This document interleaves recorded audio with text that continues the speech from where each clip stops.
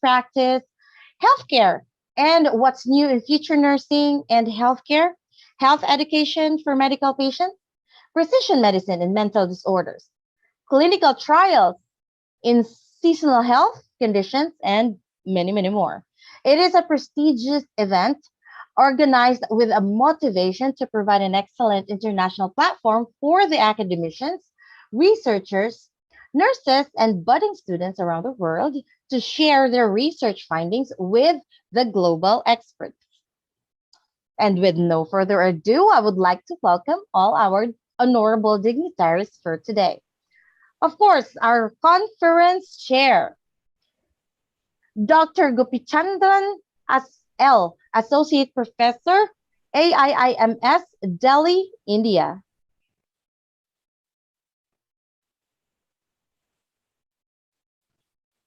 Also, Mr. Rudra Banu Satpathy, our very own CEO from the Technorit Group, India. Our eminent keynote speakers, Dr. Dinesh Selvam S., Director of Nursing, Sarvodaya College of Nursing, Bangalore, India. Dr. Jazil Kutum, Dr. Miriam Wagoro, Dean, School of Nursing Sciences, University of Nairobi. Dr. Subhashini, Dean of Galgoshes School of Nursing, Galgoshes University, Greater Noida, India. Professor Niyati Das, Principal, Kalinga Institute of Nursing Sciences, KNS, BBSR, India. Dr. L. Lakshmi, Dean, Satyabama College of Nursing, Chennai, India.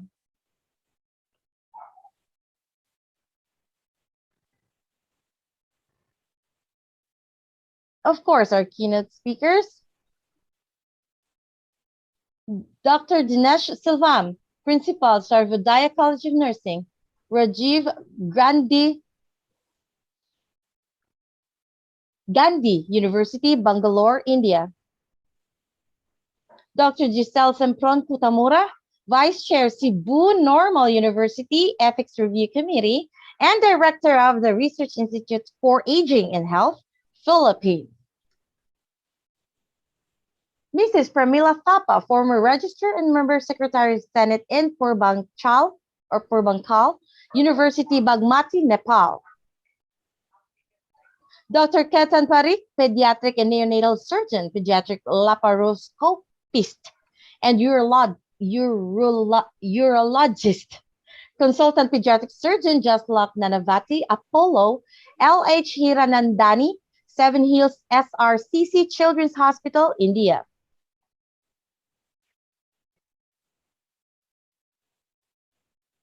And of course, our session chairs for today.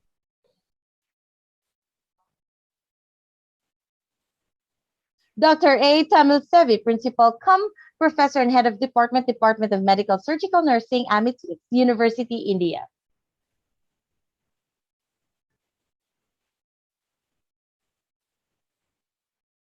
Dr. Vasantra Kumari, Associate Professor, Wuliga University, Ethiopia. Dr. Manju Dandapani, Lecturer, PGIMER, Chandigarh, India.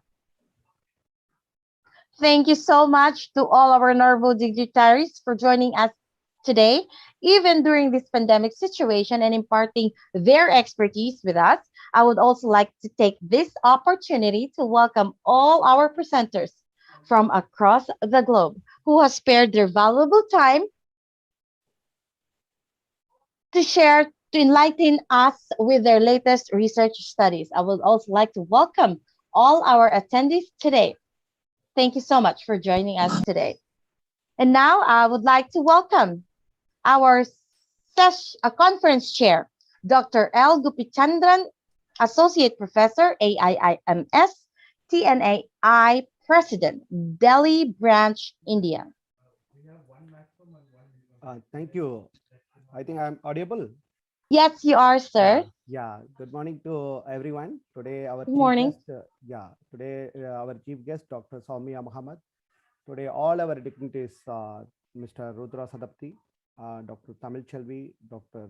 Subhashni, Dr. Vasanta Kumari, Dr. Manju Dandamani, Dr. L. Lakshmi, and Dr. Miriam, and CA Vehoro, uh, and Professor Niyati Das, Dr. Dinesh Shelvam, all keynote speaker, all chairpersons, organizing team members, Ms. Jesila, Mr. Gopinath, and all participants, ladies and gentlemen, once again, good morning to everyone. First, I would like to welcome you all of you for our Asia Specific Conference on Nursing Science Healthcare 2021 at Dubai, organizing by Society of Nursing Practice. As a member of SNP and chair of this conference, it is my honor and privilege to unfolding the conference theme. The theme of the conference is obstacle and development of the field of nursing science and healthcare. You know, all of that know that this objective of this conference is to share our thoughts and evidences to overcome all the obstacle in nursing professions, and also same time you can showcase the innovation and development in the field of nursing science and healthcare. All of us know that the COVID made us to suffer a lot, but today healthcare system at a global level realize that achieving equity, accessible and affordability of the healthcare of every citizen during the crisis situation, it is not at all possible without a contribution of the nurses. The major obstacle in nursing is that there is no system existing in terms of the career professions or cadre for nurses, and also independent practice, and especially it is limited in developing country like India. So today nurses are more visible in terms of their contribution at all level of healthcare system, either primary, secondary and tertiary level. But currently all global leaders are that taken a lot of initiative to strengthen the healthcare system, which was tested during the second wave. Even we are waiting for to face the third wave of COVID also. All countries have started in investing lots on healthcare resources, including the nursing, for the capacity building of nurses in terms of preparation and training of nurses at all levels.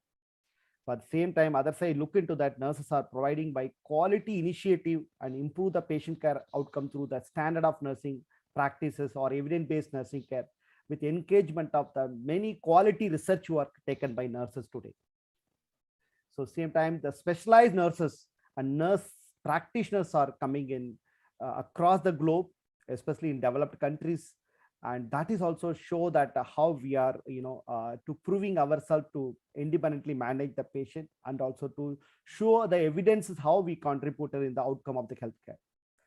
And today, happy to see that many oral presentation. I have gone through this all the list of the papers. It's a very innovative, and it's for highlighted that major problem in the faces by nurses, and also they have that they reported that how they can overcome with the many strategies.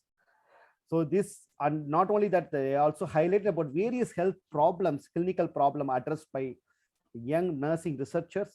And same time, after this, whatever they're reporting, the further they will explore by other research in the future too, because they are exchanging the information by by across the globe. That's why this type of international conferences, from sharing their thought and idea from the young researcher from across the globe, it is the first time. It is we can say that it's because of not only the COVID, because online platform helping that to know and exchange each other to come up with a strong, because nursing is a science, but still to be proven in different way. That way to become better science, better science tomorrow. That make us be the empowered nursing in the future. So, and it is also expected that this researcher, they go out and they apply the practice to overcome the gap between the clinical research and the clinical practice. I'm very happy to say that overall that Society for Nursing Practice, this promoting this translational nursing research across the globe, that you can able to see the evidence by conducting this type of conference. I strongly believe that our leader and the visionary person, Mr. Rudra, and CEO of this our society, he's partnering with the many institutions across the globe for conducting this conference, because without his leadership and vision, it is not at all possible. That is really, it is very much, we appreciate and acknowledge this for this forum. And also it's not only going to be end today, the SNP going to initiate a lot of this type of conferences and activities in the 2022. You are going to see that. That's what we believe strongly that.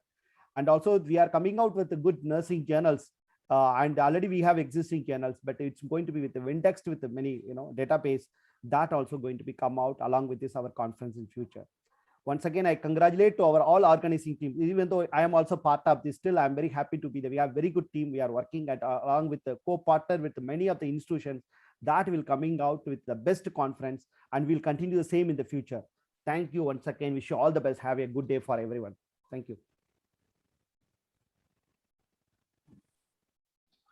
Thank you so much, Dr. L. Gopichandran, for that speech.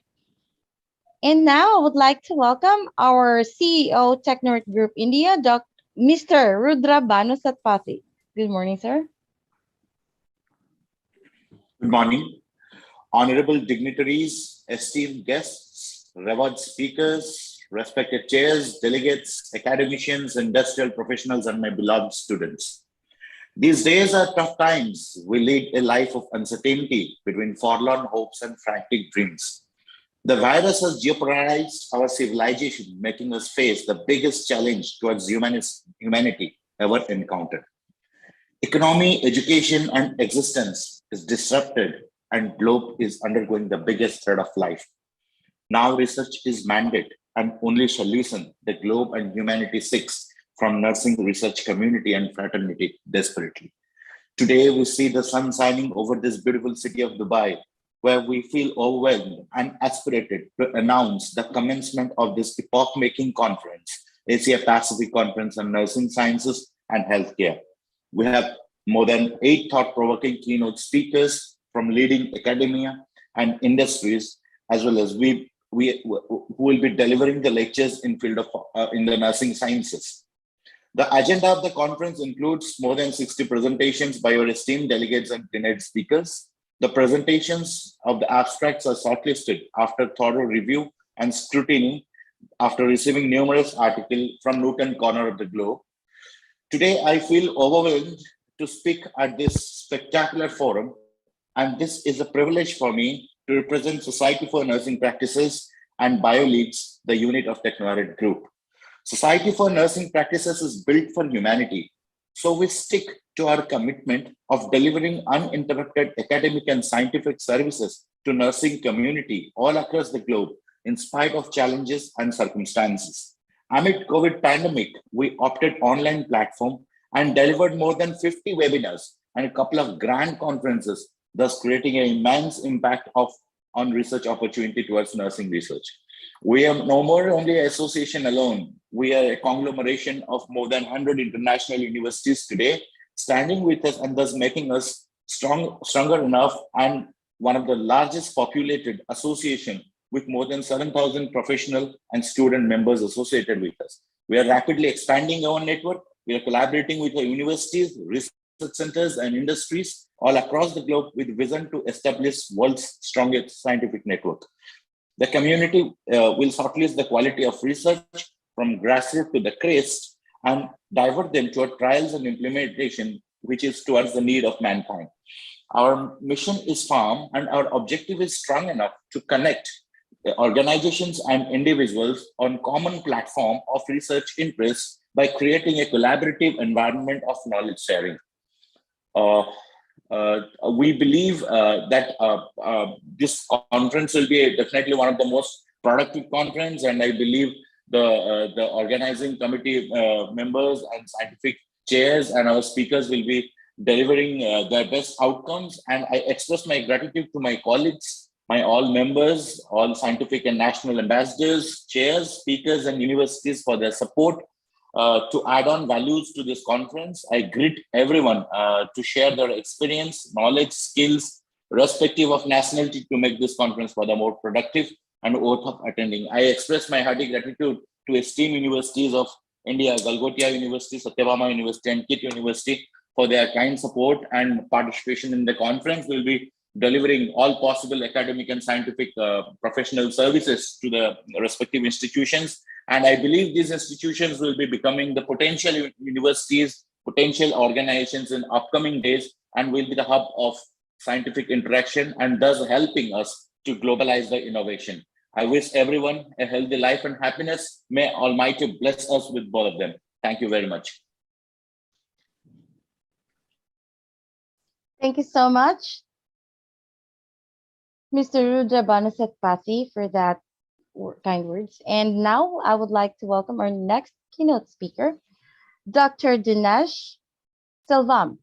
Is an ambitious, task-oriented, and committed individual interested in nursing, education, administration, and research fields, striving to utilize capabilities in development of institution and profession.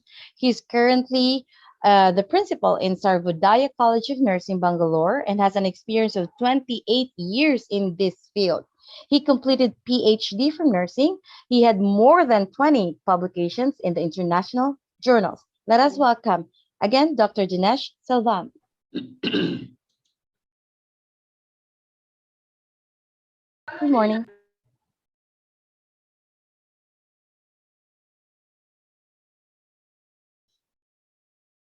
Good morning, sir.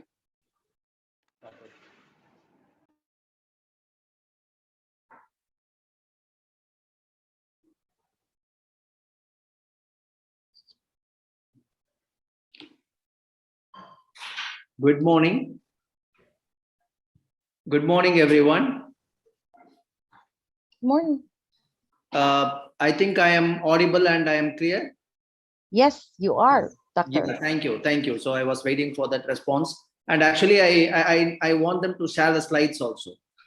So good morning to all the delegates. My special regards to the CEO, Mr. Rudra, and the chairperson for this Asia Pacific Conference on Nursing Science and Healthcare, Dr. Gopi, and other dignitaries, organizing committee and scientific chairpersons, and other ambassadors nationally and internationally, and all the other participants who have joined here to attend this wonderful virtual conference that is organized by Asia Pacific Conference on Nursing Science and Healthcare, specially organized by Society for Nursing Practice and collaborated with other organizations.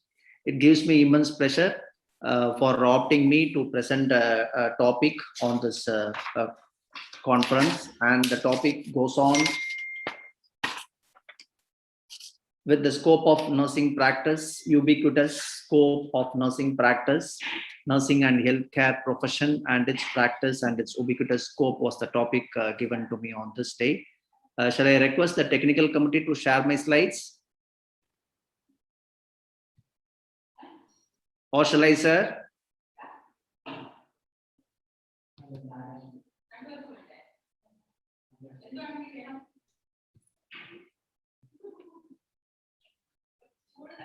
Are my slides seen? Yes, it is, sir. Yeah, thank you. So this is what I will start with. Quote, it is very hard to escape the care of a nurse, which everyone should agree to it. So no one can escape from a nurse in their lifetime or from the care of a nurse in their lifetime. And you can see the nurse over there in the picture, which resembles as a goddess. So it clearly denotes that it is our ubiquitous nature that has placed the nursing in a very unique position, okay, of responsibility, and it stands to be the most trusted profession among all the professions globally. And of course, the scope of nurse is very broad, and it's really difficult, to put that scope within a position, or if we try to distill the scope of nursing. Yeah, ubiquitous, it means that it's present everywhere, or it's ever present and everywhere. That is the meaning that is applies, and the appropriate topic given to me, and it applies to nursing and health profession in future, because this is going to be the ubiquitous scope, and it will be everywhere as a normal part of our lives. And ubiquitous nursing and healthcare is going to form the great part of basic healthcare services that is going to be accessible in the sustained world.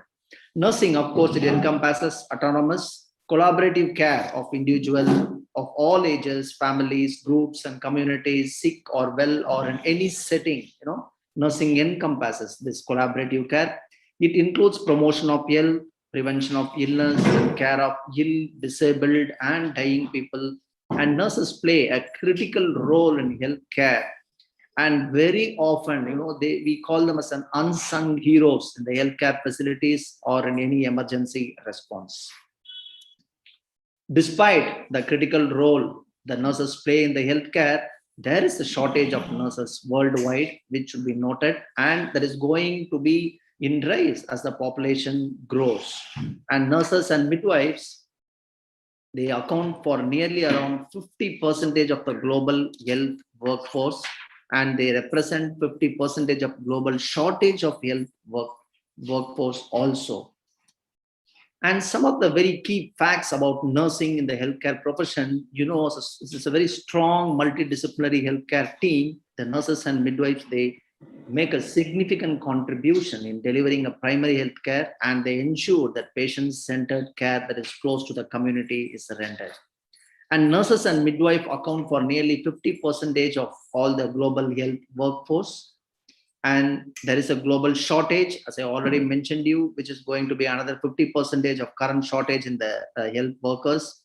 And of course, our sustained development goal 3, especially focusing on the primary health care, on health and well-being, the World Health Organization estimates that the world will need an addition of 9 million nurses and midwives by the year 2030.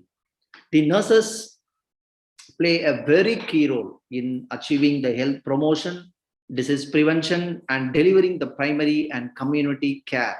They have to provide the care in emergency, and they are very, very essential, or they will be the key to achieve the universal health coverage.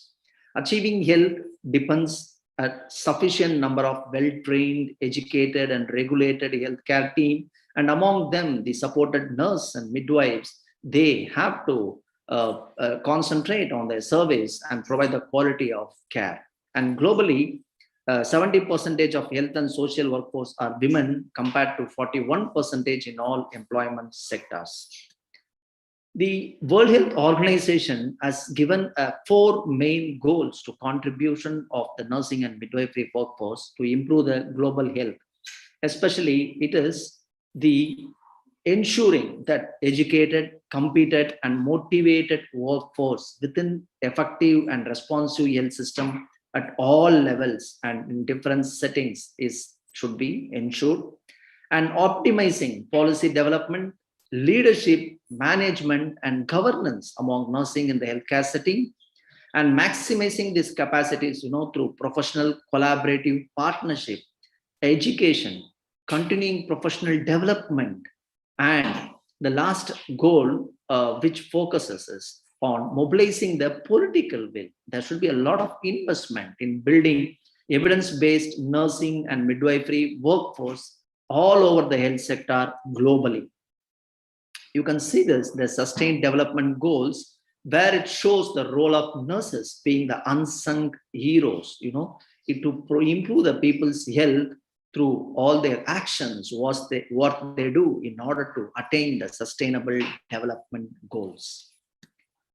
There are various research, but this research findings, which I want to quote on this presentation, is a very recent one, which was done after the COVID, where this slide shows you the percentage of them who agree that the COVID-19 has placed a very good deal of stress on the healthcare providers. 90% of nurses have been on stress during the COVID time, and doctors around 80%, administrators 84%, and the public around 77%. So these slides will show the scope of nursing and its importance in this world. And the other study which shows about the challenges what the nurse face, when they are working at the workforce. So around 47% of them expressed that they are overworking or they are burned out of their work. And around 35% showed that there is an understaffing and there is a and around 20% of the report shows that there is an unsafe nurse-patient ratios existing. 28% of them show the low pay, and 26 of them show that there is a lot of paperwork. So this is a study that was done in US, and it may be applicable in other settings also. And what is the public opinion about the role of the nurse and in this recent changes that has happened in the healthcare system? So the public view, around 70% of the public view that the nurse's role are very, very important in the given recent change of our healthcare system. And the nurses, they give themselves on emphasis on different aspects. So you can see in this slide how many percentage of them. See, 44% of the nurses and 52 of the student nurses and 40% of the nurse administrators, they were giving great emphasis on interprofessional collaboration in the nursing school's curriculum. And the innovation skill development, around 43% of nurses and 49% of student nurses and 50% of administrators were giving emphasis on innovation skill development. And around 42% of nurses and 52 student nurses and 53 administrators emphasize that leadership skill development is very essential in the curriculum. These slides I want to project to show where the stand of the nurse is happening globally and what's going to be the future of nursing. Future of nursing mainly focuses on these 5 main aspects. So one, you can see it is going to focus on wellness concept, and it moves to patient and family centered care. And the future of nursing should be more based on the care coordination and data analytics, which is going to be the focus on the outcome and improvement of the patient care, and how we are going to move forward with the existing changes that is happening in the healthcare setting.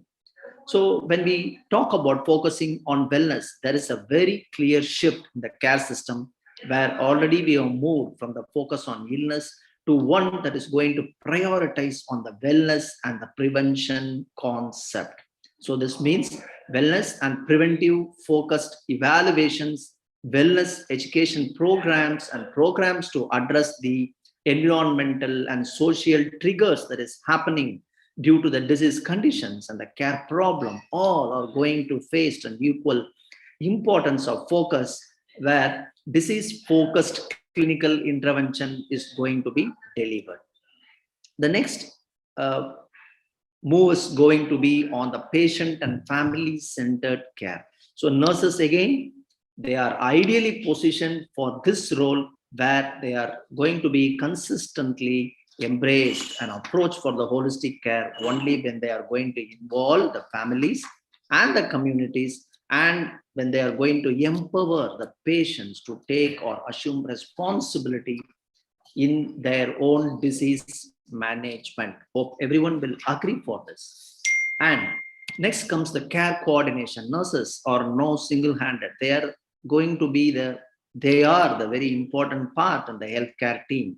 And if we talk about the care coordination, the delivery of health services is going to be mainly focused on the nurses and how they coordinate the care with all the other responsible healthcare members of the healthcare team. Data analytics, which has taken a very good position in the today's world, where nurses should require to transfer the healthcare system by the data what they collect. And they are involved in tracking clinical and financial data over the time and across the settings. They are involved in tracking the key metrics, where about the treatment, the health status, the functionality, quality of life of the individual, and what it is projected in the population. All these analytics are going to give a credit for the nurses to more focus on the population and the individual care. So keeping all this view, it is time, and there is no doubt the nurses have already started assuming all this role that has happened due to the advanced or change in the healthcare system in the present world. Though it requires new ways of thinking and practicing, and the nurses should start thinking of shifting their practice from the focus on the disease episode to the promotion aspect, and they could keep across the continuum, which is going to be very essential. Now, you're talking more about ubiquitous healthcare, which is an emerging concept, you can say, where nursing is present everywhere. Nursing and the healthcare is present everywhere. So how this ubiquitous healthcare and technology are combined on, and they give the statement that ubiquitous healthcare technologies and ubiquitous healthcare. It's an emerging field of technology, that is going to use the environment, the patient sensors, and the actuators to monitor and improve the physical and mental condition of the patients. There are tiny sensors which can be designed and which can be embedded bodily to conditions such as temperature, heart rate, blood pressure, and some blood levels, and some biochemical levels, breathing rate, volume, the activity levels of the patient, and other physiological characteristics or parameters which can provide the information continuously through the sensors, which is going to be very helpful for diagnosing the health problems. Actuators go a little further, they even trigger actions such as release of small quantities of pharmaceuticals into the bloodstream and electrical stimulation of brain areas, which is widely used now for Alzheimer's and Parkinson's disease. This ubiquitous healthcare technologies can monitor and advise the long-term health factors such as the diet, exercise, and the shift towards the well-being management, where the wellness concept can be very well implemented. And these technologies are developed with the support and the activities of the healthcare workers, the hospitals, and other settings. Mainly, there is going to be a push towards the patient record system where the information is presented to the workers in the current context, and the support and the improved information flow is going to help the nurses during the shift changes. And there are computer technologies that is going to be used to improve the performance of this patient support devices, and mainly which is going to avoid impact with the objects, and especially with other people in the crowded areas. It may send a feedback of the verbal description of the objects for visually impaired users also. This is a schematic diagram which you can see how a structure of a ubiquitous health system can work in an hospital, mainly when they are taking care of a critical care patient or a chronic patient in an hospital. So the information and the strategies which is maintained using the technology, which envisage that the ubiquitous health information is very essential to keep the updated with the changing landscape of the healthcare, and to improve the consumerism that is going to be improved with the consumer satisfaction, and where it is going to be moved to the notion of empowered patient. And the key recommendations out of this presentation, we can take that nurses should be the leaders, where they have to design their own healthcare system using the various technologies, and keep them update themselves from the changing concepts that is happening in the healthcare, and provide a good leadership in their care towards the community. And governments also should take a lot of implementation, where they have to endorse the strategies that should be the appropriate for the health workforce, and mainly to the nursing professions. And countries should adapt a long-term workforce plan so that they will be able to supply sufficiently the health workforce, mainly at any time which is required, including the nurses. And investment in the nursing jobs, the education, leadership, and service delivery are the very important areas where the nurses' investment should be there in future. So I just conclude that nurses can no longer take a backseat. You already know the importance of nurses and the nurses' role in today's world, where the time has come for nursing at the heart of the patient care, take the lead in the revolution, and make healthcare more patient-centered and quality-driven. And these are the references which is used for the presentation. And thank you for giving the opportunity. Thank you so much, Dr. Silvam, for that speech. Thank you so much. We are honored to have you. And now we will proceed. I would like to welcome, to deliver the welcome address, Dr. S.P. Sobashini, Dean Galgoshes, School of Nursing, Galgoshes University, Greater Noida, India. Good morning, Doctor. Good morning. Thank you. So, I welcome everyone here. So, thank you for giving me the opportunity here. Mr. Rudra Bandu Satpati, thank you so much. So, wherever we go, we feel that nursing it's a little bit at the back, but nowadays it is becoming at the top, and every small they are coming into innovations and entrepreneurs, they are coming, nursing students also they are coming, they have more creativity, and thank you for giving a bloom for our nursing completely for the globe. And thanks for Dr. Gopi Chandran, who has been given a good introduction for our nursing. So it's a great thing how we have to overcome the obstacles, and I welcome all the speakers, keynote speakers, Dr. Vasanta Kumari and Dr. L. Lakshmi, Satyabama College of Nursing, and Dr. Mariam and Professor Nyati Das. Then our chief guest, Dr. Sumaya Muhammad Al-Blushi, UAE. He is head of National Nursing Midwifery Committee. I welcome. And thank you, sir, Dr. Dinesh Selvam, for a wonderful presentation. It's really nice and innovative. And Dr. Jasyal Kutama, I welcome you for this thing. And all the keynote speakers, everything I welcome. And thank you, Mr. Gopi, who has played a great role at the back for coordinating for this conference. Thank you very much. I welcome you all for this. Thank you. Thank you so much, Dr. Subhashini. Thank you so much. Morning.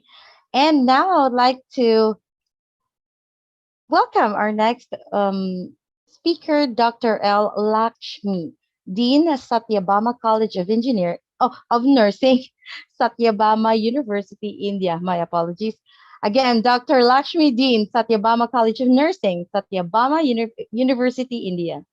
Good morning. You're in mute, madam. Sorry. There you go. Thank you. Hi, good morning. Good morning. Good morning to one and all. With the great blessings of Colonel Dr. JPR Sir, Founder Chancellor, Madam Dr. Marizina Johnson, Chancellor, Dr. Mary Johnson, President, Dr. Tamilarasi Madam, and Dr. Arushelvan Sir, Vice Presidents, Satyabama College of Nursing, Satyabama Institute of Science and Technology, that's our university name, Madam, and other hosting organizations invite you all for the Asia Pacific Conference on Nursing Science and Healthcare. I feel proud to be one of the co-hosts and academic partners of this conference. I also feel proud that my students are a part of this organizing committee. Thank you for the opportunity given. And this conference will provide a platform to share the speakers' experiences and knowledge through several sessions.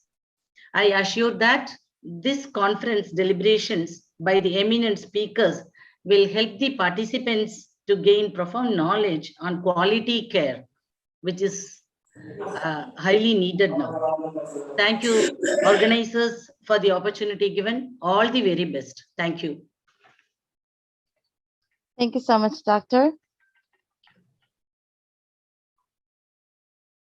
Thank you so much for that welcome address. And now I would like to welcome our next speaker, Dr. Miriam C.A. Waguro, Principal, School of Health Sciences, University of Nairobi, Kenya.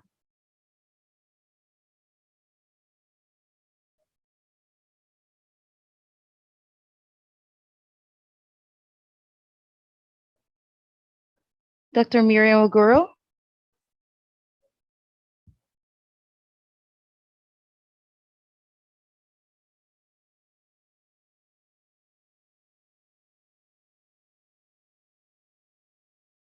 All right, and next let's proceed with our next welcome address by Professor Niyati Das, Principal, Kalinga Institute of Nursing Sciences, India.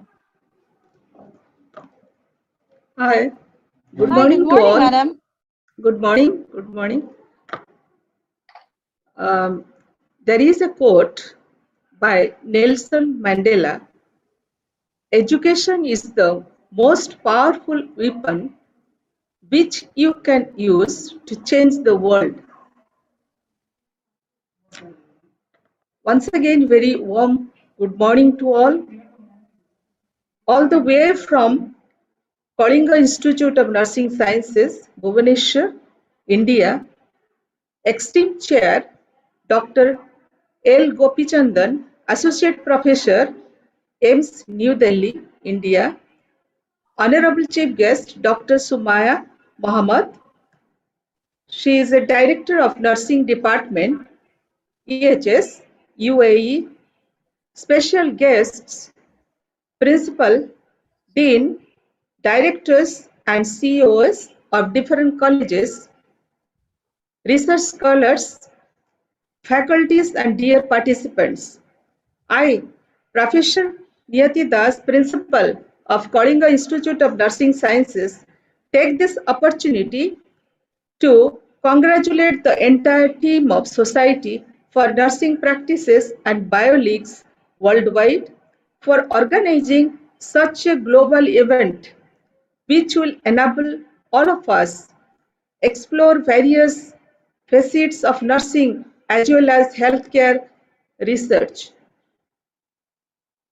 Special thanks to Gopinath S, registered nurse MBA program coordinator manager for connecting us with this SFNS and bioleagues worldwide. It is a matter of pride for my college, Kalinga Institute of Nursing Sciences, Kalinga Institute of Industrial Technology, deemed to be university, to co-host this 2 days international conference on obstacles and developments in the field of nursing sciences and healthcare. And I thank Society for Nursing Practices and bioleagues worldwide for the opportunity. I extend my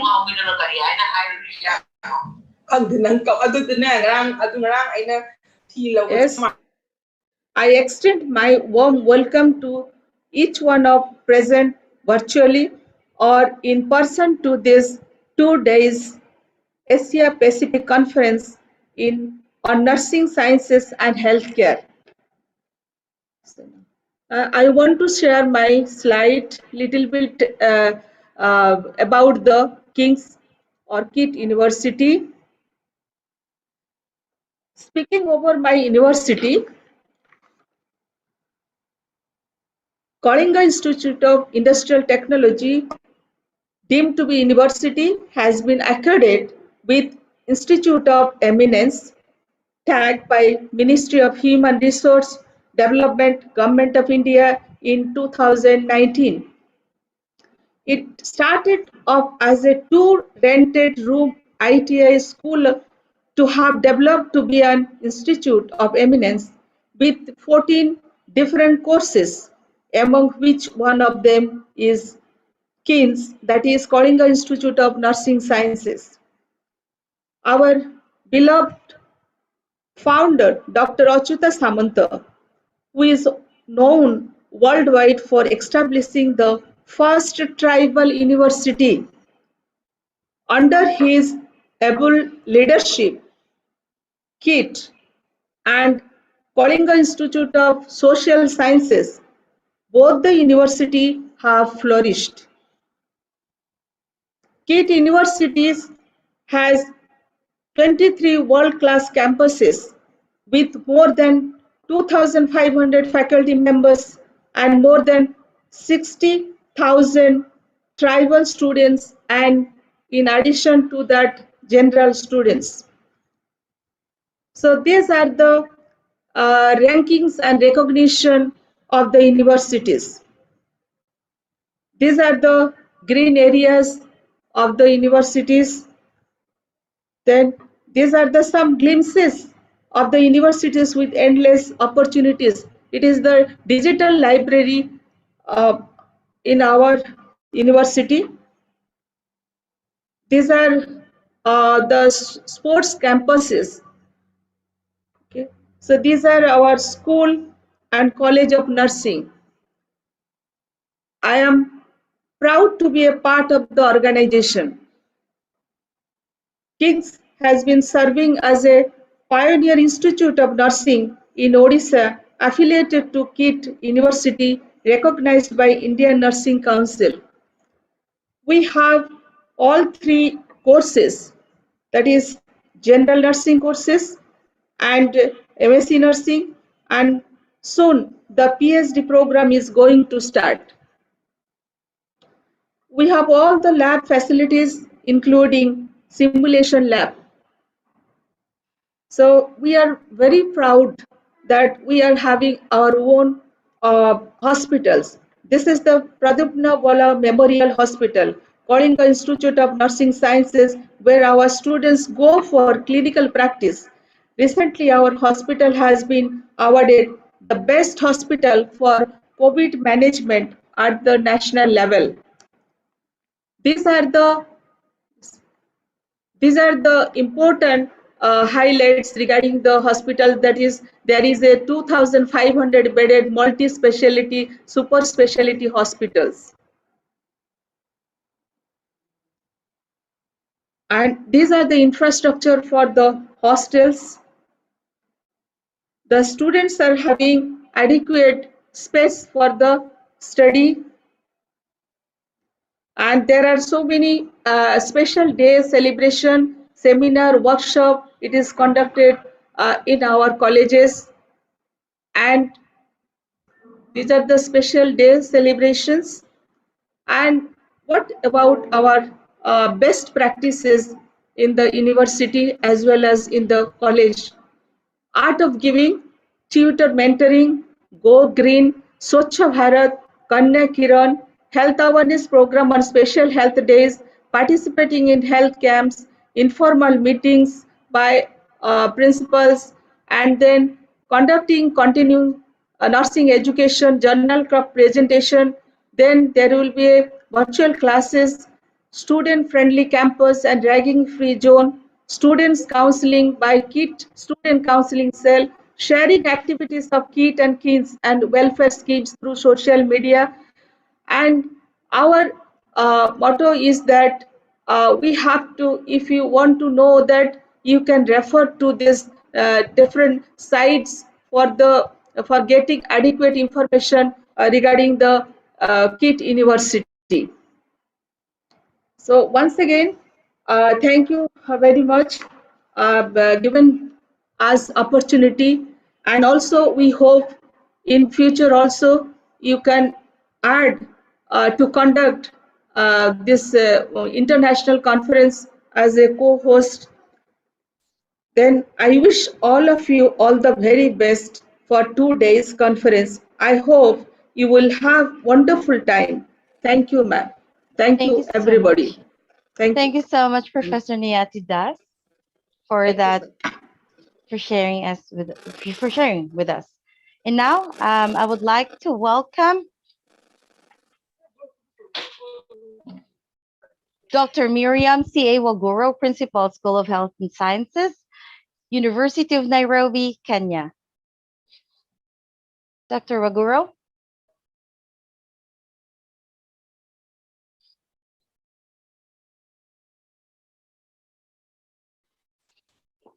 Hello, Hi. can you Welcome. hear me? You can hear me? Yes, I can hear you clearly. We can hear you clearly. Okay. So thank you very much. Good morning from Kenya.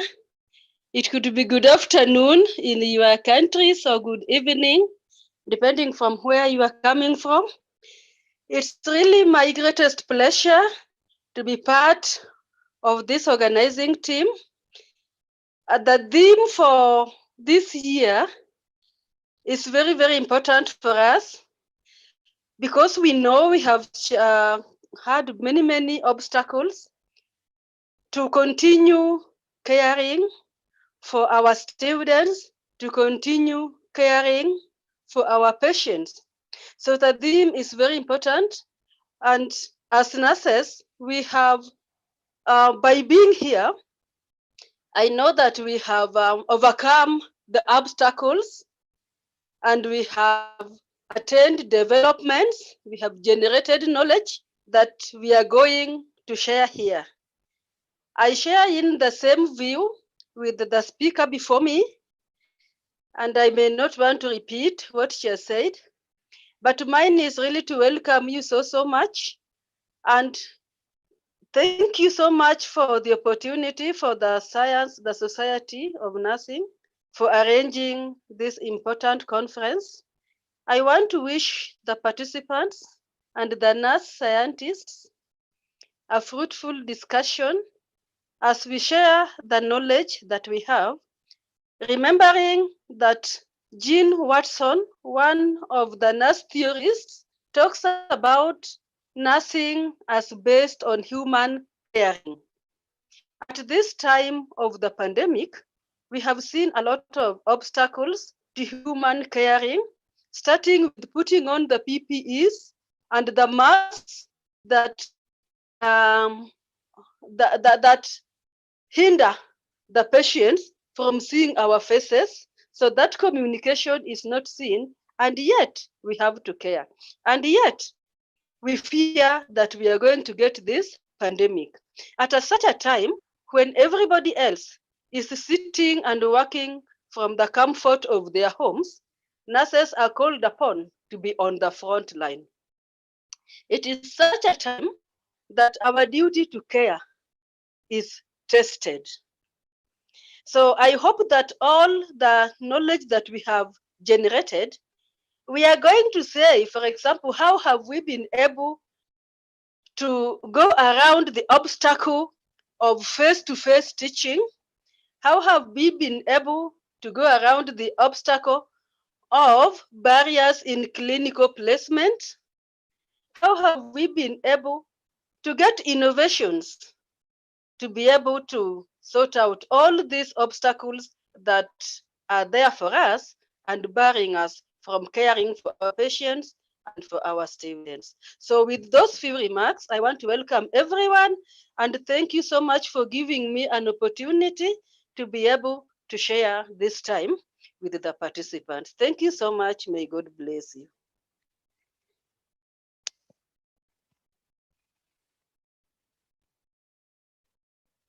Over to you now. Thank you so much for that welcome speech. Thank you so much for sharing with us. The tour will grow. And now I would like to welcome Dr. Sumaya Mohammed Ablushi, Director of Nursing Department, EHS, United Arab Emirates, and Head of National Nursing and Midwifery Committee, United Arab Emirates, our chief guest speaker. Respected speakers and attendees, it is my great honor to welcome you all to this international conference organized by the Society for Nursing Practices and bioleagues worldwide with the theme of obstacles and developments in the field of nursing science and healthcare. Nursing profession is considered the backbone of a rapidly growing and evolving healthcare system where they account globally for almost half of the total health workforce. The global COVID pandemic has shed the light into the depth and impact nurses have over healthcare delivery and community health promotion. Moreover, it highlighted the various vital roles nurses play in different fields, including management, leadership, professional development, informatics, case management, research, and quality assurance. However, there are many challenges experienced within the nursing profession that would require directive strategic programs and clear futuristic and require transformational vision. Some of those challenges include the nurse mental well-being.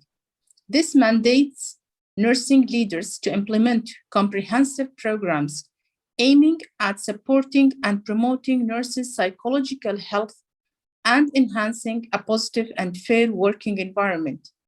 Another challenge is the global shortage of nurses. We are in need for nearly 6 million additional nurses to ensure healthcare standards after the pandemic.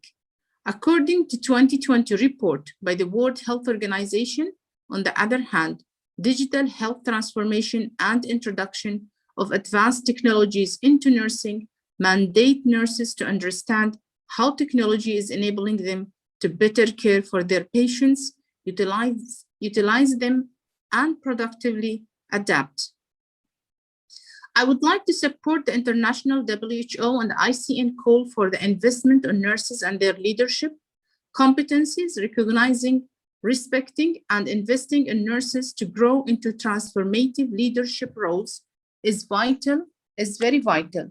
Over the years, certain countries have made concerted efforts to build the nursing profession into one that is highly respected, and they tend to attract more talent to join the workforce.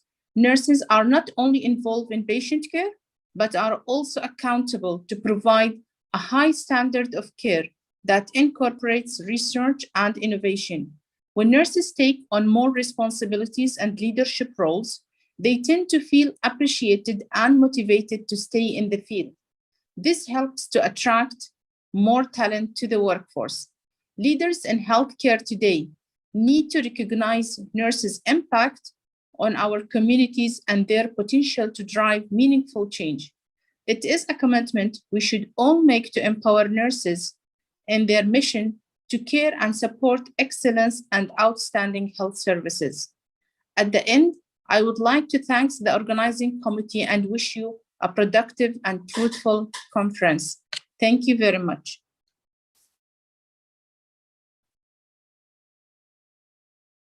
Thank you so much, Dr. Ablushi.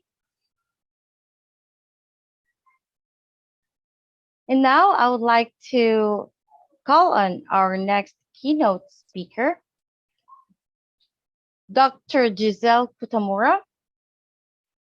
Giselle Sempron Kutamura is the Director, Research Institute of Aging and Professor, and also at Cebu Normal University as an Assistant Professor.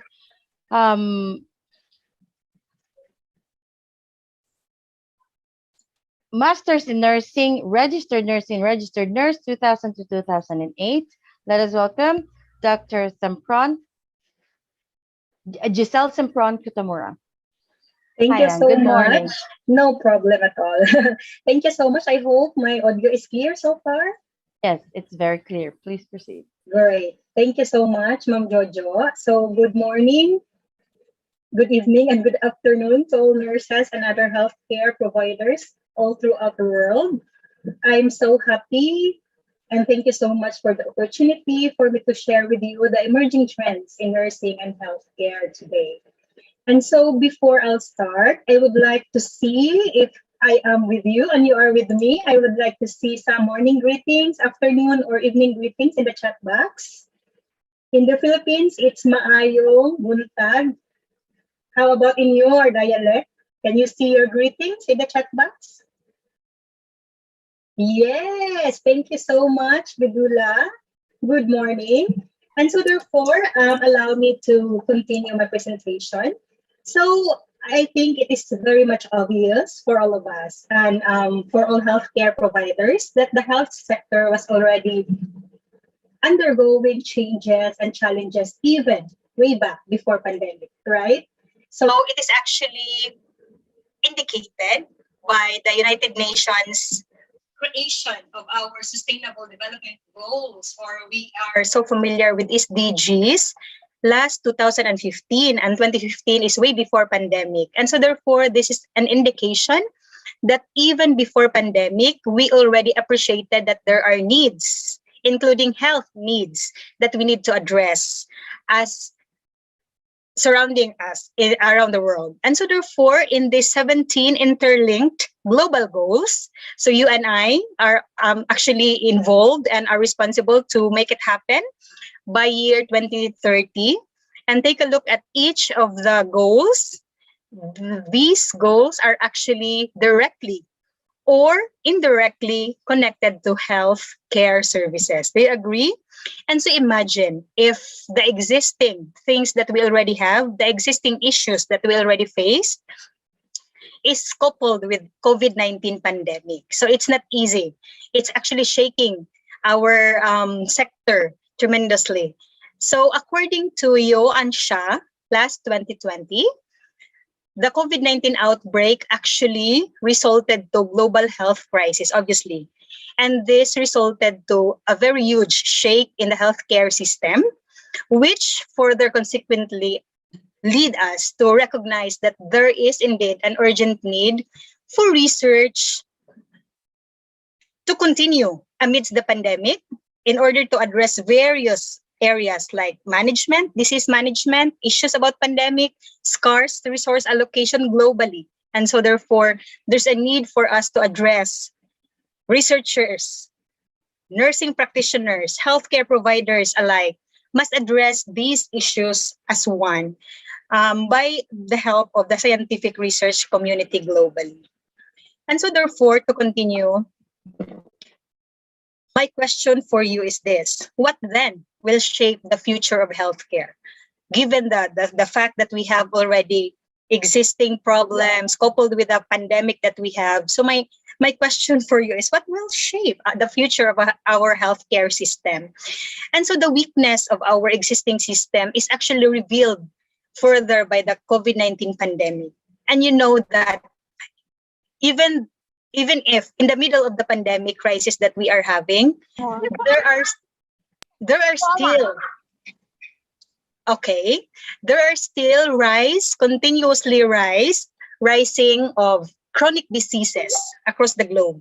So even if we have COVID pandemic, do not forget that there are still other things that we need to address, right? We have the chronic diseases, the lifestyle diseases, the hypertension, the diabetes, and all others. I can continue on and on, but you know what I mean. We have still other HIV/AIDS, right? So we have lots of things to consider aside from COVID-19. And so therefore, side by side, while we are fighting with the COVID-19 crisis, we are also continuously fighting for these existing chronic diseases.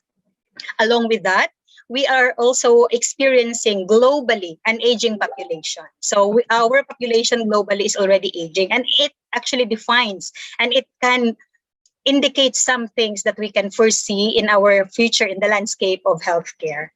And so with those premises, our question is, what then will be the emerging trends in healthcare with the crisis, with the existing issues, with the rising of chronic diseases, lifestyle diseases, and with the aging population that we have?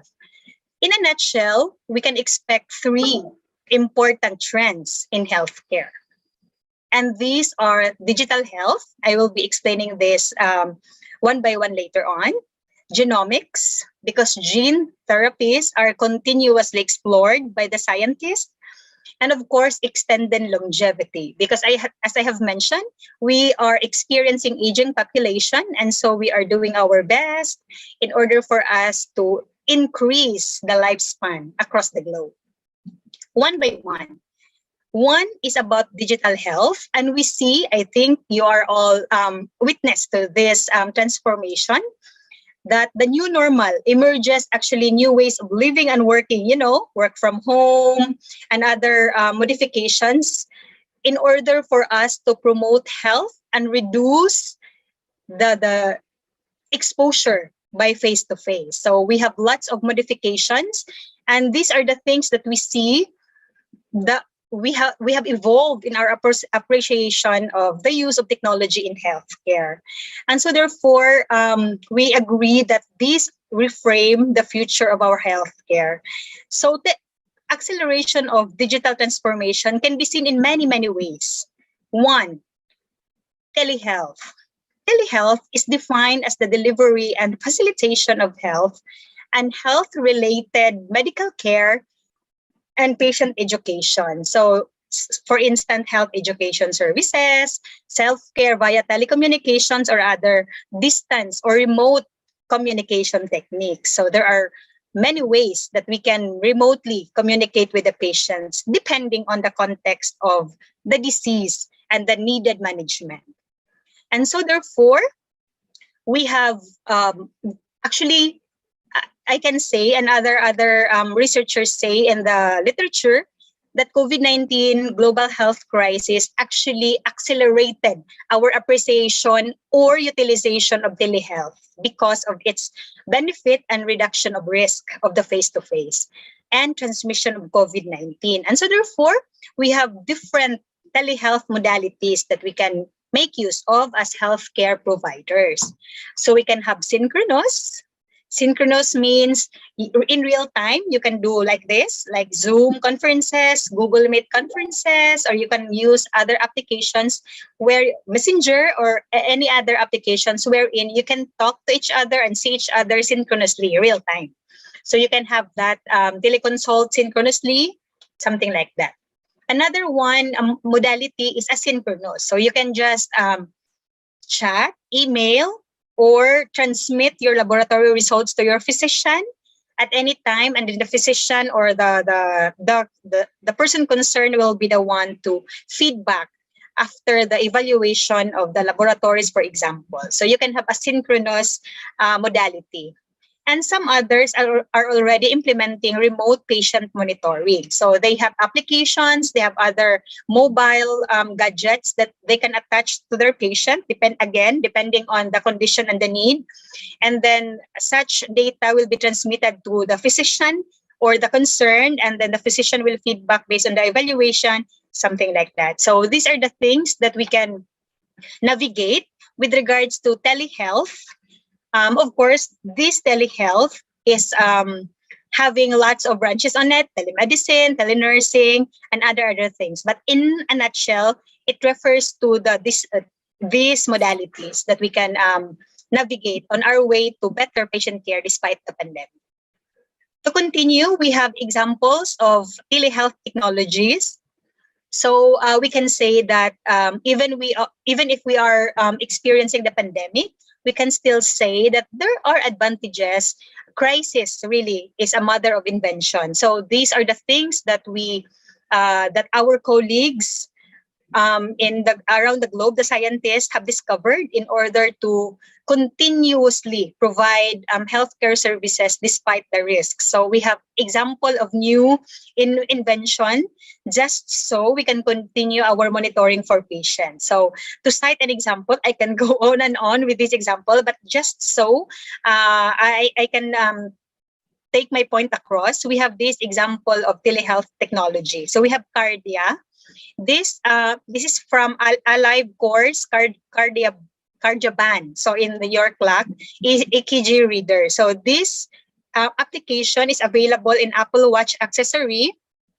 You just have to click in a slot of the watch band and paired into an app, and this detects abnormal heart rhythm and atrial fibrillation. These are heart emergencies. So if we can detect this earlier, we can promptly manage these conditions. So that the patient can get an ECG reading continuously and discreetly just by touching the sensor of the watch. So what a beautiful innovations. Another one is COVID Deep. So this is actually just a wearable. So you can just wear it, and then you will be able to determine or screen yourself if you are COVID-19 positive or not. So All Spin Out launches COVID-19. Of course, I am giving at the end of the slide the sources of these innovations. If in case you want to know further, then you can go on the link of these innovations. All Spin Out launches COVID-19 triage using wearables. So this artificial intelligence, again, technology, utilization of technology in improving our healthcare management. So this COVID Deep is a clinically validated solution that can triage those needing further testing so it means it is a screening tool, so that if your COVID Deep will tell you that, hey, you are positive, so you can go on swab testing or confirmatory test. So this uses actually physiological sensors data derived from your wearable device. Beautiful, right? So these are the things that I should emphasize, the benefits or the advantages that happens even during pandemic. So fortunately, according to research, COVID deep application is 90% accurate, 90+% accurate in predicting if a person is virus free or positive. And so therefore, this is very helpful so that they will not congest, or they can prevent at early stage if they are positive already. Next, we have our artificial intelligence and robotics. And so therefore, as I have mentioned a while ago, as I have emphasized, the presence of technology has made the lives of our healthcare providers easier, because our artificial intelligence and robotics actually assist us in different areas, such as how to promote health, how to early detect diseases, how to diagnose better and more precisely, because artificial intelligence can mimic these activities with more precision. So these are the things, amazingly, these are the areas where artificial intelligence and robotics can help us human in our vision to better our healthcare services. According to World Economic Forum, artificial intelligence and robotics are no longer science fiction. It helps actually in transforming healthcare. So for example, of the things of the AI or the artificial intelligence that I have mentioned, this Path AI, this provides more accurate cancer diagnosis with an artificial intelligence. And this was located in or invented or in Cambridge, Massachusetts. So Path AI is developing machine learning technology to assist pathologists in making more accurate diagnosis, so more accurate, because the system in itself will be able to analyze if, hey, is this benign? Is this already malignant? And then further screen as necessary. So this AI or artificial intelligence, the goal of this is to reduce error in diagnosis of cancer and to develop methods for individualized medical treatment. What beautiful invention. Another one is an intelligent symptom checker. So this is as well powered by AI. And this is AI-based symptom and cure checker that uses algorithm to diagnose and treat illness. So a chatbot, we have the chatbot application that will listen to the patient's symptoms. So the patient will be ventilating all the symptoms that he is having, the health concerns that he's having, and then it will be able to guide the patient as to the correct care or management based on its diagnosis. Of course, the follow-up or other confirmatory consultation can be, of course, done accordingly. Okay, so are you appreciating how beautiful technology, AI, and robotics is in helping transform our healthcare? So moving forward, because the time is already up. So we also have the spot the pattern, treat the cancer. So we have Freenome, which helps in determining or early detection of cancer as well. Another one is still in the acceleration of digital transformation is online and distance education. And so therefore, even in advanced higher education, we are experiencing online learning in nursing, in other health-related, health-allied professions, because we see the importance or the risk of COVID-19. So that accordingly, according to World Economic Forum, COVID-19 pandemic has changed education forever. Why? Because of the risks. So the advent of standardized patient, the virtual simulations, and the online classes are there because of this. These are some of the beautiful things that happened because of the pandemic. Of course, virtual conferences like this, virtual conferences between doctors and nurses, virtual conferences between students and teachers. So these are the beautiful other things that we can appreciate in COVID-19. Second, a trend is genomics. As I have mentioned a while ago, gene therapies continued to explore on what ways to treat chronic diseases and lifestyle illness like HIV/AIDS, like hypertension, like cancer, like other things, like other rare diseases that could be managed just by sequencing or correcting DNA. So beautiful, silently, continuously treating diseases, even if we are in the middle of pandemic. Last one is the extended longevity. As human beings, we are all aiming to extend our lifespan.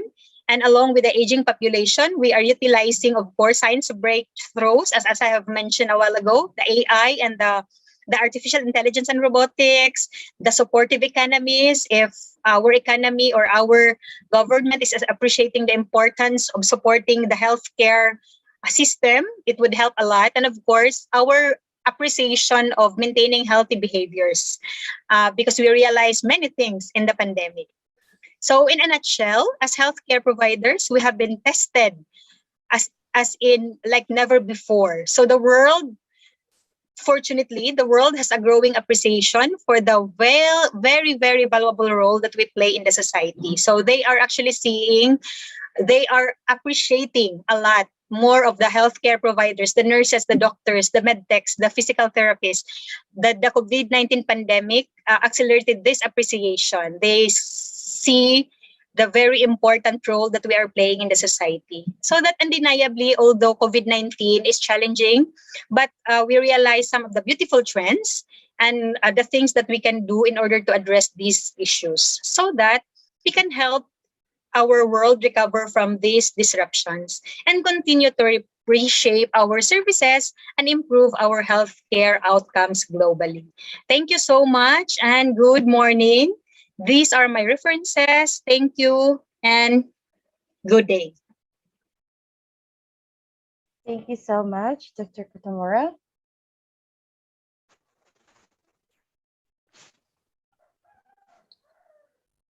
Thank you so much for that speech. And now, let's proceed with our next keynote speaker, Mrs. Parimala Thapa, a former registered member secretary of Senate in Purbanchal University, Bagmati, and experience it at Purbanchal University as a registered and member secretary of Senate of PU, appointed from Right Honorable Prime Minister, Nepal, December 2016, up to January 2021, Nepal. She was the Purbanchal University Medical and Allied Health Sciences faculty, founder, principal, deputy dean, medical faculty at Purbanchal University, 2013 to 2016. She was Nepal Nursing Council Executive Board member, appointed for Ministry of Health and Population, 2011 to 2015. Also, Green City Hospital founder member, Board of Director, Green City Hospital 2011 to 2013. The Tamil Nadu Dr. MGR Medical University, Chennai, India. Master in Nursing, Community Health Nursing, 2004. University Tamil Nadu, Chennai. Public Administration Campus, Tribhuvan University Master's Degree, Human Resources Management, Personnel Administration. General Tribhuvan University, Bachelor of Education, B.Ed, Demography and Population Studies. Again, let us welcome Mrs. Parimala Thapa. Hi, madam. Morning. Yeah, thank you so much for introducing me and highlighting me. This is too much. So can you display my PPT from this side? Because I am unable to display from here. There is some technical problems. So I have sent in your emails. You can display.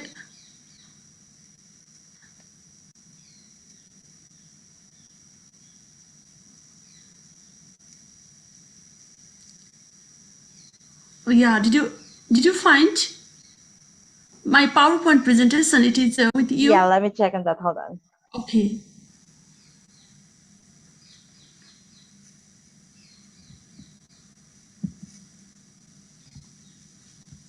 Okay. Right, please proceed. Yeah, thank you so much much for providing great opportunity. Good morning, good afternoon, good evening to all. I am Pramila Thapa. I am from Nepal, the land of Mount Everest. I am delighted to get opportunity in the great platforms. I am delighted to with Society for Nursing Practice and bioleagues always. So today I am going to talk about significant use of social media at works. Next, please. So before talking about social media and digital platforms, I like to highlight some of the facts and figures or some of the data about it. Social media is being used by 4.48 billion individuals around the world. The average social media users engage with 6.6 people every day, and social media is used for work by 40% of all internet users worldwide. This is some of the fact and figures. It has taken 2021 by Birent Din. Next, please. So there are many hurdles, problems, and transition periods for organization-related persons in the era of digitalization and the pandemic. Leaders must cover and distance problems, take responsibility for triggering events, and instill a positive feeling of change. With the support of knowledge exchange, social media may help to boost organizations' awareness. Next, please. So in this discussion, I want to talk about how social media can help employers and employees promote courageous engagements and productivities at work as well as their well-beings. Next, please. The major goal of these presentations on significant use of social media at work is to assist participants comprehend some of the benefit and drawback, as well as learn and apply recommendations that will help them grow and build digital well-beings. Next, please. So some of the studies also have shown that there is the heavy use of social media might cause problems in their physical health, mental health, and social health. Next, please. So there is the sum of the cons and pros I've seen and have discovered from different studies.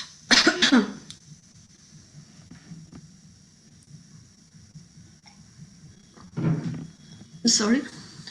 So here some of the cons are there's cultures of office. Definitely it has caused a lots of problems. Like in the workplace, there are the 5 generations are working together. So they are from traditional workforce, baby boomer workforce, generations X workforce, millennials or generation Y workforce, and generation Z and digital workforce. So every generation, they have their own smartness, they have their own uniqueness. Like for examples, digital age groups, they are smart to use technology, they are smart to use different social media. They are smart to see the work as smartly with the digital environments.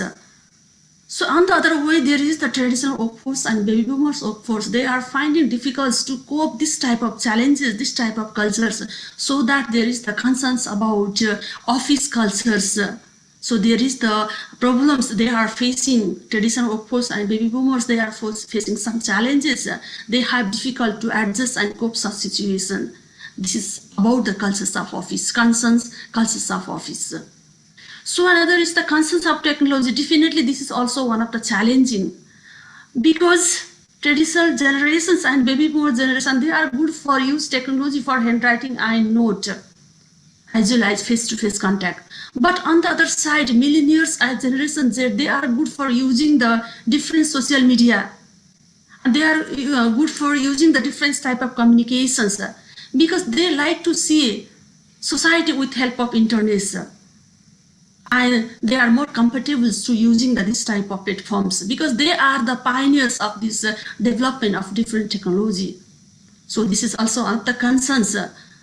So another is the cloud security, data security. This is also one of the problems, and lots of news and lots of problems I've seen about it.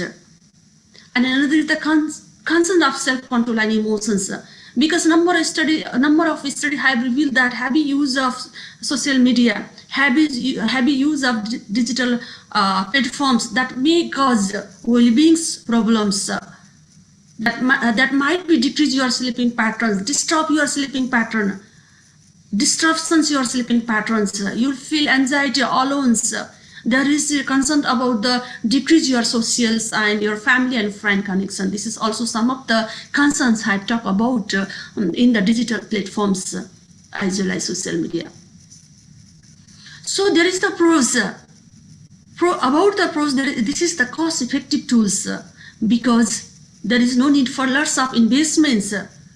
With minimum resources of capital, human resources, and infrastructures, persons can work from anywhere, so that office operating cost will be less.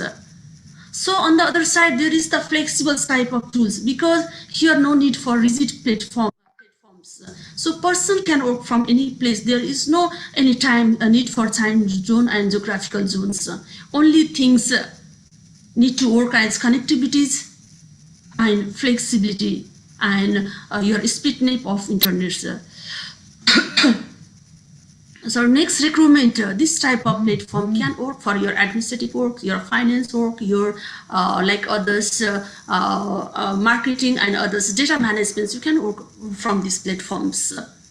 So it helps to increase your performance, revenue, productivity. This is also have revealed from different studies, and it has given more satisfaction for employers and employees because they can set their times. They can increase their time for their self-cares. So they can give time for their families. So they can save time from their transportations. They can save for unnecessary conversation with different people. This is the sum of the cons and pros I've seen and have talked about digital platforms. Next please. So here I have conducted a few survey. There were 71 responses. I have given these questions. My question is, which social media application you prefer? Here's 43.7. That means 44% have agree with LinkedIn. But other studies have shown that Facebook is the highest users social media. Because here sample is less, so that it's highest in LinkedIn is more. Next. So next question is, the use of social media boosts productivities. In this regard, 40% they answer agree. So they accept productivities and So they accept social media and online platforms. They can increase productivity, performance, and engagements in the workplace. Next, please. So next question is, social media can be used to promote well-beings. In this regard, 58.7, that means, 59.7, that means 60% they accept, agree, so that they have demand to increase digital well-beings workplace. Next, please. So next question is, heavy use of social media leads to emotions and health issues. In this regard, here's also 49% have accept, agree, so that heavy use of social media and unbalanced use of social media may cause well-being issues like your physical health, mental health, and social health. Next, please. So here's we have seen some of the data and some of the other studies. There is the concerns of health, concerns of our nutrition, and concern of our emotions and social issues, and there is the different impact in our well-beings. So that we need to create our smart, sustained digital workplace. Next, please. So how we can establish these types of sustained, smart digital workplace? This is our really, we have to think new ways and we have to find the new platforms, how it can be increase effectiveness, these types of workplace, how it can make the high well-beings parameters in the workplace. So there is why it is needed this type of digital workplace, because here's the competitions of global market, competitions of our business, and competitions of our society. So everything are digital. Here's talking about the workplace. This is also all are from digital, because there is the talking about the millennial workforce, generation X and generation Y. They represent 40%, because millennial generation, they represent the highest workforce in the workplace, and digital workforce, they represent the 5% in the workplace. So 40% they represent the workplace. So there is the mass, number of mass are represented from the digital groups, because they are shaped by the digital era. So that they motivate by individuality, creativity, innovations, and they like to do things and their unique way, and their own smart way, and they are multitasking work groups. So that this is also one of the concerns, because there is the highly demanded workforce are there. So another is highly demanded digital workplace, because digital workplace, this type of workplace has talked about high flexibility, high productivity, and lots of administration things like accounting, HR, and others, marketing. Lots of things can be done from this workplace, and there is the less investments is necessary, so that there is the high demand in the workplace. Also, this workplace works as only apps, digital data, and then different password automations and calendars. So here even data also has shown that in 2018 there were 29% only works done by machines, but 71% work done by humans. But in 2025 there will be 52% work will be done, will be carried by machines. So 48% only humans will be involved. So that data, what it has shown, it has shown that there will be more than the 50% workforce. They need digital skills, they need technology skills, and more than the 50% office work will be done by that technology. So that we have to really, this is also one of the evidence have shown that really we need to increase our digital performance and digital knowledge and digital techniques. And then another is so here's demanding also. There is the even my survey study also has shown that there is the high demand of digital workplace, well-beings. And other study also has shown that there is the high demand of the digital well-beings, because it will cover the lots of things, because here it will cover your health, nutrition, your fitness, your physical health, your nutrition, and others, your treatment package, and your well-being package and communications. So that this is also one of the highly demands. These are some of the things has talk about really digital platforms and digital environments need to be improved. How it can be possible? So why, how it can be introduced, smart digital workplace. So there is the lots of discussion and lots of research and lots of evidence also have found that even World Economic Forum also have talk about there is the digital emotional intelligence soft skills are there. It helps to grow and develop your performance, productivities, and then it enhances to your well-beings. And also study also have shown that who is having high levels of emotional intelligence skill, that digital experience employees shown high performance, and they have shown the high productivities, and they are able to manage their work lives and their professional lives. So that this is also one of the evidence. And others evidence are emotional intelligence and leadership. They have both connection, they have more significant relationship. So here's talk about the there is a suitable leadership. This is the transformation leadership. So transformation leadership have talked about the 4 paradigms that he talked. Transformation leadership have 4 paradigms. That is, transformation leadership can lead by examples, their hard workings and role models, that is idolized influences. And next, transformation leadership, they are inspired motivations, because they are able to encourage and increase their trust and motivation levels. They can increase their employee satisfactions, because they will work for organizations. They will he or she will use his power and position for enhancements or for growth of organization as well as their employers and themselves. So here's another paradigms is intellectual stimulations. This transformation leadership, they are more creative, innovative. They know productivity is not the accident. It is all from the combination of balance among your hard workings, commitments and self-disciplines. Also, these paradigms talk about the individualized consideration. In this regards, transformational leadership talk about the empathy and empathic communication, empathy listenings, and know about how to develop their staffs and how to grow their staff, how to understand others. So this is where this evidence have talked about digital workplace, digital experience implies transformation leadership. All have connection each other, so that this is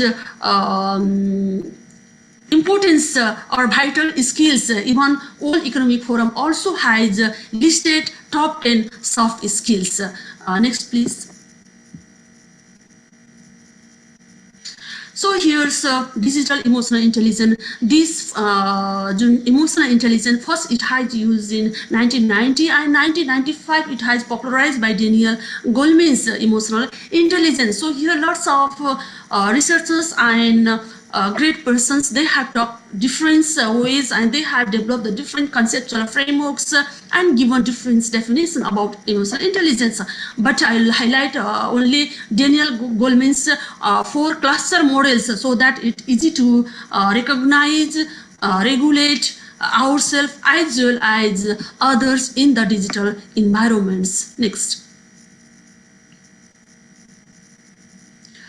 So here's Daniel Goleman's high talk about the 1 cluster, that is self-awareness.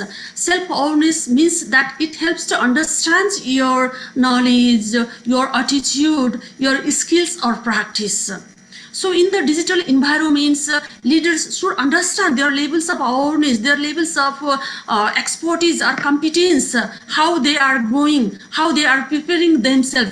For that, in the workplace, there are lots of changes in regarding digitals. In digital environment, see the feasibility of digital, effectiveness of the digitals. See that there is some components digital leadership must understand. That means ACDC leaders. ACDC leaders means agile connected development leader. This type of leadership, they are keep on learning, they are keep on growing themselves, because they want customer as customer centers. They like to see the customer is the vital and important and significance in the workplace. If they are prepared, if they are ready, so that things will be go a perfect way and environments will be productive and profitable and peaceful. So here's another should know the cultural resiliency. In the workplace, there is a different type of persons are working together. Their demands, their expectations,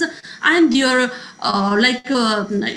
cultures are different. Yes, but we have to understand them, because we know the person is very difficult to understand others. For that, we need to understand cultural resiliency. So it helps to increase your flexibility, adaptability, and it helps to increase your resiliency. So another, you need to understand so here need the change capacity in open environments.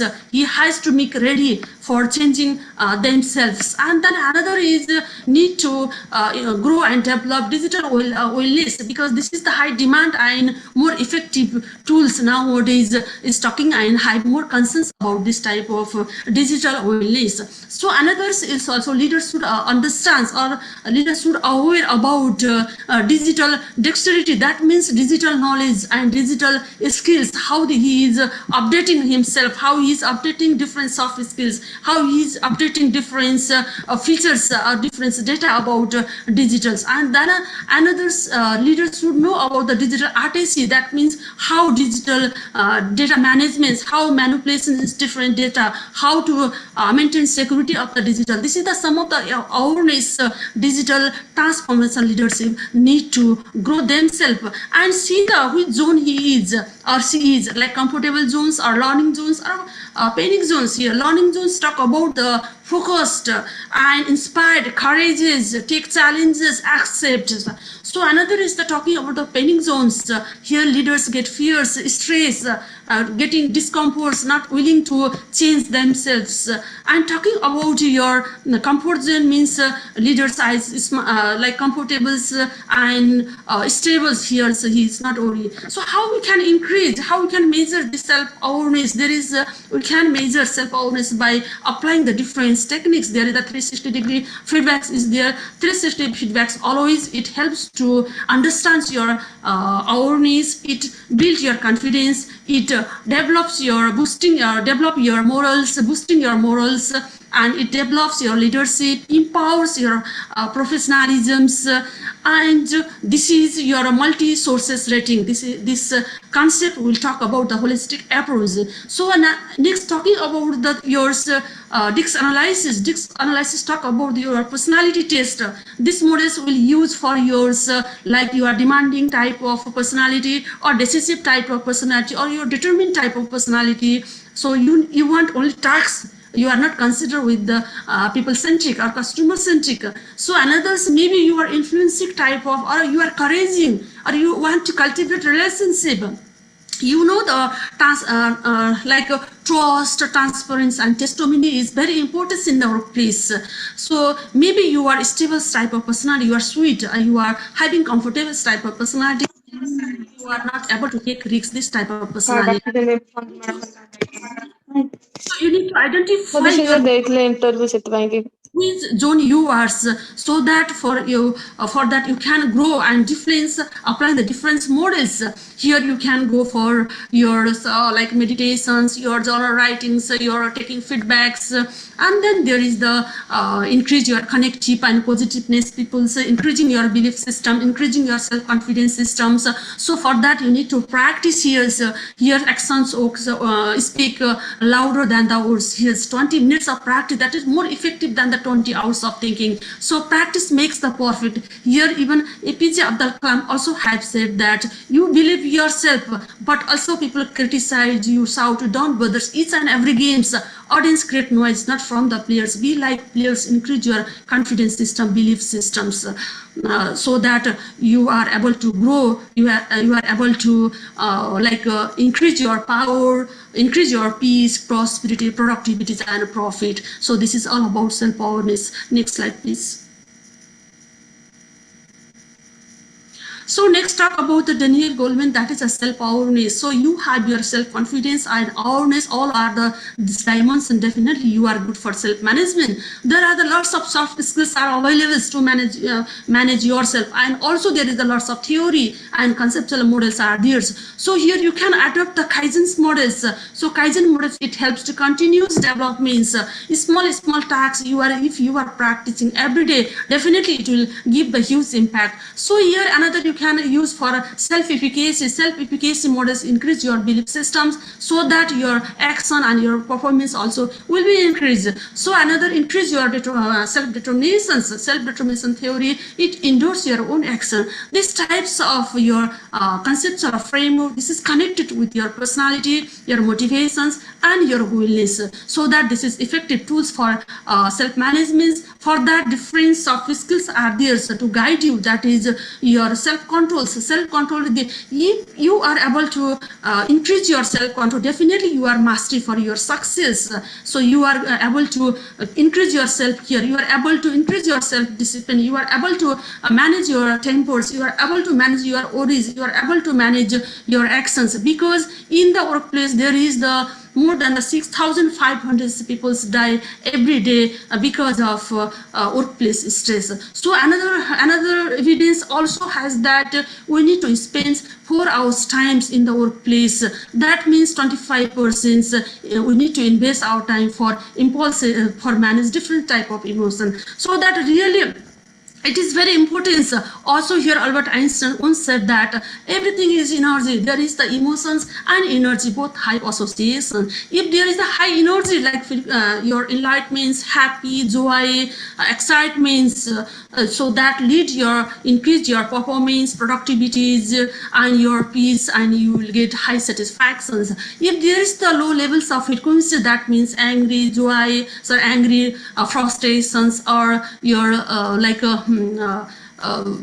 others worries, that will lead to your conflict in your personal and professional life. This is very important in our lives, so that you need to increase your self-control activities. If there is the low self-control, that person might increase more social crimes. This evidence and study have suggested that, and self-controls help to manage your all the aspects, so that you realize your responsibility, you realize your responsibility of quality work, you realize your responsibility of time management, you need to realize your responsibility of your acceptable behaviors which you need to endorse in your workplace. You need to increase your responsibility of your self-directions and your value of your works. So as well as you need to increase your self-satisfaction, self-motivation, need to increase your self-adaptability, need to increase your self-commitments and self-trustworthy. Definitely you are able to survive. You are able to cope, communicate, and survive with power, peace, prosperous productivity, and profit lives. Thank you. Next.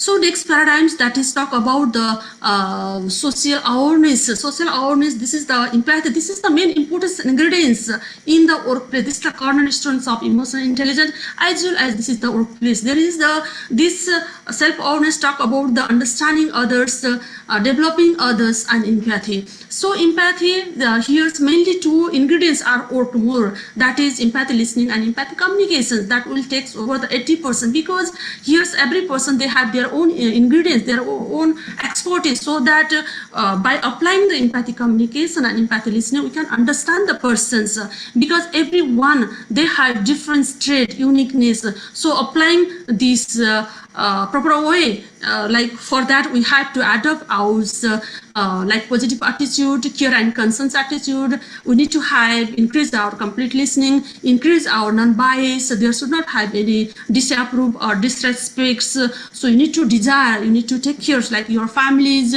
You need to increase your empathy listening, empathy communications, empathy questionings, because we know that in our organization there is a lots of things we have to respond, we have to complete.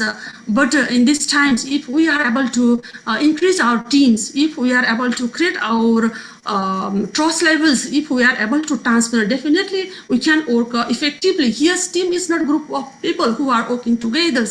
Team is a group of people who are trusting each other. So we need to create our trust, team, and testimony so that we can able to work effectively. For that, leaders need to accept the change, because change is not constant. It is the normal phenomena. So there will be ups and downs. So all the time, things will not be go same way. So we have to accept the change. Like now we are facing, we have to accept. We have to change our coping mechanism, our adaptability, our resilience here. So another is, so here's continuous learning. If you are able, if you are courageous to continuous learning, definitely you will get opportunity to learn from others, and then you are able get opportunity to share your information. That type of habit also you need to develop. And then another, take charge, because you are the responsible person. You have to see the things before than others, your employees.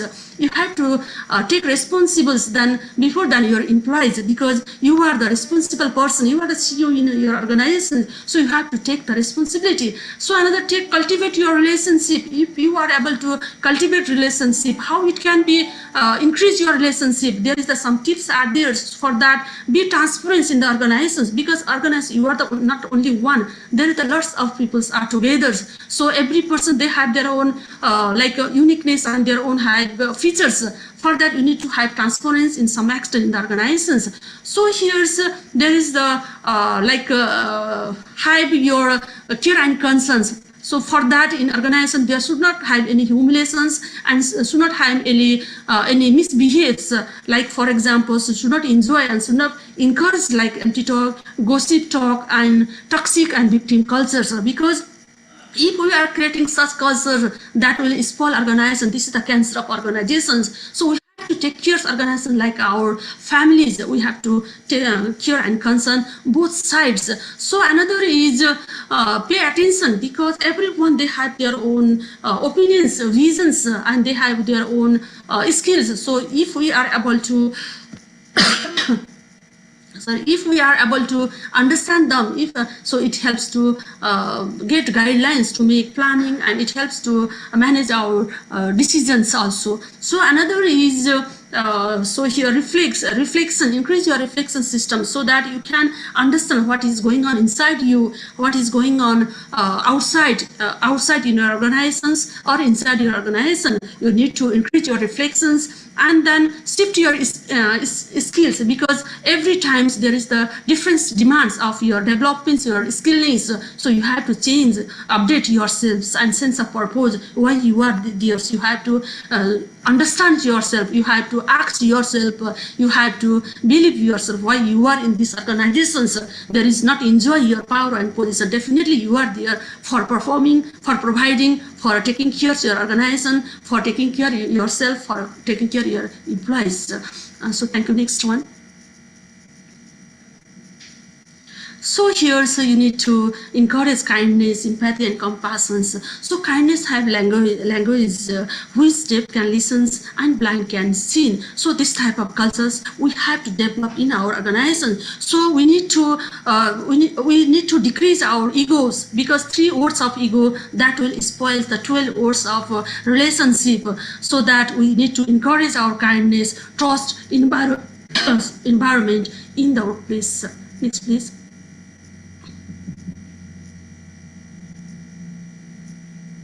Next, please.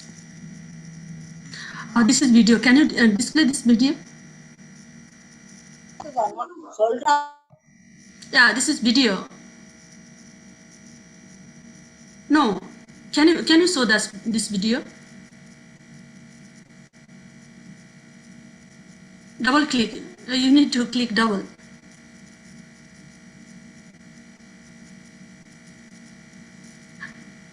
Hello, double click.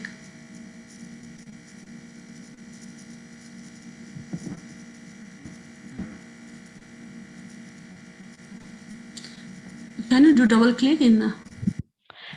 Ma'am, video is not working. We have double clicked it. It's not working.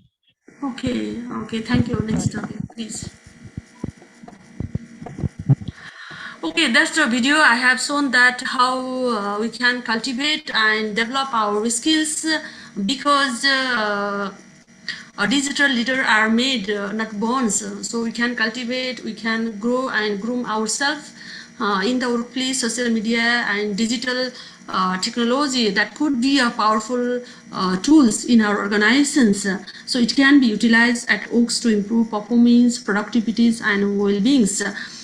So here's one quotations I have taken from Bill Gates. He suggested that surround yourself with people who challenge you, teach you, and push you to be your best selves. Thank you.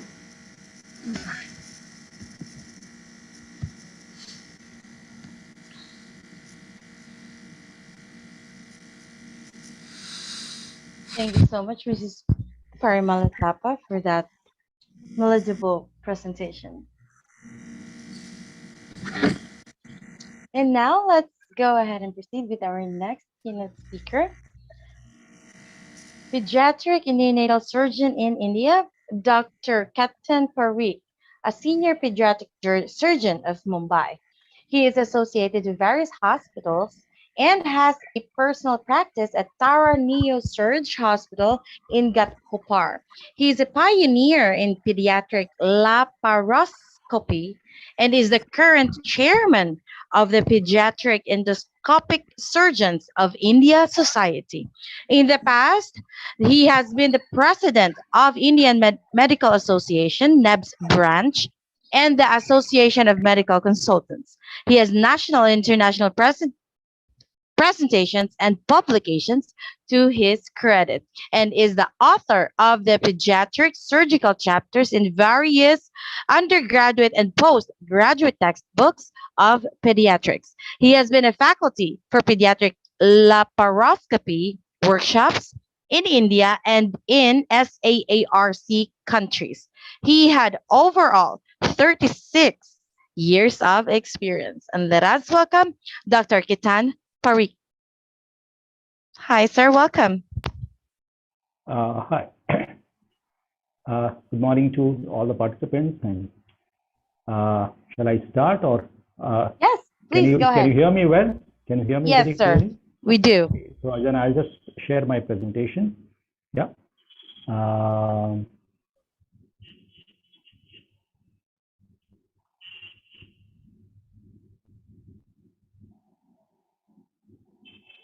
you able to see my screen? Yeah, we do, sir. Go ahead. Okay. Okay. Good morning, everybody, and thank you for asking me to join today's meeting. It's a very prestigious meeting, and I'm definitely honored to participate. The topic for today is I'm going to talk on how to optimize telemedicine by emulating the pyramidal healthcare model. So governments all over the world have been finding methods to try and optimize healthcare, and they're searching for these methods, whether they are established large economies or even struggling economies. Each of them is trying to find the best optimized healthcare for their people. And what are the challenges in this particular situation? First and foremost, the challenges of the delivery system. One needs to deliver to each and every citizen. There are citizens of different ages, different diseases.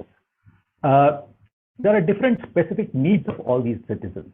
So the delivery system has to cater to all these various needs. Then the problem is that ill health does not come with appointments. So the healthcare system has to be available at any undetermined time. There will be times when there will be no need for the system, or it will be very underutilized, and there will be time when it will be extremely stressed. And one will have to find an optimum system by which it is available at most of the times. Then the problem is of maintenance of quality and security, because health is a very personal issue, and people would not like that their data and their information is shared without their knowledge. So that is again another challenge which is here. Of course, the challenges of cost, whenever a system which is so complex has to be there, is going to be there. It's not just complex, the system has to keep on growing, because health just keeps on changing. The health scenarios keep on changing, and we have had the most classic example in the last 2 years. It also has to develop, because there is a lot of development taking place, new equipment, new facilities, new possibilities. So the system has to keep on developing. And again, the cost, the challenges of costs are going to be there as you develop. People's expectations keep on increasing. Times are changing, and people want better and better health facilities. So the quality will have to keep on updating itself. And finally, health is a service industry. So each and every person who is involved in it will require motivation. And that motivation will also require cost. So it's going to be a very, very delicate balance between all these expectations and the cost involved. And this is something, again, a big challenge for the government. Then, of course, as I said, the need for having adequate data and the capability of analyzing that data, because you have to identify disease prevalence, you will have to identify health outcomes from each of these diseases and therapies that you have. There will need to be health audits, and that will also be involved in the system. It has to be involved in the system because you have to identify the optimum investigations for a particular situation and optimum therapies. So this is again going to be a requirement. The challenges of ambulatory care are again different because errors of diagnosis are one of the biggest issues as far as ambulatory care are concerned. And this, especially in a country like India, where ambulatory care is predominantly not institutionalized, we will have to have systems by which we are able to prevent these errors of diagnosis. Errors of prescription dosage, because this is again another issue where the errors are going to be high, and these errors can be quite expensive for the healthcare of the patient as well as the costing of the situation. Then there is a question of compliance, because the patients have to agree to do a particular investigation. They have to agree to take the treatment, because if they don't do that, then again the healthcare is going to suffer. This happens more in those diseases which are going to involve long-term care, especially things like tuberculosis, cancer. If proper compliance is not done by the patient, then that is going to again affect the outcomes. There will be situations where referrals have to be made, and the referrals have to be done in the proper timing, as well as the specific doctors. In a non-organized system, if referrals are made, patients may go at their own timing, and if they go late, then again the healthcare is going to suffer. If they don't go to the correct doctor, they go to the wrong doctor, then again healthcare is going to suffer. So all these challenges are there of ambulatory care. Of course, institutionalized care, inpatient care has its own set of challenges.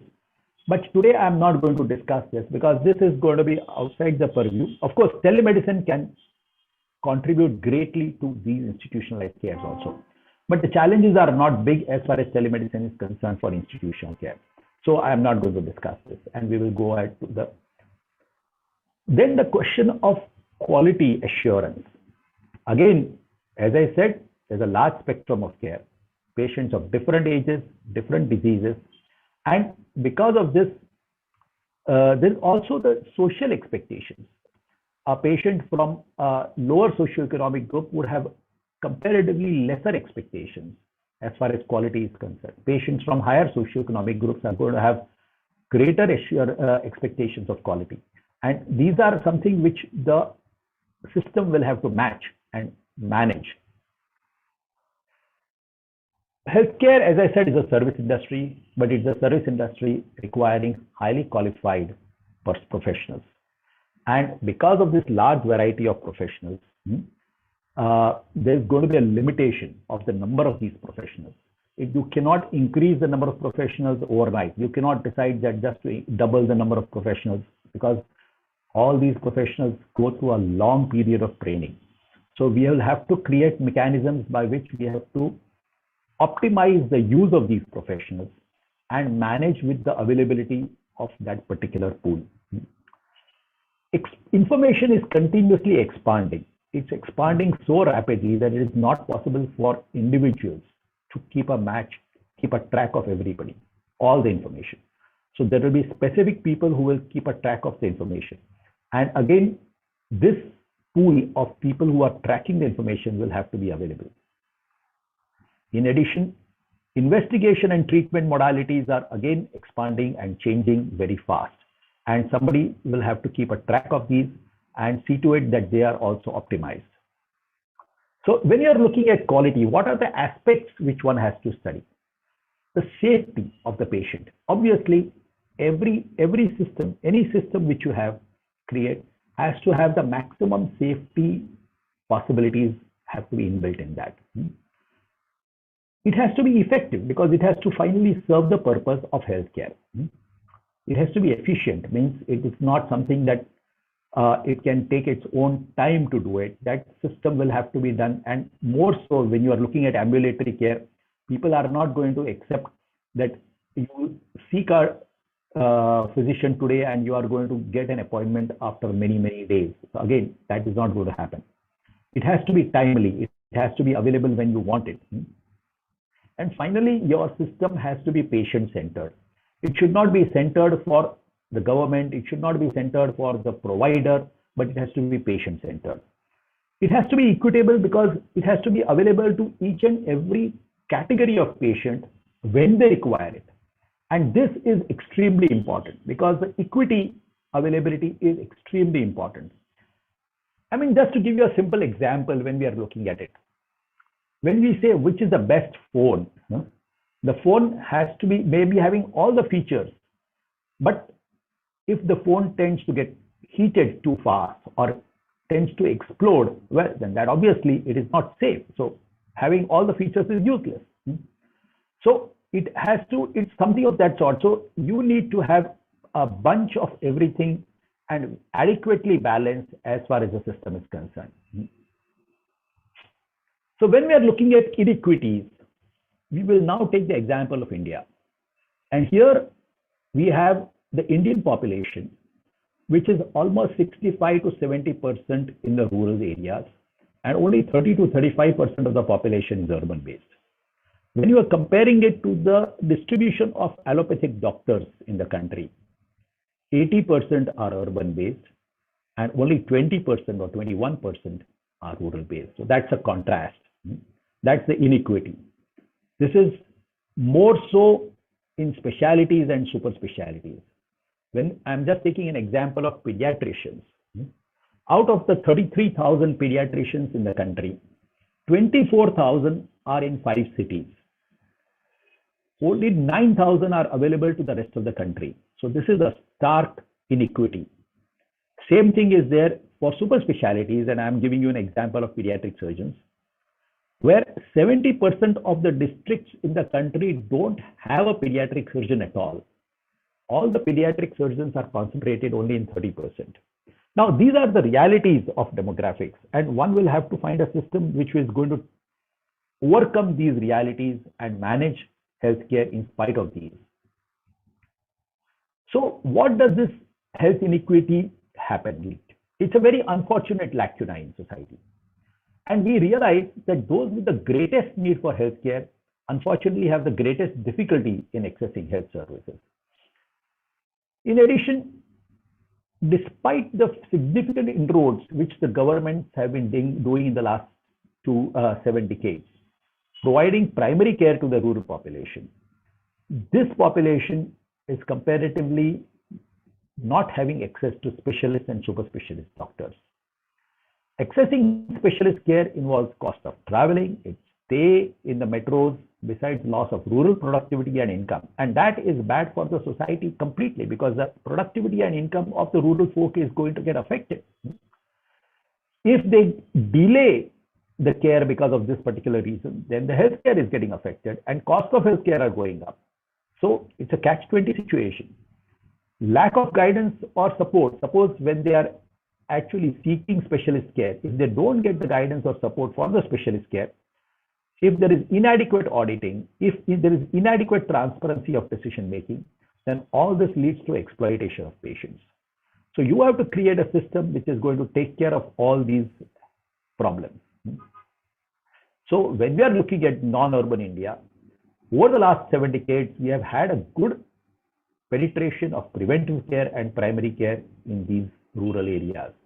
But the poor Indian villagers are spending, even if you manage to give them free treatment in the metros, in all these big cities where you have created large institutions and towers of institutions, you may give them free treatment, but the poor villager spends a large amount of out-of-pocket health expenses just for the traveling and for staying, and not only for himself, but even for his escorts. And that is unfortunately a significant blow to him. So when we are looking at searching for solutions, possibly telemedicine emerges as a panacea in this. And we have to see whether it is really a panacea. First, just let us look at the benefits of telemedicine. First and foremost, it has a very wide geographic reach, especially because of very good digital connectivity in the country. You have a very good geographic reach. It is also possible to access this connectivity 24/7. So that is again a big benefit. It is not dependent on transport. It is not dependent on floods. It's not dependent on the weather. Not so much dependent, I would say. It is partly dependent, but not unless they are at extremes. It is not dependent on that. Therefore, digitization is able to improve your efficiency of the healthcare system. Digitization can also offer a wide spectrum of services because it's finally digital, so you can manage to do these things. It is able to create accessible health records, which is very important because for the overall healthcare delivery, and information silos are avoided. All this is going to significantly save costs. But then there are the shortcomings. First major shortcoming when I look at it is that there is no physical contact. And because there is no physical contact, these patients, you cannot examine them clinically. And as people from medicine, we will realize that this is an extremely important part of any clinical assessment of a patient, and that is clinical examination. And depending on equipment, not possible for all the patients. They don't even know how to do their blood pressures. They don't even know how to do their pulse, in spite of all the facilities available. But not all patients are able to do that. So these are basic, simple clinical parameters which cannot be done on telemedicine by the patient himself. Remoteness of the advisor creates a social distancing. So the patient feels very detached from the advisor. And that is again a big negative part of telemedicine. It needs that the user is adequately informed. He has to know what is the specialist he needs to consult, which particular specialist he needs to consult, that he is using a reliable platform, because if the platform is trying to promote a particular group of specialists, a particular hospital abnormally, then that patient is likely to get waylaid. That is again unfortunate. So he has to know that he is using a reliable platform. And a capability by the patient to appropriately use the platform. He requires very often, many patients would require to get trained for using the platform. So these are going to be the shortcomings of telemedicine. And there's also an issue that when the assessment is being made, the assessment is being made only by the objectivity of the patient. So there is no objective assessment as far as the doctor is concerned. So these shortcomings are there of telemedicine. We will just study the structure of the various platforms which are available today. So there is a public sector platform, which is usually a hub and spoke model.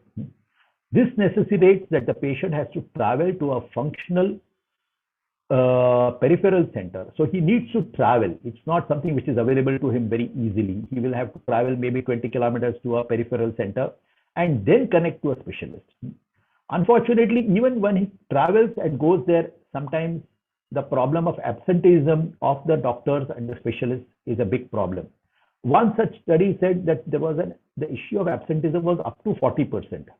This varies from state to state in the country, and it may not be universally true, but still the fact that absenteeism leads to lack of faith in the system.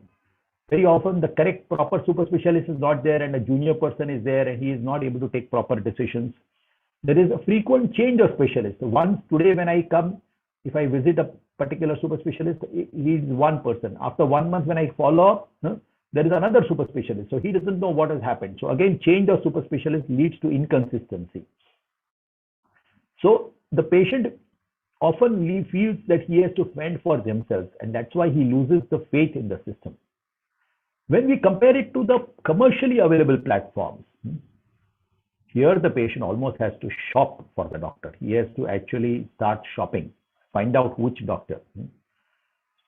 As I said, some of these platforms are actually promoting a particular doctor more because he is given a premium subscription. Unfortunately, the primary doctor, who is actually the man on the scene, gets completely bypassed by these platforms. And that leads to wasted consultations. The patient does not know whether he is connecting to the proper consultant, proper specialist, proper type of specialty. And all that leads to a lot of wasted consultations. Finally, the fact that there is no physical examination, that's obviously a big loss to the whole system. Very often there are frivolous consultations, and all this is leading to a general sense of dissatisfaction, not only amongst the patients, even as far as the doctors are concerned when they do these consultations. So we will have to find a solution within the telemedicine by which we are able to overcome all these shortcomings. And therefore, we are now looking at the health pyramid. And what does the health pyramid show? That the primary doctor is the person who is going to control, the primary healthcare provider, the primary healthcare worker. In our rural India, even sometimes there are these Anganwadi workers. They are the people who have the maximum faith of the patient. They are the people who connect to the patients. And they are the base of the pyramid. And they are the people who should control the entire health event of the patients, all the health events of the patients. They need to be the gatekeeper of that patient's health. And they will refer the patient up the pyramid for specialized opinion or super specialized opinion. And that is the concept of the health pyramid. And we have to create systems by which emulate this health pyramid. Now, when we're looking at the distribution of qualified health workers, when urban versus rural, unfortunately, it gives a little skewed situation. That it shows that the doctors as well as the nurses are almost 4 times present in the urban areas as compared to the rural areas. So one would create an impression that there is a severe shortage of healthcare workers in the rural area, even basic healthcare workers. So when we are looking at a population distribution of 1:4 and a nurses distribution of 4:1, we are estimating a deficit of 16 times. This possibly may not be completely true because the ground reality is different. There are a large number of non-qualified health workers who predominate the rural health scenario. And these are the people on the ground. Almost 80% of the healthcare workers in the rural sector are unqualified. So they are not grounded, they are not included in these figures that we are talking of. But they are available. So they are the people on the ground. And the idea is not to replace these unqualified people straight away, because that's going to be a long challenge. To replace 80% of the ground workers, rural sector, is going to be a big challenge.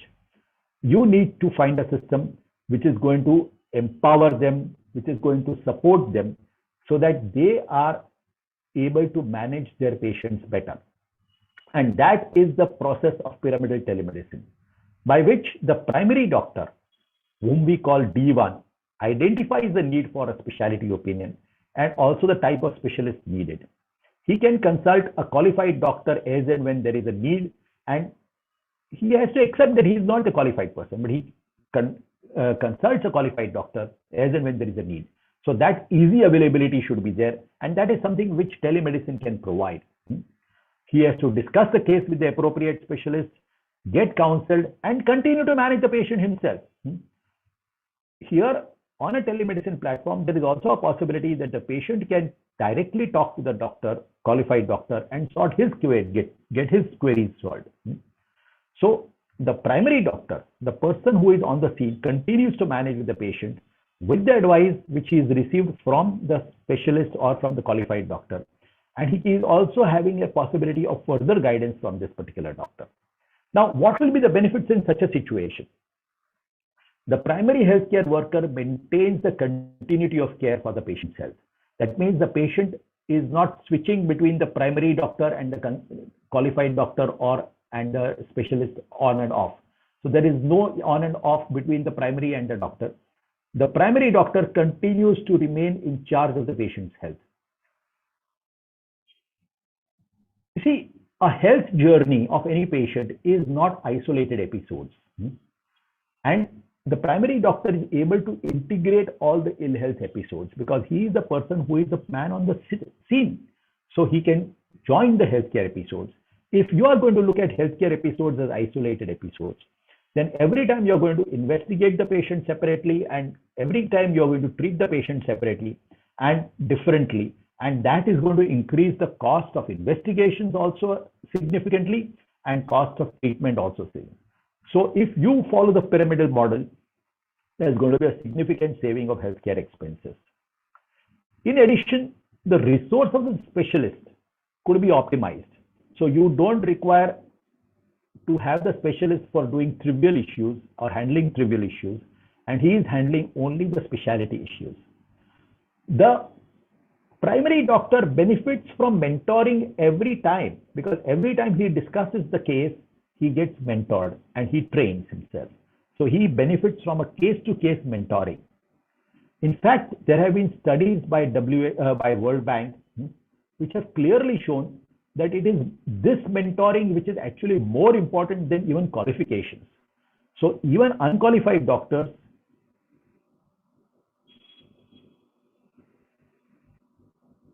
sorry, I'm having some problem. Are you able to hear me? Are you able to hear me? Yes, we do. Okay, sorry. Yeah, suddenly my screen blanked out. Okay, and you are able to see my screen also? Yes, benefit. Yeah, okay. Something went wrong with my screen suddenly. Okay, anyway, it's now functioning. So, mentoring by case to case helps us significantly as far as these patients are concerned. And that improves their quality far better. In addition, in case the patient requires to be admitted for a facility for a particular illness, then the primary doctor has already primed the secondary doctor. The patient and the secondary doctor, the specialists, have already got introduced to each other. And because of this, the actual admission period, the admission time can be minimized to the bare minimum. And again, because of the rapport which exists between the primary and the secondary doctor, the patient can go back much earlier to his original place and continue to be managed by the primary doctor. So this again helps in even to reduce the exposure of the patient to the admission facility also. So a telemedicine platform which is based on the primary healthcare workers ensures delivery system challenges. So it is able to deliver as and when there is a need. It also ensures quality because you are consulting specialists as and when there is a need. It is cost effective because the whole travel time, the stay and all that is completely reduced. Even as I said, the in-house indoor timing and period can be reduced, so it saves costs. The data is still available and you are able to analyze data because you don't want to analyze all trivial data, all relevant data where there are major diseases. Those are the data which you want to analyze, and that is available. As I said, you can utilize it for patient care. You are able to ensure continuity of care, and that is something which we have to look at. The primary doctor is able to provide that important human touch to the patient, so the patient does not feel disconnected. And the reluctance of the patient for a telemedicine platform can be partly overcome. You are having optimized consultations, no frivolous consultations. There is an objective assessment of the clinical features. The patient is feeling uncomfortable, but the primary doctor is able to assess that and convey the adequate problem to the secondary doctor. Whether there is pain, whether there is tenderness, whether there is the swelling, all those things, the primary doctor is able to visualize physically and convey it accordingly. So the assessments are going to be more objective. And finally, one cannot ignore this most important issue, that clinical findings, basic clinical findings are conveyed to the specialist. So we have created a platform by the name of Pyramed, which is creating this difference. It has a clear legal status. Even prescription restrictions can be overcome. It's a customized healthcare platform. So there is a health record generated at the end of it, and that again helps to keep the records. There is a sanctity of the consultation preserved. It is not trivialized. The Day1 or the primary doctor identifies the appropriate timing and the relevance of consultation. A simple headache for 2 days, one does not need to consult a neurologist. It's going to be a waste and he's going to go into a wild goose chase. So that is avoided.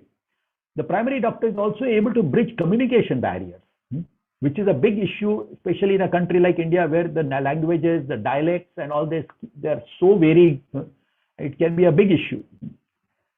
The relevance of the investigations he's able to convey properly, the physical examination, as I said, and finally, we have had mischievous consultations coming from patients directly to doctors, and which has been reported in the press repeatedly. So that is completely eliminated. So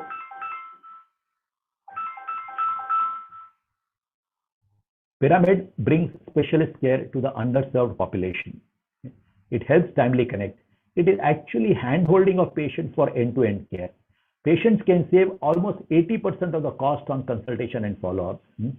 So it helps indirect case-based learning for the primary doctors and creates a strong foundation for the point of care contact for the patient rather than, and reduces the burden on specialist hospitals, reduces the infective burden on these hospitals, because if there are too many people coming to the hospital, it increases the infective burden of the hospital, it increases the cost of these hospitals.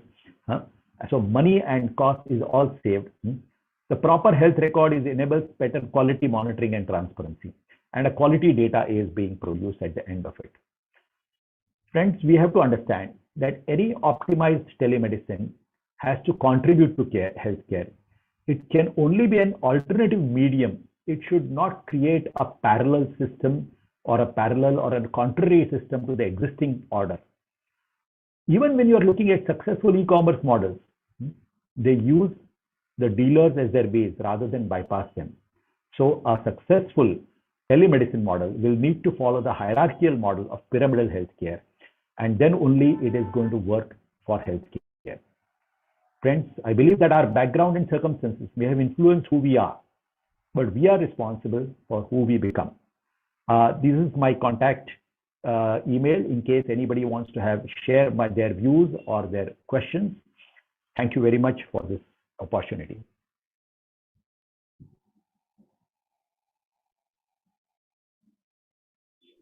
Thank you so much, Dr. Kitan Parikh, for that very informative presentation. Thank you so much. We really do appreciate it.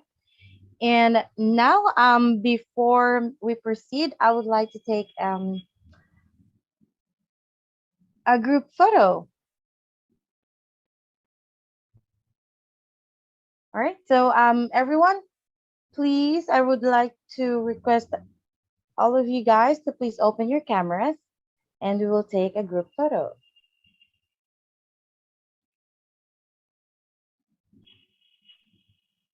Come on, guys, please open your cameras.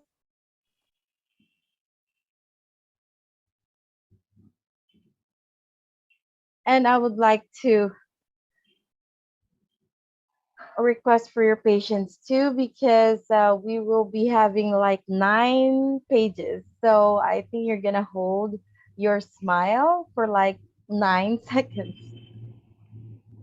So one moment. All right. Ready? 1, 2. Say cheese. Hold it.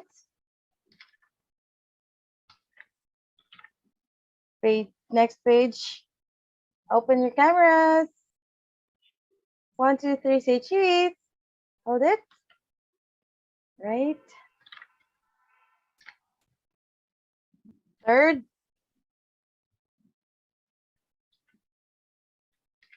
Now on fourth. 1, 2, 3. Say cheese.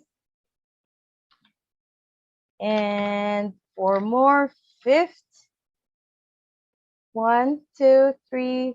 Cheese. Fifth. And sixth. 1, 2, 3. Say cheese. 2 more.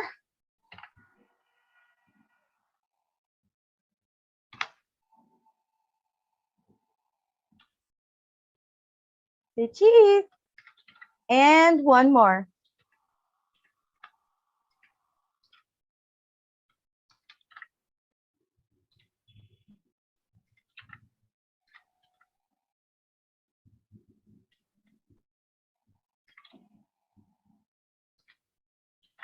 Thank you so much, everyone, for your cooperation.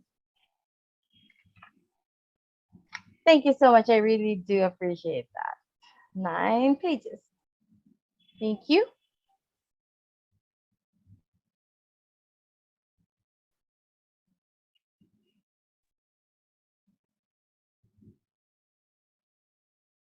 And now, without further ado, let's go ahead and proceed with our technical session.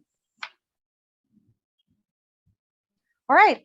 And yeah, welcome everyone to our technical sessions. And I would like to welcome our first session chair, Dr. A. Tamil Selvi, Principal cum Professor and Head of Department.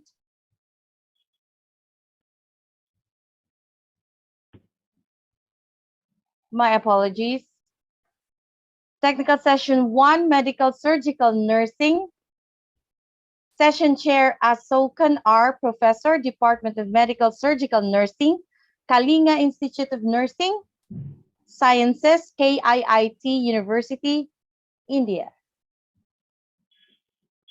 Sir, would you like to give a Thank you, welcome? madam. So myself Ashokanar, Professor, Department of Medical Surgical Nursing, and in charge of R&D, Kalinga Institute of Nursing Science. Thank you to the organizer given the opportunity for sharing the sessions. Thank you so much.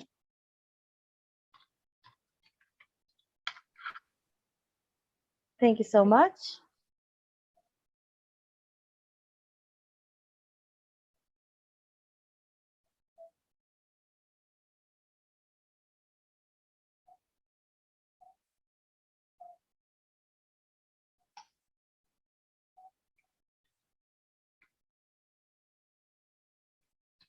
All right, and now let's proceed with, of course, our first presentation.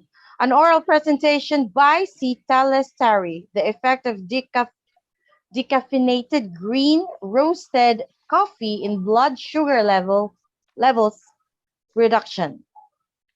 Sita?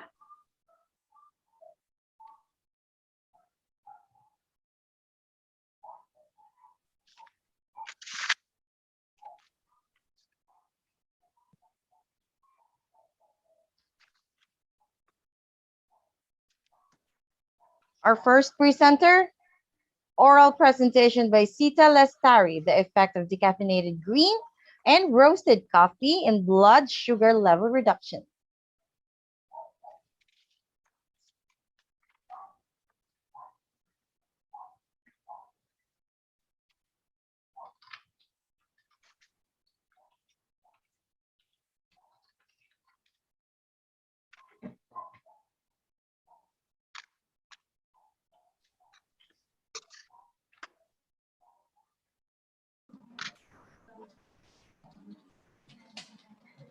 All right.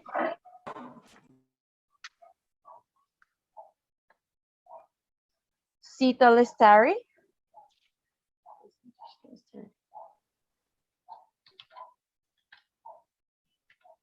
I think she's not in the participants. Let's proceed with our next presenter, an oral presentation by Aganyo Josek Magero, University of Nairobi. The topic is about the prevalence of non-anemic iron deficiency in cancer patients before initiation of therapy and its correlation to health-related quality of life. Aganyo?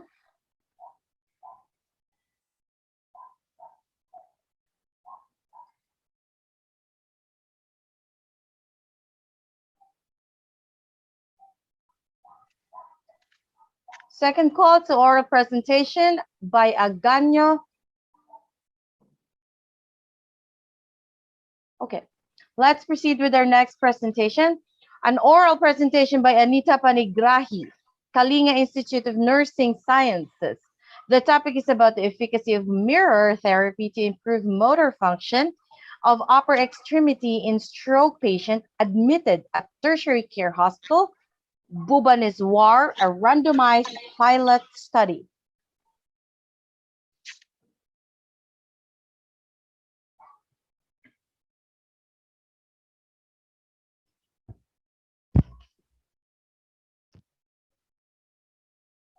Anita Panigrahi.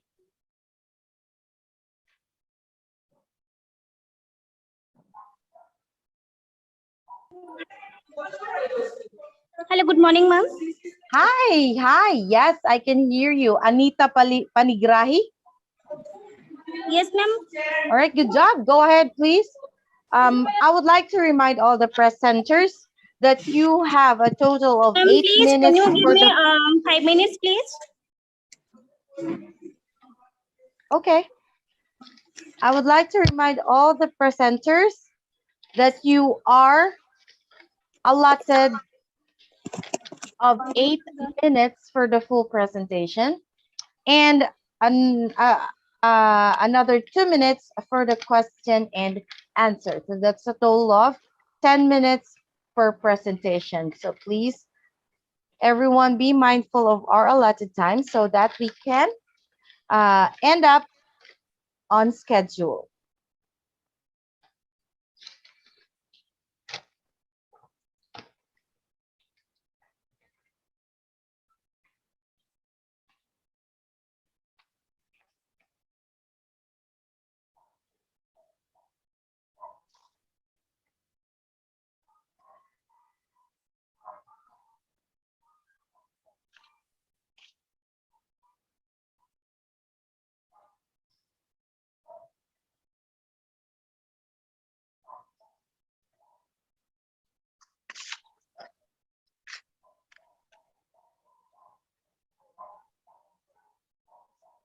And also, I would like to emphasize to all the presenters to please make sure or assure that your internet connection is stable and your presentation is also ready. So once your name is called, you can go ahead and share your screen and start your presentation.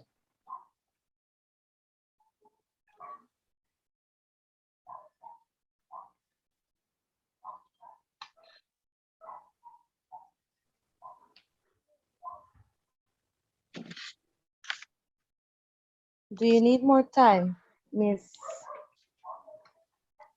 Anita?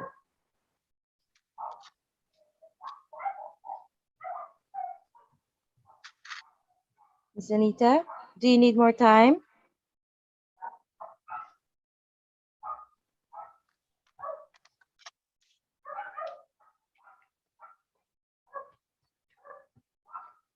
All right, I think we're just going to call her back. Anita. Miss Anita?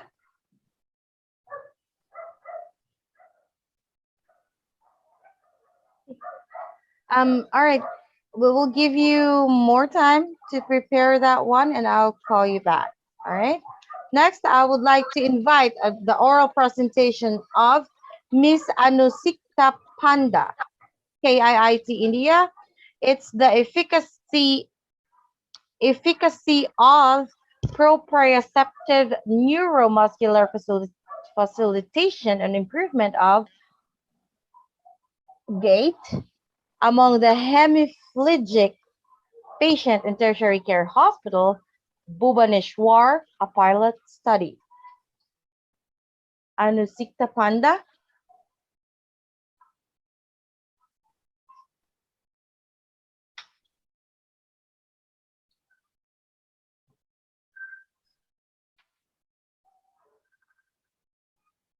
All right. I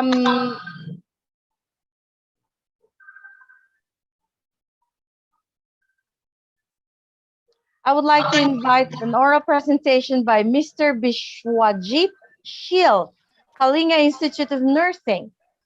The topic is about the effectiveness of back massage among old age people with non-specific low back pain at selected old age homes, Bhubaneswar.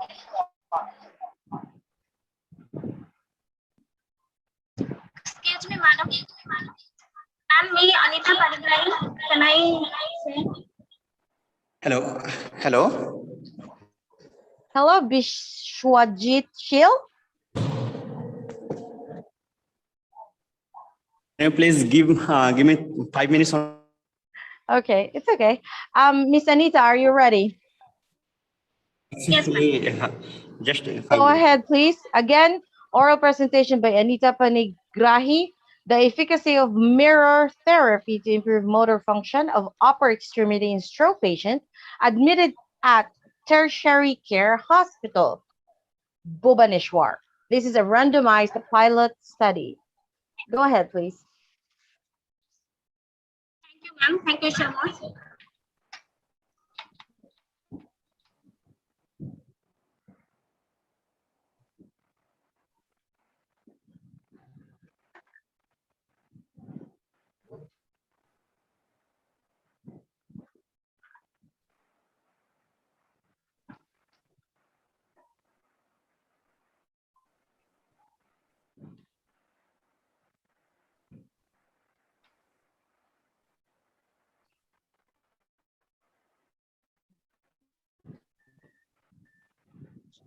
Yep, I do see your screen, Miss Anita. Please have it in presentation mode. And yeah, you may proceed. You have 8 minutes.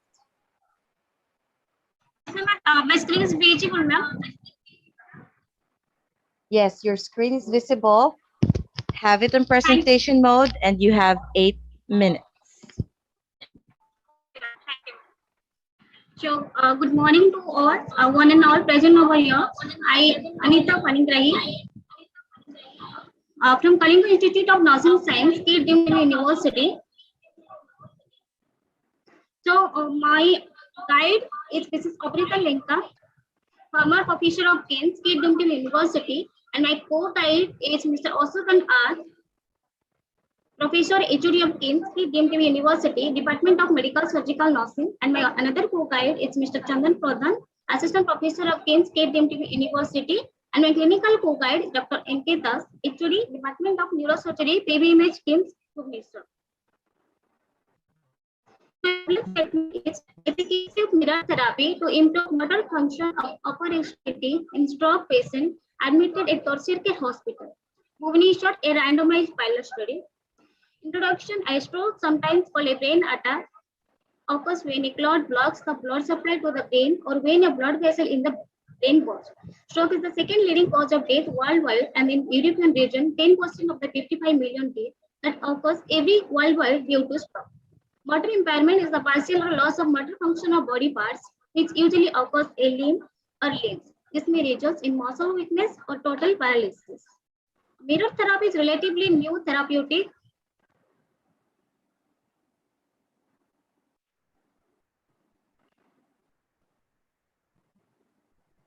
Therapeutic intervention for stroke patients. It is a simple, inexpensive, and most importantly, patient-directed treatment that improves upper extremity function. So my objectives are to assess the pre and post level of upper extremity motor function in stroke patients, to evaluate the efficacy of mirror therapy to upper extremity of motor function of stroke patients. And hypothesis is there will be a significant difference in motor function of upper extremity in stroke patient before and after administration of mirror therapy in experimental and control group. Methodology: research approach is quantitative approach. Research design is a randomized control trial. So sample is stroke patient who had upper extremity motor function impairment. Sampling technique is consecutive sampling technique, and sample size 40 stroke patient, 20 patient in experimental group, and 20 patient in control group. Method of data collection, structure interview, and observation. Data collection tool, demographic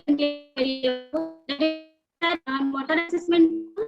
Study has conducted in surgery ward department, neuro ICU, and multi-specialty ward, and neuro ICU ward of Project Normal Memorial Hospital in Bhubaneswar. An independent variable mirror therapy, and dependent variable is motor function of upper extremity. So my tool is there is two sections is there.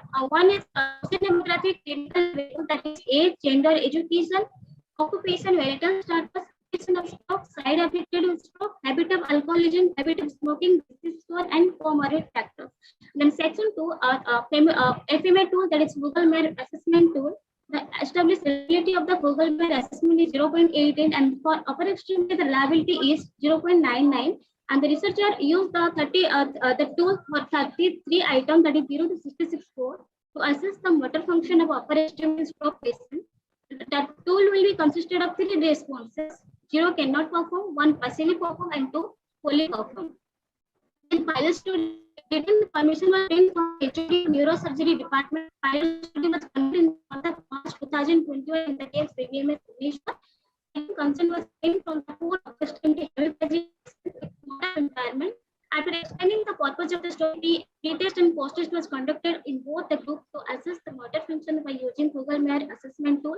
The tool was feasible and practicable. So data analysis was done by descriptive empirical statistics. No further changes were made in the tool after pilot study, and investigation proceed for the main study. Data collection procedures reduction was carried out after getting the registration number. Formal written permission was taken from the HOD of Neurology, Medicine and Neurosurgery Department, KIMS BBMS. Researcher collect the data by explaining the purpose of the study to each subject. The conjunctive sampling technique was used to select the participant as per the inclusion and exclusion criteria. Informed consent was taken. So my research design is a randomized controlled clinical trial. My target population was stroke patient with disease 13 to 15, and accessible population stroke patient with upper extremity hemiplegia and motor impairment behavioral schemes. Sample technique, that is consecutive sampling. Participants are allocated randomly through the computer generated random number list and randomization done. After randomization, divided into intervention 20 samples and control group 20 samples. After that, consent taken from the participant, and the intervention and control group. In intervention group, the addition of mirror therapy in intervention group for 20-30 minutes days or week up to 4 weeks. And for control group, daily routine care given up to 4 weeks. And in intervention group, at the 4 week, post-test done through the same tool, Google Mayor assessment. And also same tool in use also in control group also. After the analysis and interpretation done, then results. So analysis and interpretation is first is assessment of the end coach's level of motor function of obstructive stroke patient within control intervention group. So there is a comparison of reflex activity with so many parameters are there. So in there is a difference comparison is there for pre and post test in control group.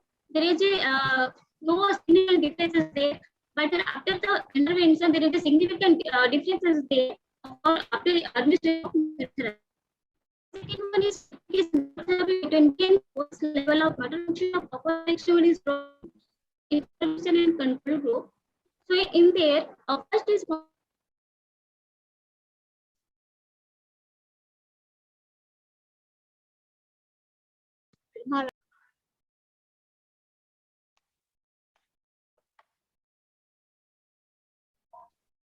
Anira?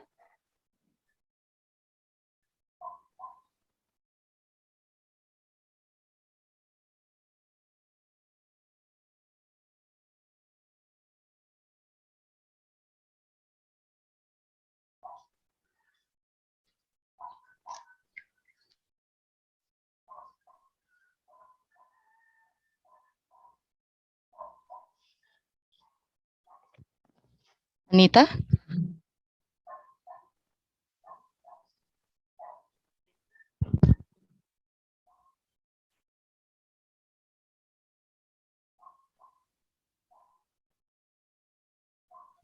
hello, ma'am. Yes. Ma'am, give me a second, ma'am. Actually, there is a network issue is there.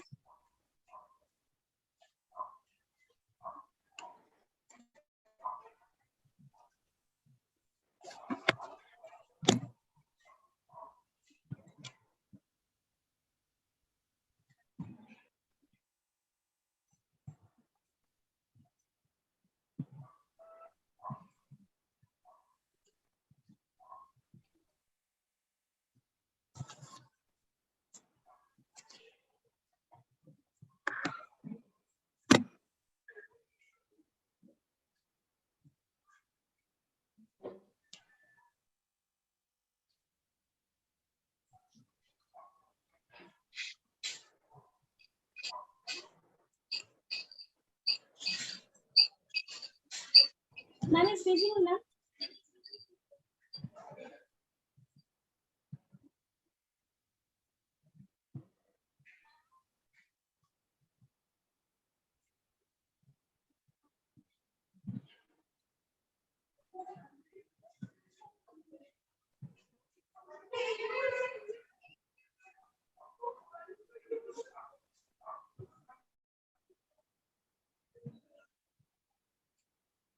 Hello, ma'am. Is visible, ma'am? Yes, it is. Please have it on presentation mode again. Thank you, ma'am. So next is association of pre and post level of score with the demographic and clinical variable by control and intervention group.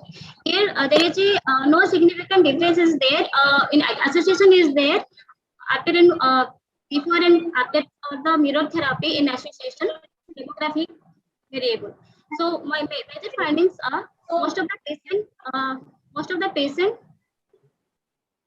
of the age group 41 to 59 was composed of 8, that is 40% interventional age group, and that is a loss rate of 11 from control group.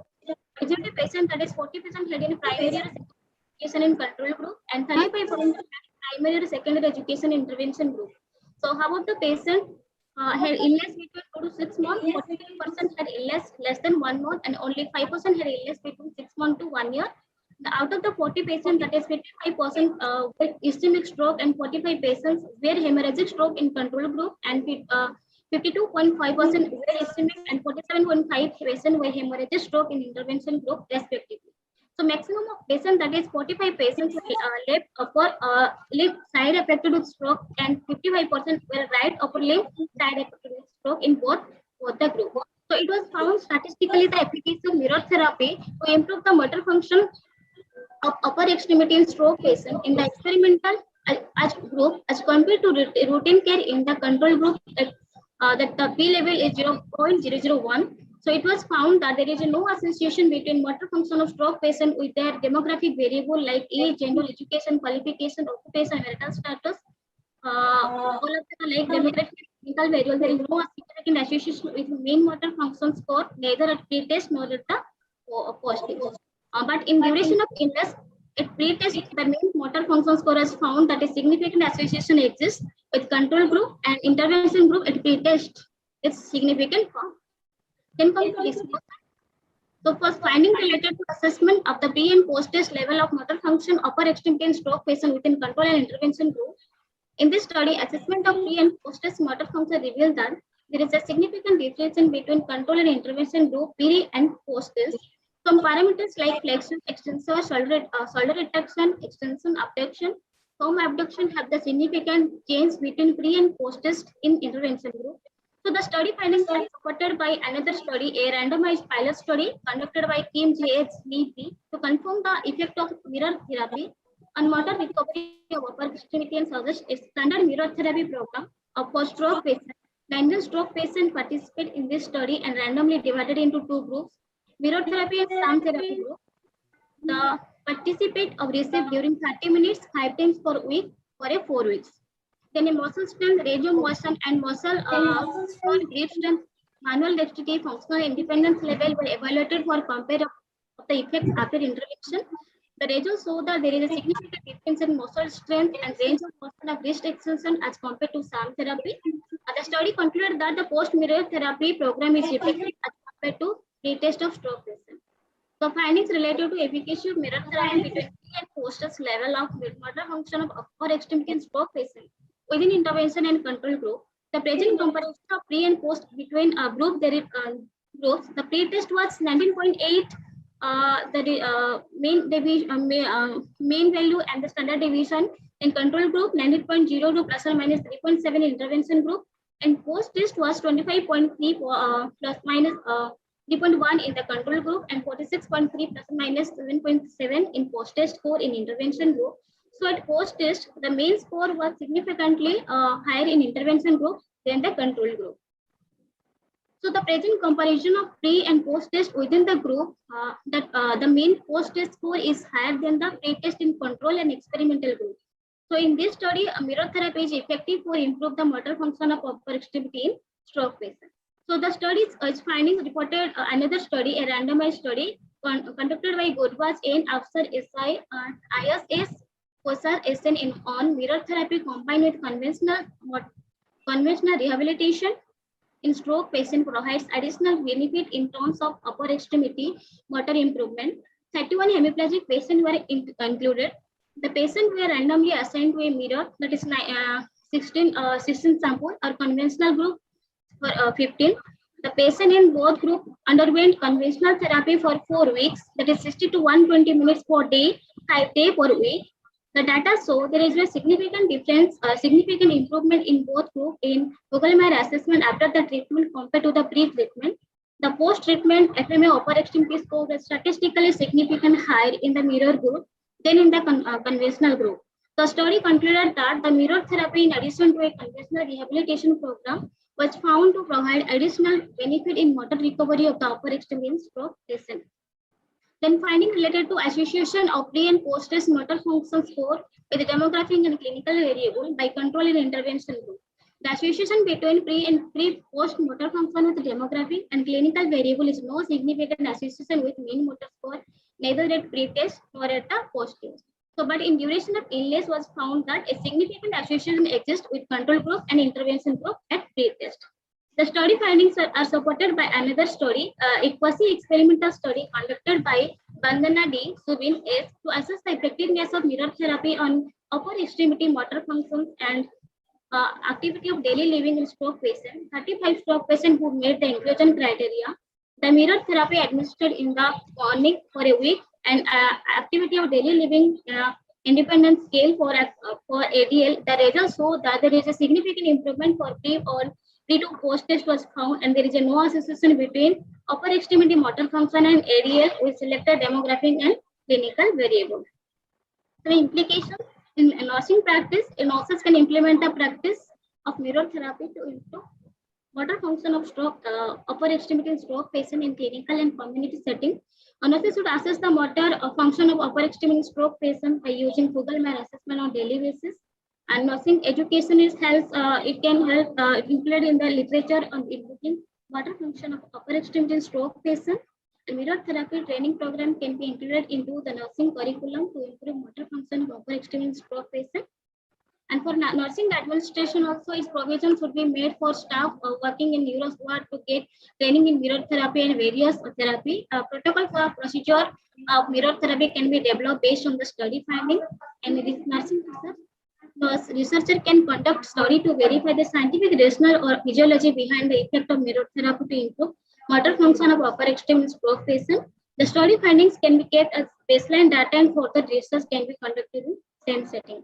The limitation is intervention is limited to stroke patient for 4 weeks. The study is limited to stroke patient with hemiplegia, and the recommendation training can be provided to the staff nurses regarding mirror therapy. A similar study could be conducted in rehabilitation center and community setting. Similar study can be conducted to improve motor function of lower extremity among stroke patients. To conclusion, mirror therapy was an effective, inexpensive, and non-pharmacological measure for improving motor function of upper extremity. The result of the study was found that there was a significant improvement in motor function of upper extremity stroke patient in intervention group as compared with the control group. This is the references. This is the mirror therapy, the snapshot during mirror therapy. Thank you, ma'am. Thank you, sir. Thank you so much for that presentation. Any questions from our chair? Yeah, Anita, very good study. You have selected the good title for the researcher. So there is, my side is one question only. When you are doing for the data collections, have you faced any problem? No, sir, not facing any problem because the patients, the subjects are there, but so much cooperative because they think one new thing like mirror. This is like what is emerging the thing, so they are feeling they felt like it's a good one, so they cooperate. So. Yeah, okay, fine. You can go, ma'am.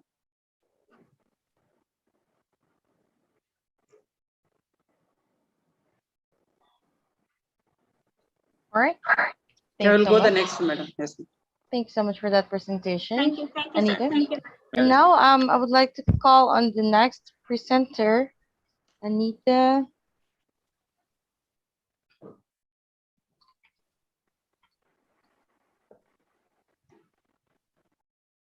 Anusikta Panda. The efficacy of proprioceptive neuromuscular facilitation and improvement of gait among the hemiplegic patient in tertiary care hospital, Bhubaneswar. And this is a pilot study. Oh, yeah, I do see your screen, but I cannot hear you. Good afternoon, ma'am. There, perfect. Yes, have it on presentation mode, and you have 8 minutes. Go ahead. Okay, ma'am. I'll start the presentation, ma'am. So, a very good afternoon, one and all. Present over here. I am Anusikta Panda from Kalinga Institute of Nursing Sciences. In my research, my co-guide is Professor Mrs. Amrita Lenka, King's Kid Dumtupu University, and my co-guides are Professor Mr. Asokan R. Professor King's Kid Dumtupu University, and Mr. Chandan Pradhan, Assistant Professor Kid Dumtupu University, and clinical co-guide is Professor Dr. N.K. Das, Professor and HOD of Neurosurgery Department, PBMH, KIMS, Kid Dumtupu University. My problem statement is efficacy of proprioceptive neuromuscular facilitation on improvement of gait among the hemiplegic patient in tertiary hospital, Bhubaneswar, a pilot study. In that the stroke is a global health problem. It is the second commonest cause of death and fourth leading cause of disability worldwide. Approximately 20 million people of each year suffering from stroke, and those 5 million are not surviving. So for this, I have some objective for this research. First objective is to assess the pre and post intervention level of gait among the hemiplegic patient in experimental and control group. Second one is to find out the efficacy of proprioceptive neuromuscular facilitation for reducing disability among the hemiplegic patients. Then third one is to find out the efficacy of proprioceptive neuromuscular facilitation on contralateral lower extremity on balance in hemiplegic patients. This is my secondary objective. Then my hypothesis are H1 is the post-test level of gait among the hemiplegic patient in the experimental group will be significantly higher than the post-test level of gait among the hemiplegic patient in the control group. Then H2 is the post-test level of gait among the hemiplegic patient will be significantly higher than the pre-test level of gait in the experimental group. Then for this methodology, research approach is quantitative approach. Research design is randomized control trial, a pilot study. Then duration is 7 months. Samples are some hemiplegic patients, those who are having gait impairment. Sample size is 40. Sample setting is 4 departments of neuro department. Then a method of data collection is interview and observation. Then data collection tools are cell-structured demographic data, clinical proforma, and visual gait assessment scale. So I have converted into 2 sections. First one is section 1, demographic data and clinical proforma, and second is visual gait assessment scale. Then this is the my demographic data proforma, and this one is the gait assessment scale. Then ethical consideration for the present study, I have the investigator taken ethical issue into consideration. The study was accepted by the research and ethical committee of KIMS, got CTRI registration number. Formal permission has been taken from the principal and HOD of the department. All the necessary information regarding the study was explained to the participant. Confidentiality was maintained regarding the data, and the participant were assured, and significant privacy was given during observation. Informed consent was obtained from the participant admitted in the neurosurgery department of KIMS PBMH Bhubaneswar. The participant were given enough freedom to withdraw from the study whenever they wanted, without any signifying any reason. Then, ma'am, my data analysis and interpretation.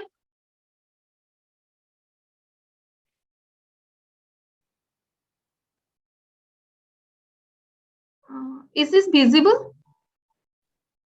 Just the analysis and interpretation.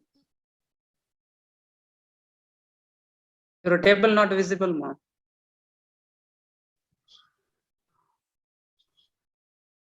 Oh, This is not.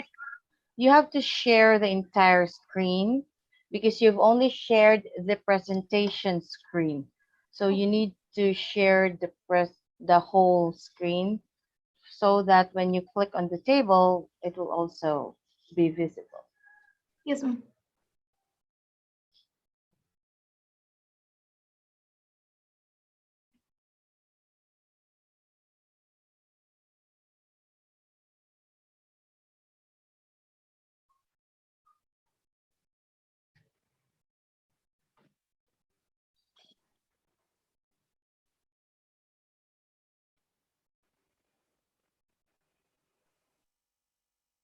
Now I'm visible. Yes, there it is. So in the data analysis and interpretation, according to the objective, I have divided into two sections.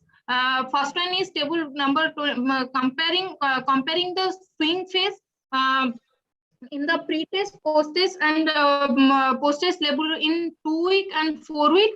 In this, the hip and pelvis movement, it has been seen that excessive internal rotation in the pre-test that reduces into 1.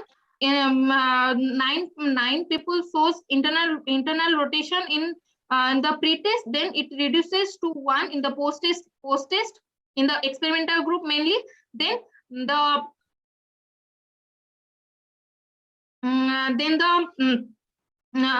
external rotation also, then the adduction also 11 people are showing the adduction, then that reduces to 1, and this leads to abduction and the external rotation that increases in 13 patient. Then the same for the hip, knee and the ankle and foot movement. Then comes the stance phase. I have in the visual gait assessment scale mainly swing phase, stance phase, and the late stance phase. 3 phases are there. In the swing phase, hip and pelvis, same as well as the hip and pelvis, knee and ankle and foot. In the hip and pelvis, external rotation and the adduction that reduces, and that leads to external rotation and the abduction increases. In the post-test, same as for the knee and the ankle and foot. Then in the late stance phase, in pelvis and hip and pelvis, the internal rotation that that 4 people shows the internal rotation in pre-test. Then the three patients are showing the internal rotation in the post-test and adduction also. In this phase, the late stance phase, the chances reduces, but in comparing the two both post in the experimental and control group associated. In swing phase, I have associated the group 1 and group 2 experimental and control group. The internal rotation shows the significant, and as well as the adduction and abduction shows the significant to each other. And as the internal rotation and the adduction it reduces, that leads the external rotation and the abduction increases the percentage. Same as well the ankle and foot and knee movement. Then in association of stance phase, the hip and pelvis movement, in the hip and pelvis movement, internal rotation, adduction, external rotation, abduction, they shows the visible significant value to each other. Like this, ma'am. In this type, the mainly the external rotation, internal rotation, and the abduction, adduction, they have shown the significant to each other.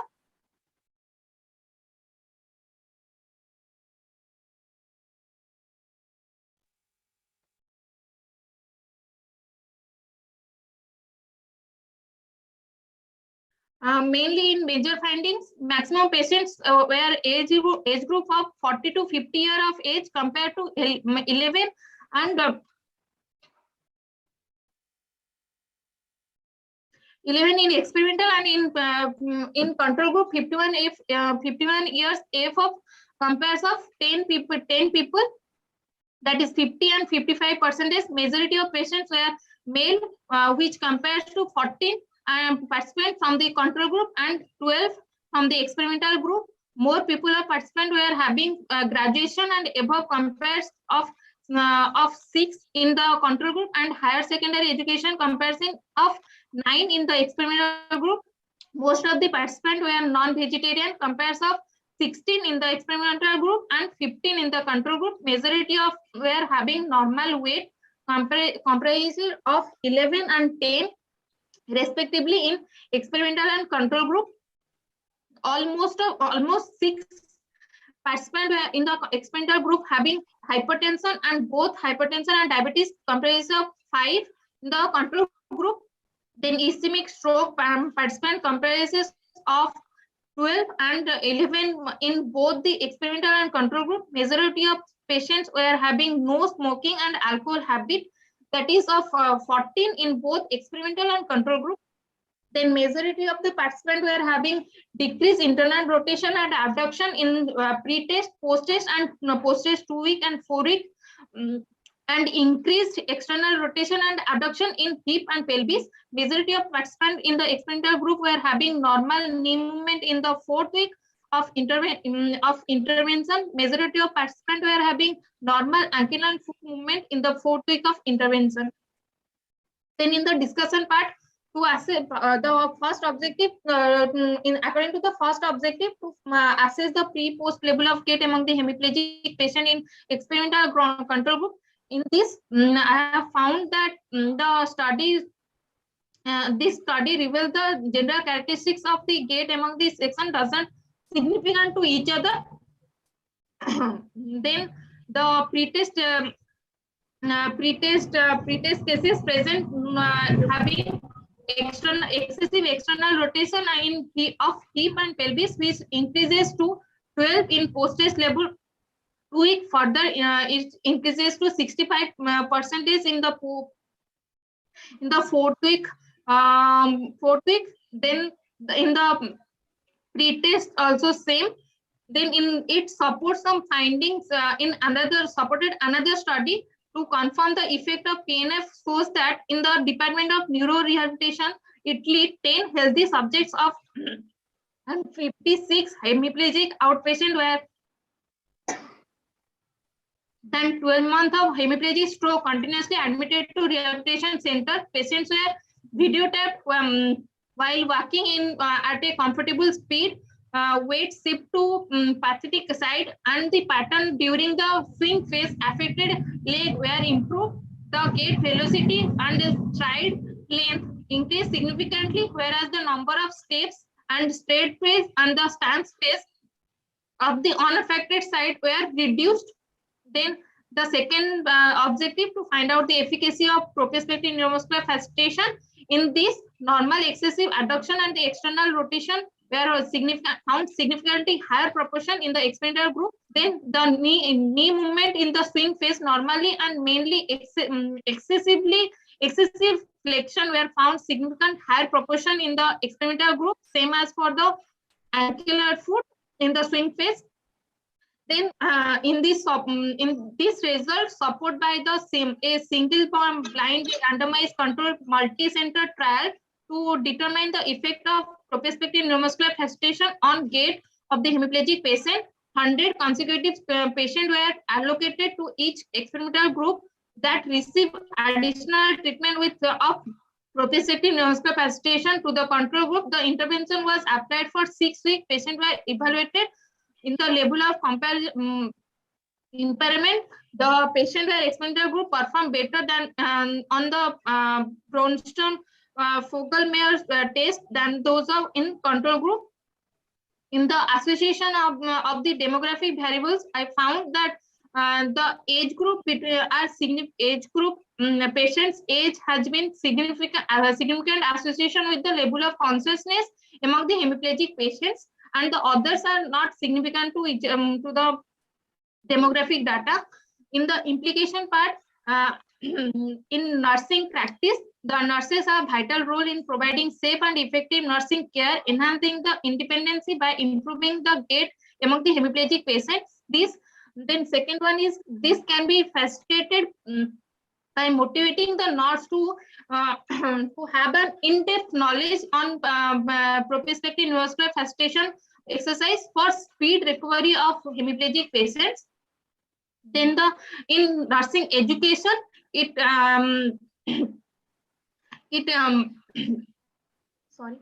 it incorporates various ROM exercise range of motion exercise like prospective neuromuscular facilitation in curricular of nursing with clinical experiences. Then it motivates students to follow prospective neuromuscular facilitation for the hemiplegic patient to prevent hemiplegic immobility. Then in the nursing administration, conduct in service education program and continuous education program for effective management of hemiplegic patients.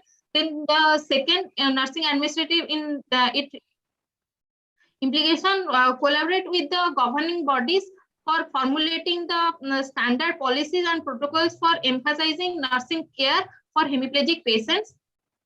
Then the fourth one in nursing research, the nurse researcher can disseminate the findings of the study through conferences, seminar, and publishing in professional journals in medical surgical staffs.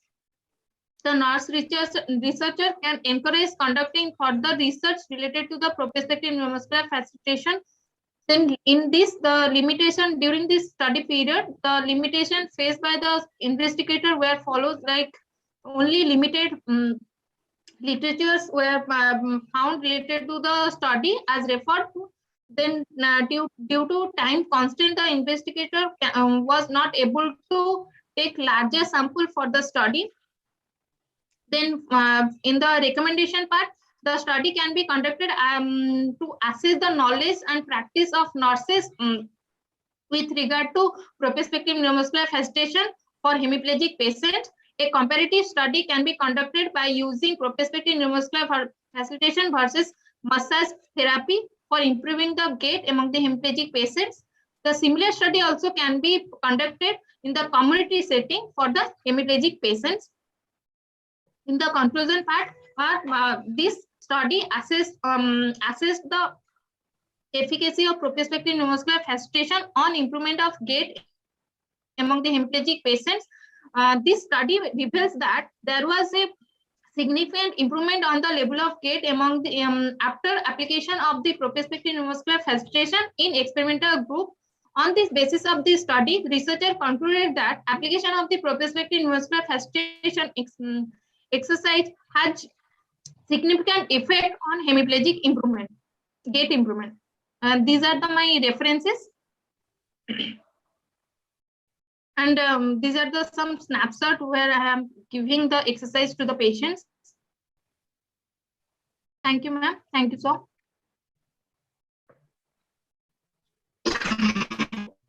Thank you so much for that presentation. Yeah, any questions from our chair? Yeah, Anashikta, you have done the good study. You have done the good study. So for me, there is 2-3 questions are there. The first question is that how you ensure then that sample size is adequate for in your study? Sir, according to the statistician, I have consulted with the statistician. She told that according to how many patients are available per month, according to that, I can get the samples. If the time will be much longer, then more sample I can get, and I can do longer time experiment exercise I can give them, so that the improvement I can, how much they are improving, I can conclude that. And another question is that this is mainly exercise. The physiotherapy also will perform in the clinical area. So how it is useful for the nursing, this procedure? As physiotherapy people are giving exercise to the patients. And also sir, nurses are also working for the patient, for the improvement of the patient. They can also help the patient and educate the patient to do this exercise in the daily basis. Sir. Okay, ma. Thank you. Thank you, sir. Thank you, ma'am. Thank you so much for that presentation again. And now let's proceed with our next presenter, Mr. Bishwajit Shil, the effectiveness of back massage among old age people with non-specific low back pain at selected old age homes at Bhubaneswar. Bishwajit? Thank you, ma'am. All right, there. Have it on presentation mode, and you have 8 minutes. Is it visible, ma'am? Yes, it is. Have it on presentation mode. Just a second. Is it visible? Yes, it Hello. is. Okay. Good afternoon. Good afternoon to all. This is Bishwajit. I'm going to present my oral presentation. In my study, my guide was Professor Mrs. Amrita Langa. She is former Professor Mrs. Amrita Langa, College of Nursing. My co-guide, Mr. Ashokan, Professor Mr. Ashokan R, and another co-guide is Mrs. Niveda Mohanty. She is Assistant Professor at College Institute of Nursing Science. All are from Department of Medical Surgical Nursing. My study topic is, this statement is effectiveness of back massage among oldest people with non-specific low back pain at selected old age home, Bhubaneswar. And there are two objectives. First is to assess the non-specific low back pain level among oldest people before and after the intervention. And second objective is to evaluate the effectiveness of back massage among oldest people with non-specific low back pain. Going to the introduction. Low back pain is a symptom that is important health problem throughout the world. Non-specific low back pain is most widespread of low back pain. That is, non-specific is called low back pain without recognizable specific underlying pathology. The prevalence and burden of low back pain increases with aging. The situation is more common and complex in elderly people. Many old people with low back pain don't seek care. They have limited regenerative abilities and are more prone to disease and sickness than other adults. So my focus on reducing non-specific low back pain among oldest people by using massage therapy, because massage may often be perceived as a safe therapeutic modality without any significant risks or side effects. Need of the study. The oldest people are usually ignored nowadays, both mentally, physically. Oldest people have limited regenerative abilities and are more prone to disease and sickness than other adults. The most recent study shows that the global prevalence of punctual low back pain comprising all age group. It is estimated that pain is an emerging problem in the elderly population, and that is importantly requires monitoring, especially in developing countries. Another study reported that low back pain is more frequent and characterized by longer episodes in oldest people than in young adults. So my focus on reducing non-specific low back pain among oldest people who are staying in old age home. My hypothesis was the H0, that is null hypothesis. There will be no significant difference between before and after the back massage among oldest people with non-specific low back pain. And these are my methodology. The research approach was the quantitative approach. The research design was quasi-experimental, one group pretest posted design. Sample was oldest people with non-specific low back pain. Sampling technique was purposive sampling, and duration was 7 months, and sample size was 30 samples. And study setting was MP Old Age Home and Sri Krishna and Anandasana Old Age Home, Bhubaneswar. Method of data collection was structured interview, schedule, and observation method. And data collection tool I used, that is structured demographic performer and universal pain assessment tool. These are two tools, that is structured socio-demographic performer. In structured socio-demographic performer, it consists 9 items. It's composed of age, gender, education, occupation, religion, nature of previous occupation, marital status, duration of stay in old age home, average sleep per day, activities done presently in a day. This all comes in structured socio-demographic performance. And second tool, that is universal pain assessment tool, that in this present study, universal pain assessment tool was used, and universal pain assessment screening with 0 to 10 pain intensity numeric rating scale was there. And coming to the data collection procedure, before conducting the data study, formal permission was obtained from the director of MB Old Age Home and Sri Krishna Anandasram Old Age Home. Written consent was obtained from the participant after explaining the purpose of the study. 30 samples are selected and demographic variable of sample are gathered by using structured interview schedule. Pre-test was conducted to assess the level of non-specific low back pain among oldest people by using universal pain assessment tool. And after pre-test, masses were administered to the group for 30 minutes each for 5 weeks.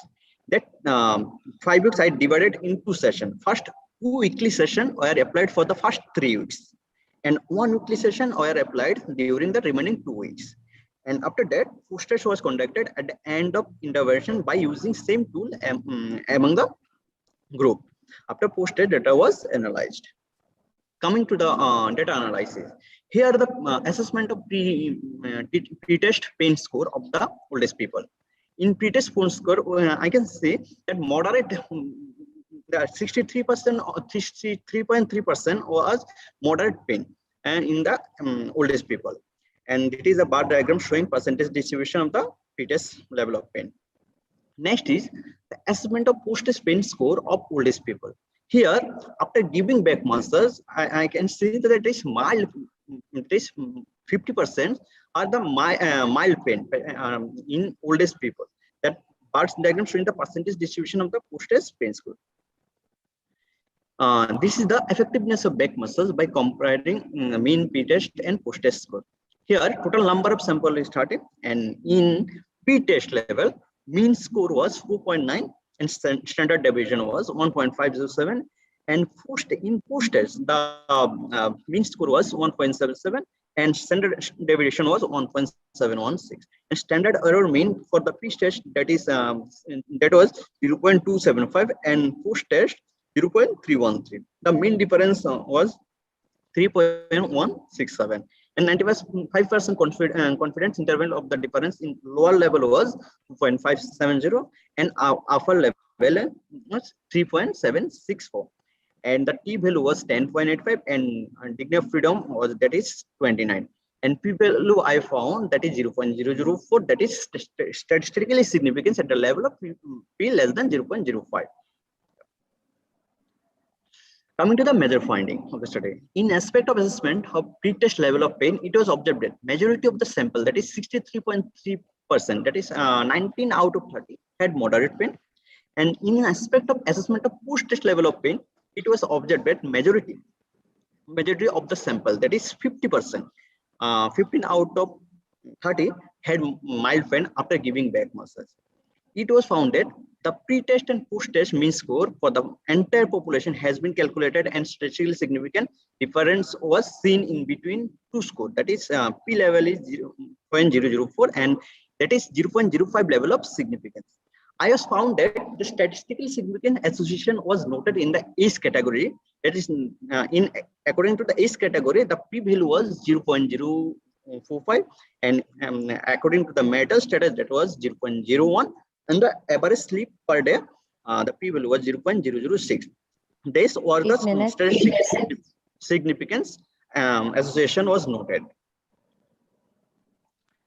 Coming to the implication for the nursing practice, nurses are the key person of the health team, who play a major role in the health promotion and maintenance. Clinical nurse leaders need to maximize the use of critical thinking and professional judgment in their staffs in the care of patients, especially in care of oldest people.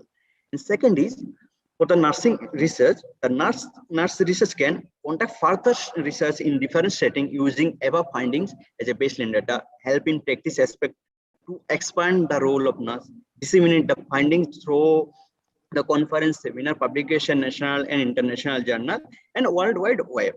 And for nursing education, the nurse educator can educate the nurse on management of low back pain among old age people to reduce the pain and prevent disability. For these activities, nurses also need to update their knowledge through regular in-service education. Coming to the conclusion, oldest people aged between 60 to 80 are more prominent to get back pain. Most of the time, they are ignoring their pain. That's why my focus was to reduce back pain and to save the necessary health care expenditure and oldest people suffering. So this study concluded that back massage helped reduce non-specific low back pain. It was effective for non-specific low back pain among oldest people. These are my references. Thank you. Thank you, sir. Thank you, ma'am. Thank you so much for that presentation. Yes, any questions, Dr. Chair? Mr. Biswajit. Yes, sir. Your sample size is 30. Yes, sir. It is sufficient to generalize the findings, sir. Sir, actually, I have taken the purpose sampling technique I have used, sir. So, No, yeah, I'm asking question is that sample size is 30. Yes, sir. Whether that findings, what you got in the study, that is generalizable. No, sir, that is not generalizable. It needs more sample to generalize, sir. Okay. And second question is that your focus on that non-pathological low back pain, right? Non-specific low back pain, sir. Yeah. How you ensure then that the patients or the sample not having for any pathological condition? Sir, there have some criteria I've used. I'll show just a second.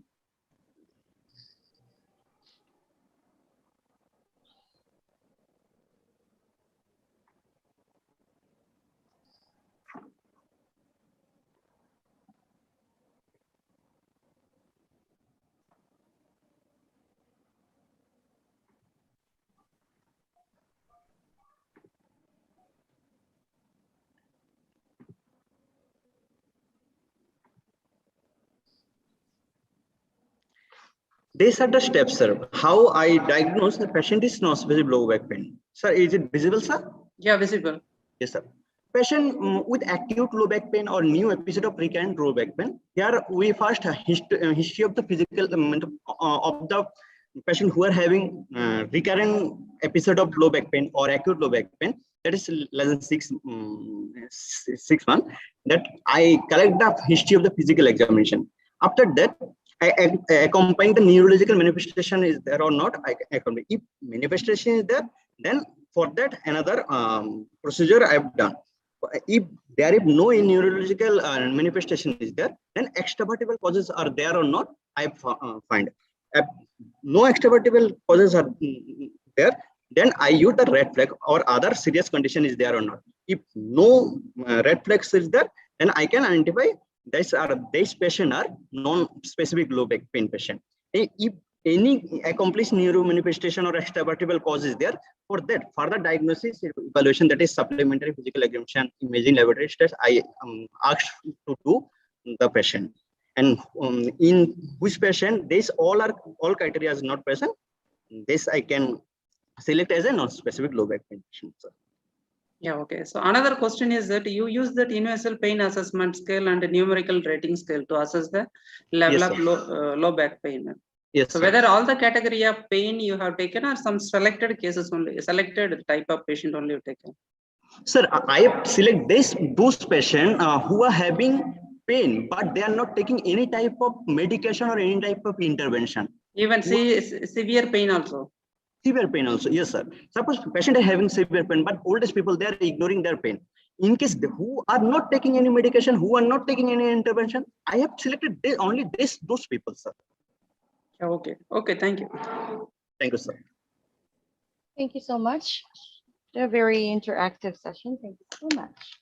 And now let's proceed with our next presenter. An oral presentation by Dilip Kumar Dash. The topic is about the effectiveness of tailored exercise program on levels of physical performance, mobility, and falls efficacy among elderly in a selected area of Bhubaneswar. Yep, I do see your screen. Thank you. I can't Thank you, hear madam. you. There you go. Very Perfect. good afternoon.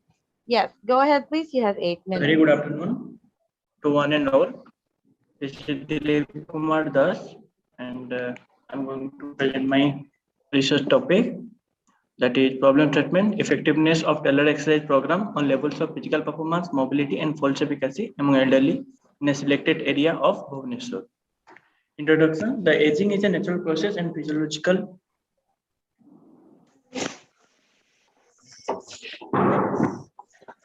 decline of the human body generated by aging can occur in several ways, including bone density and muscle mass reduction, increased postural instability, impairment of visual and auditory capacity, higher consumption of medicines, as well as environmental risks that can predispose older people to fall, decrease their level of physical performance and mobility.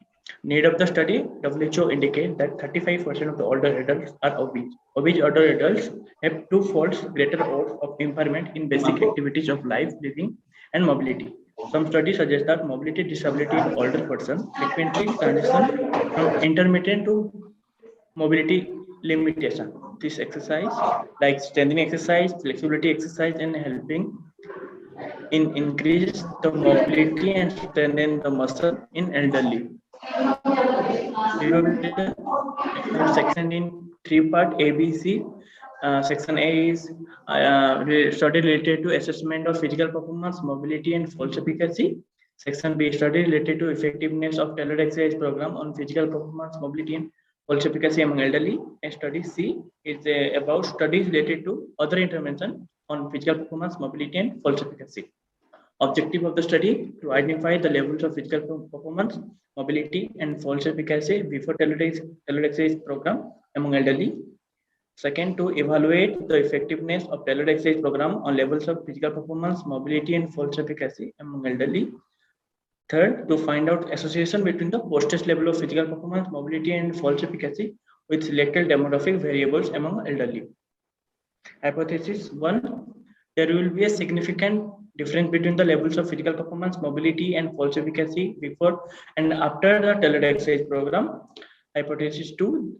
There will be a significant association between post-test level of physical performance, mobility, and false efficacy with the selected demographic variables. Methodology I used: approach was quantitative approach. Research design: pre-experimental research design, one group, pre-test, post-test design. Sample: elderly, age between 65 to 85. Sampling technique: convenience sampling. Sample size 36. Duration 5 weeks of the intervention. Study setting: USTC near Bhubaneswar. Method of data collection: interview and observation. Data collection tools are Brown's modified physical performance scale, Smith elderly mobility scale, and Tinnitus false efficacy scale. Selection criteria: inclusion criteria: elderly who are 65 to 85 available during the period of data collection and who will be give the consent for the study. And score: because score is 10 to 18 out of 20. The total score of mobility, the maximum score of mobility scale was 20.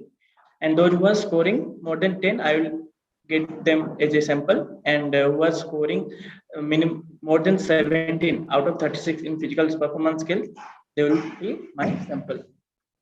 Exclusion criteria: have visual problem, elderly with cognitive impairment, having hearing loss, have gait and restricted movement, undergoing any treatment for physical performance, use assistive device for activities of daily living, had undergone surgery such as orthopedic abdominal surgery within the last 5 years, had fracture within the last 5 years. Analysis and interpretation: 4 sections are there.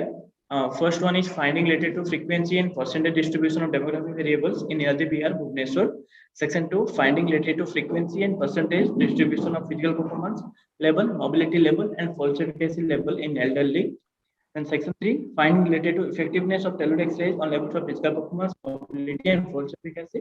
And last one, association between the post-test level of physical performance, mobility, and false efficacy with the demographic variables among elderly.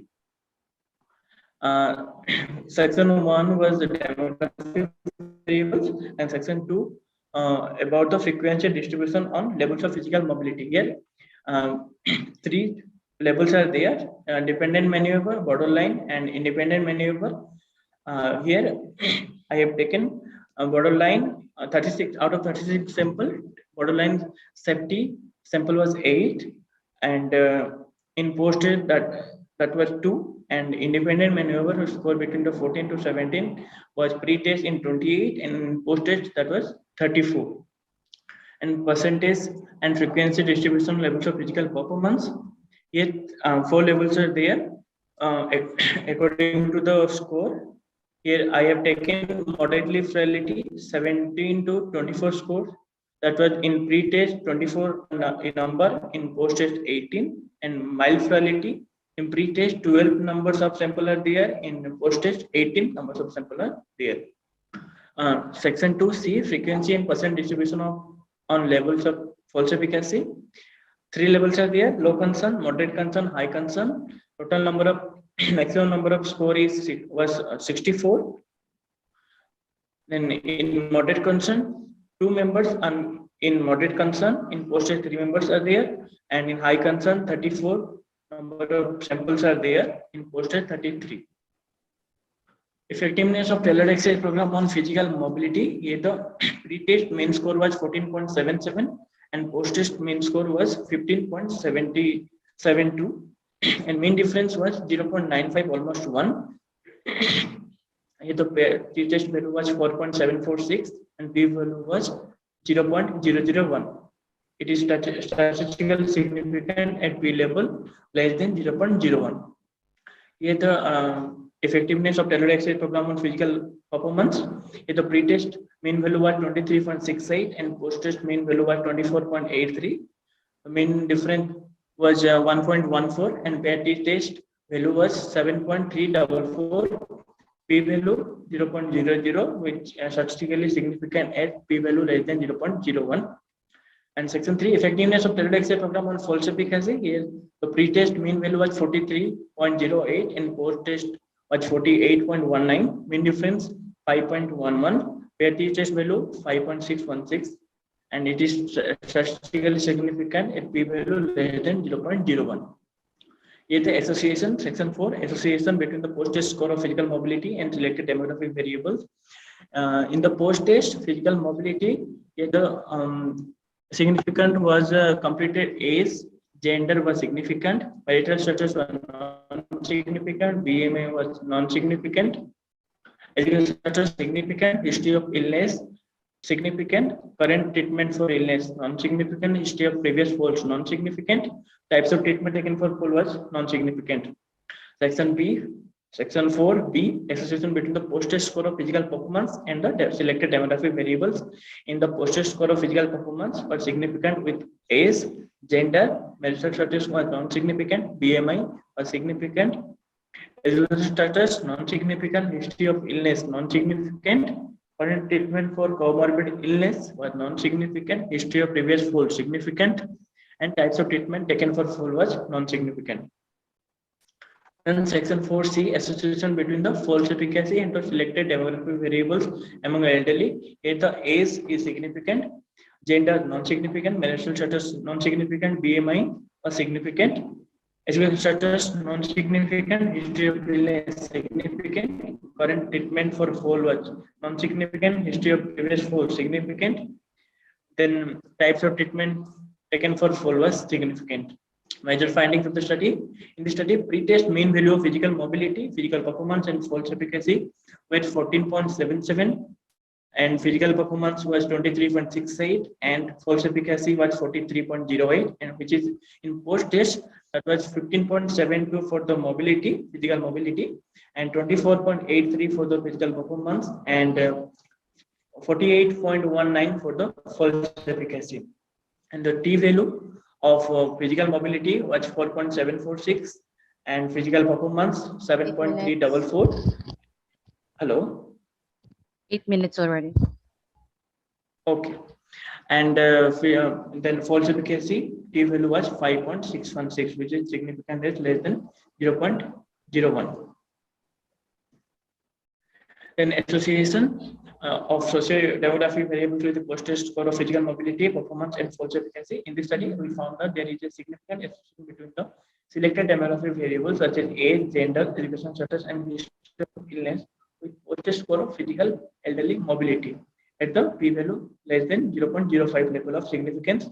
In physical performance, we found that demographic variables such as age, gender, BMI, current treatment of illness, current treatment for illness, history of previous falls are significant at p-value less than 0.05 post-test score of physical performance. In false efficacy, we found the demographic variables, BMI, age, history of illness, history of previous falls, and types of treatment taken for fall are significant at p-value less than 0.05.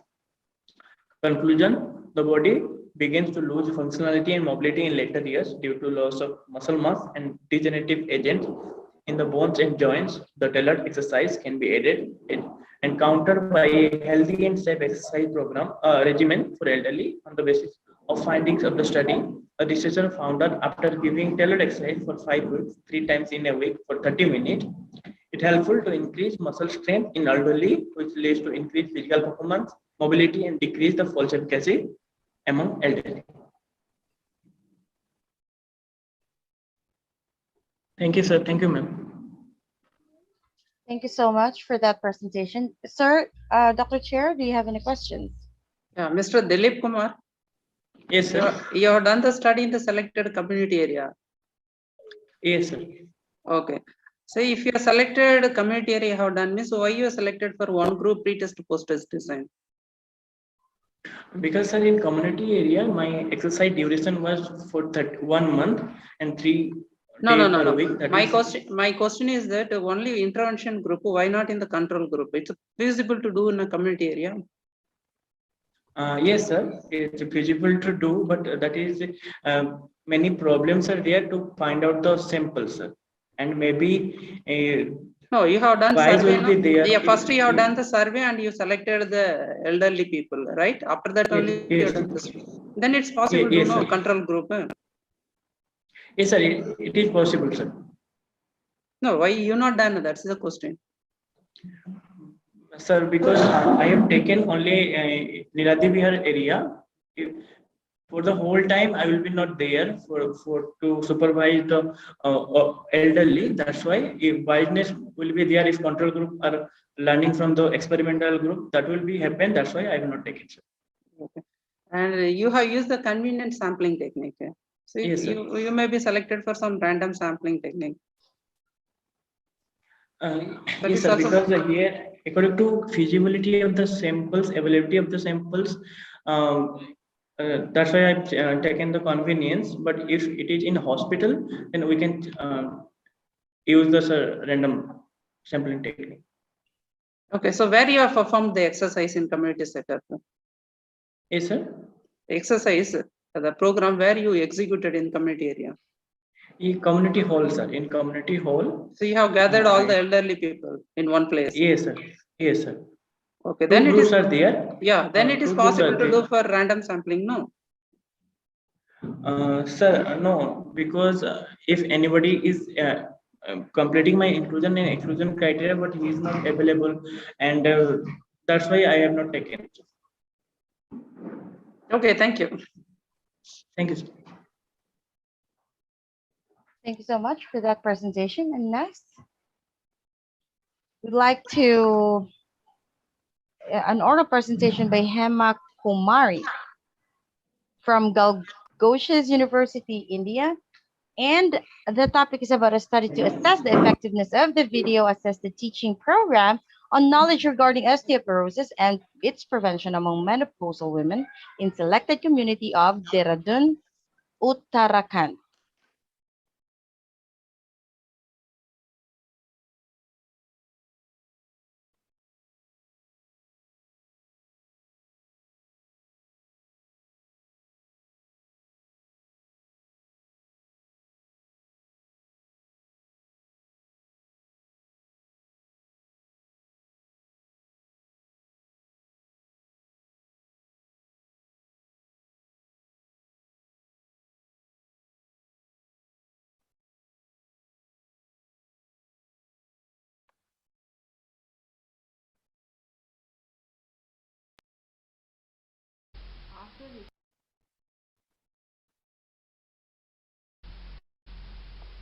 Introduction to the introduction is related to the concept of women's health as it is becoming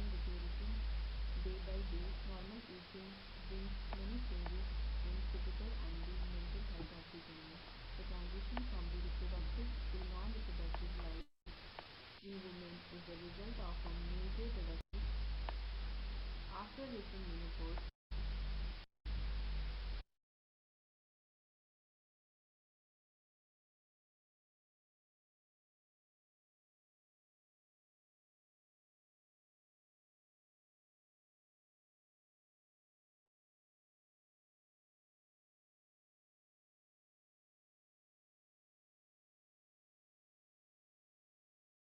Not audible. and experiencing among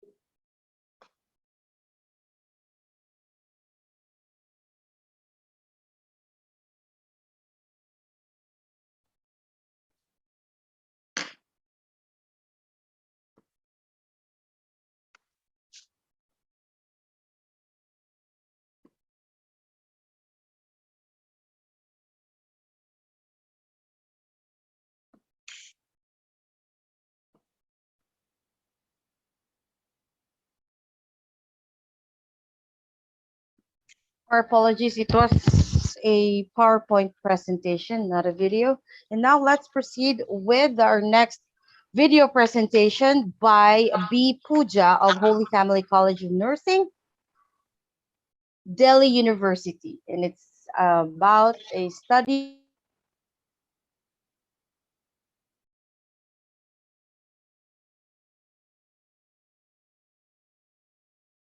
to assess the effectiveness of video-assisted teaching program on knowledge, attitude, and program regarding oral health among nursing students of selected College of Delhi.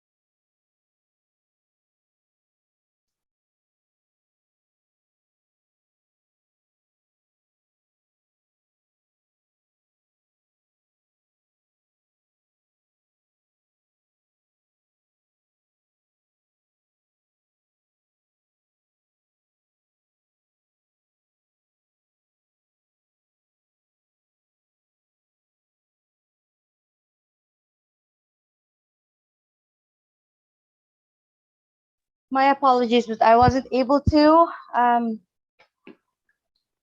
Yeah, I'm having error message in playing her video.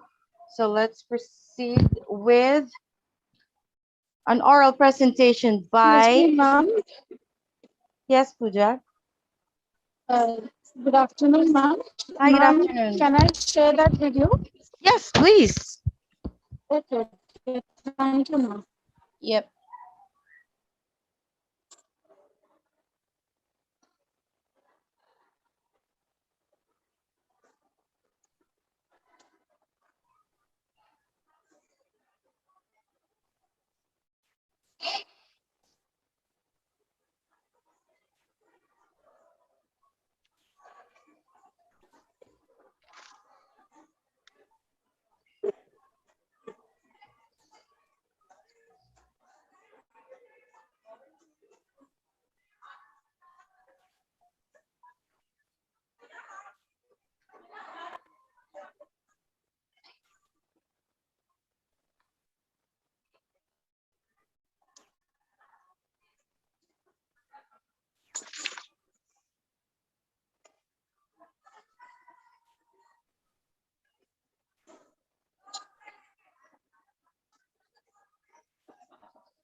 Excuse me, ma'am. I'm not able to find it. Can I share them after a few minutes? Sure. Okay, thank you.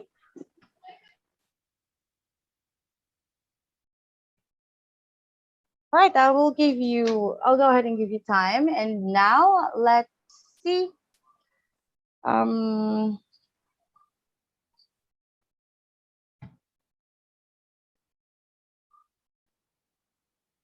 how about an oral presentation by Sita Lestari? Are you available, Lita? Sita Lestari? Yes, I am here, but yes, I will prepare because we have different time between may you give me 5 minutes, 3 minutes? Okay. Yes. I will use another device.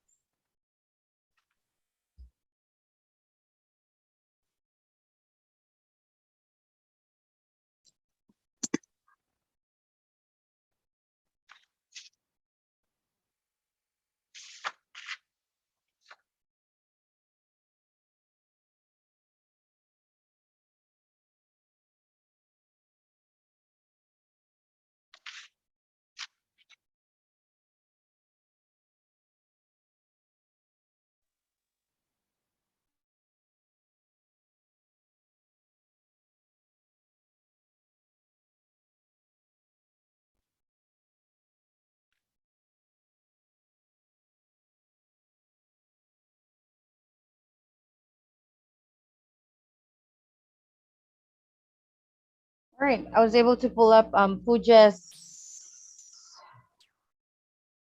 presentation, so let's watch it. Again, this is a video presentation from B. Pooja, Holy Family College of Nursing, Delhi University.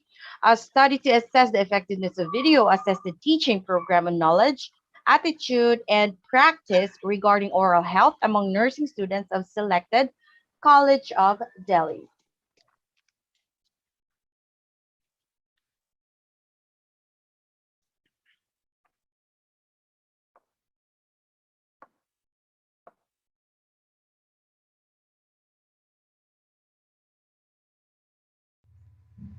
A very good afternoon to one and all present here.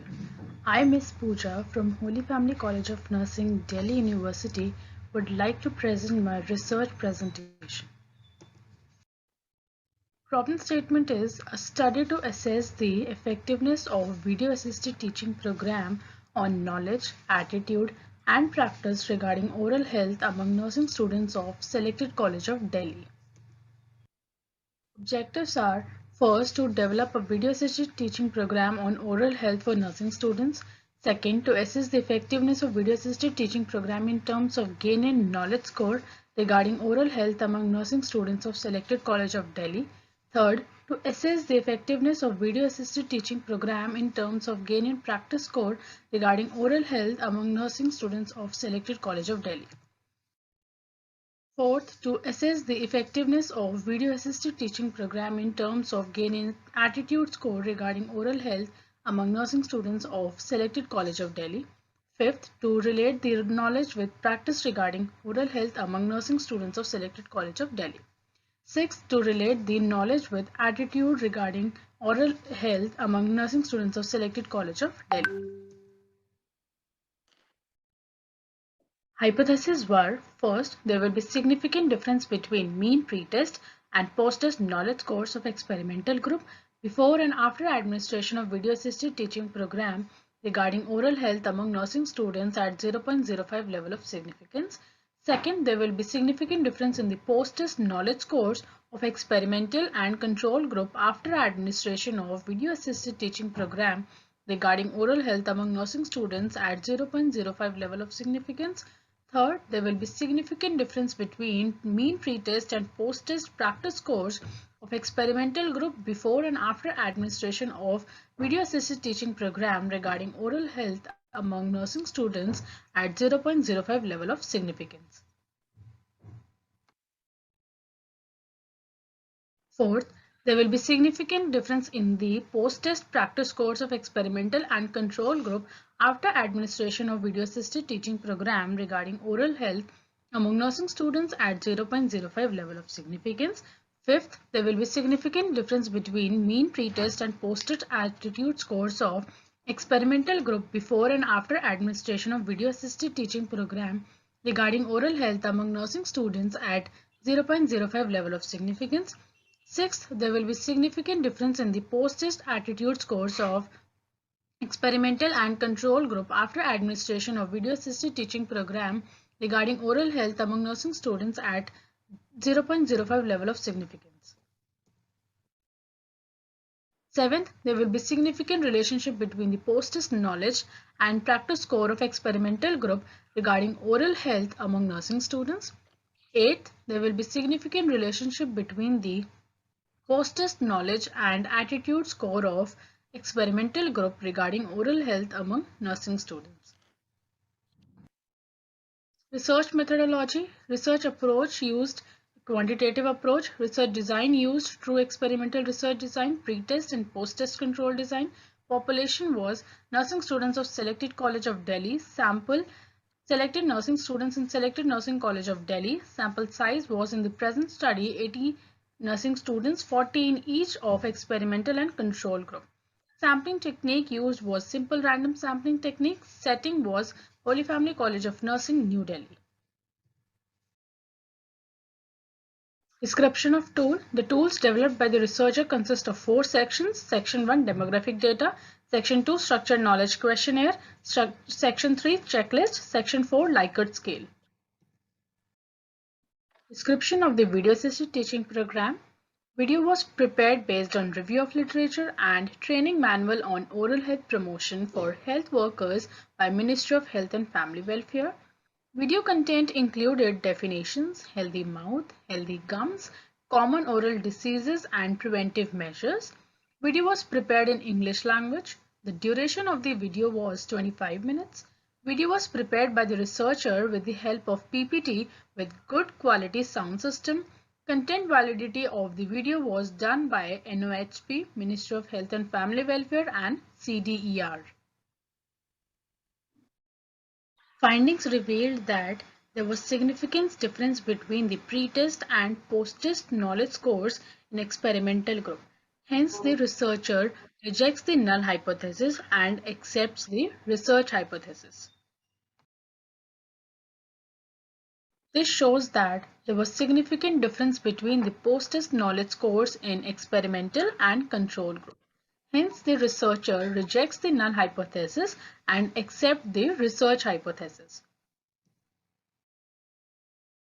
This finding showed that there was significant difference between the pre-test and post-test practice scores in experimental group. Hence, the researcher rejects the null hypothesis and accepts the research hypothesis.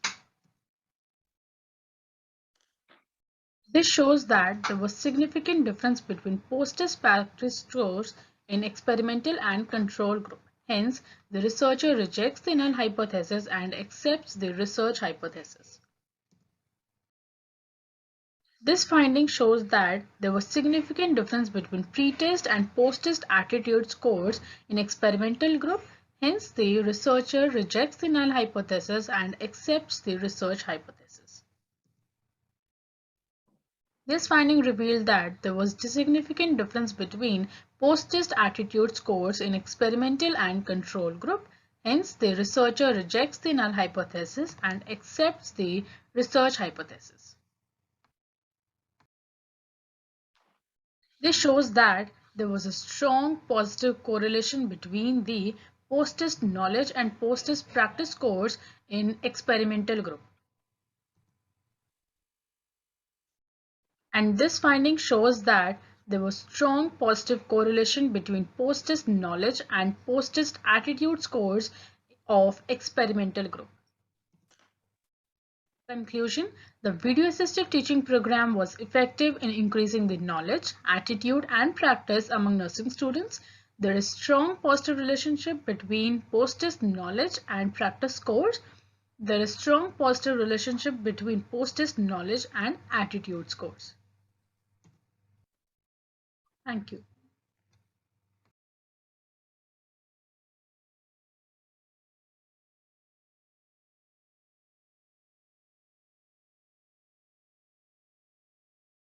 Thank you so much. Are there any questions from our chair? Yeah, madam, there is one question, sir. So this study was selected for in the nursing students, sir. That is a question. Because we are studying for that nursing only. We are studying about all the disease conditions, mainly related to oral health. We know about the oral health, how should give for that, everything. But again, she is not clear about it. The nursing students, for which category of the students, she is not mentioned clearly. So this is one question. Good afternoon, sir. Sir, actually, at the time of when I have done this study, that was the COVID pandemic. So I have taken for the schools going children only. But it was quite so difficult to get the sample because schools were closed. Then I have shifted my study to the nursing students because there I can see, because I have taken the BHC first year and the second year students' life, so that we can assess that whether they are having the appropriate knowledge, attitude, and the practice, then only they will be able to give care to their patients. That's why I've done the study on the nursing students, sir. No, I understand. My question is the teachers are taking the classes. That is the question. Yes, sir. Yes, sir. So, but means I just wanted to know that the one which we are studying about the oral health, that is the only the care which we used to do. First, we don't study in the detail about the all the conditions. Means made the video assisted teaching in all perspectives, like definitions, all the disease conditions, management, all I have included in that, and especially the practice for the brushing steps and the mouth self examination as well. Another question is that you have used some tool in your study, like assessing the knowledge, practice, and attitude. It's a tool or you have prepared, or it's a standardized one you have used?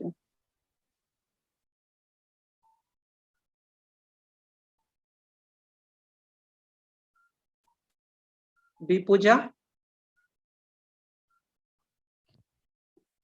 Pooja?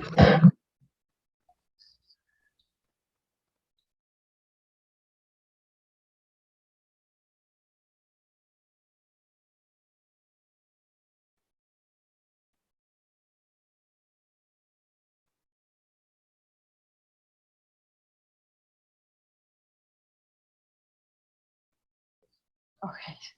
All right. Thank you so much for that presentation then.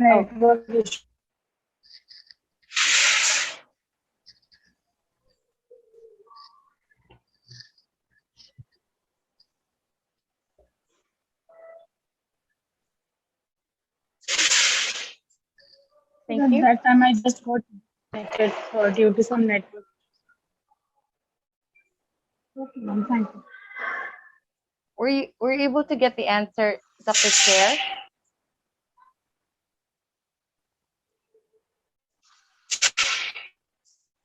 Sir asked me like I have prepared that tool. It was not standardized tool. What? Once again?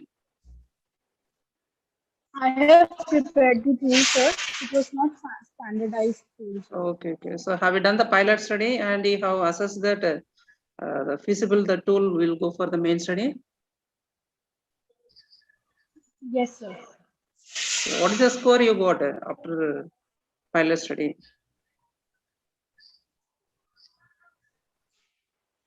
Sir, in pilot study, sir, I found that the student knowledge and the practice score was less than the attitude score.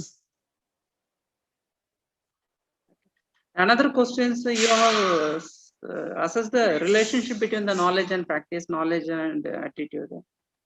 So if you could have done that attitude and practice also, what is the relationship is there? It will be useful.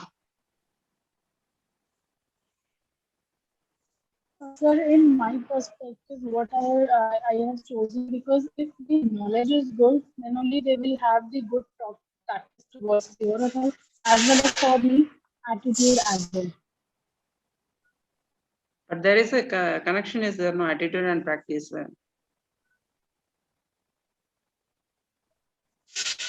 Yes, sir. Yeah. Yes, yeah, I Miss Smriti can do like that also. Okay, ma. Thank you. Thank you so much. Okay, thank you, sir. And now, yeah, thank you so much for that presentation. Let's go back to Sita Lestari. Are you ready?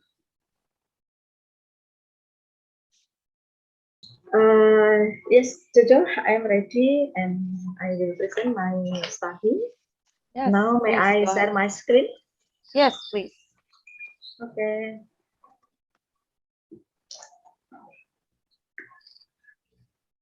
Okay, thank you very much for giving time to me. Have it on presentation mode and you have 8 minutes. Okay. Yes, okay. In this opportunity, I would like to present my study. It is about the effect of decaffeinated green and roasted coffee in reduction of blood sugar level.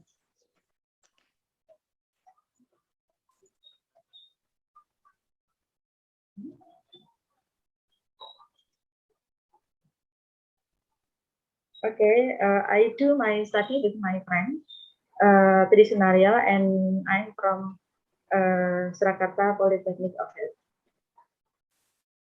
Sorry.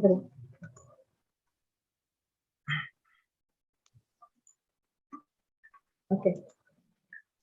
So what I'm going to present today is about the background and then material and method, data result and discussion, and the last one is the conclusion. Let's start with the background. As you know that diabetes mellitus is common disease among human nowadays. Based on the International Diabetes Federation, the number of people with diabetes in 2019 is 463 million and is expected to reach 592 million by 2035.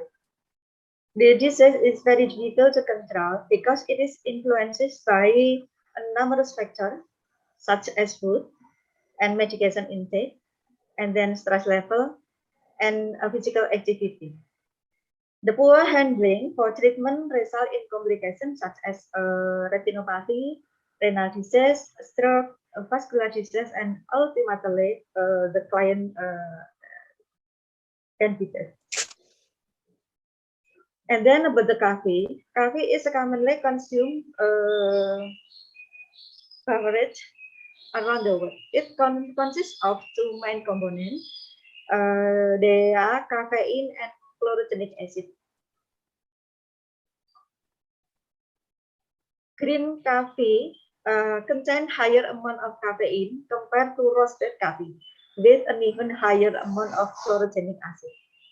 Previous study related to the effect of caffeine on reducing blood sugar level has been carried out. Caffeine causes a decrease of insulin sensitivity, resulting in a decrease of glucose tolerance. And chlorogenic acid plays a role in preventing insulin resistance, causing a trigger to a more rapid reduction in blood sugar. Decaffeination is a caffeine absorption process resulting in a decrease of its level of in solution.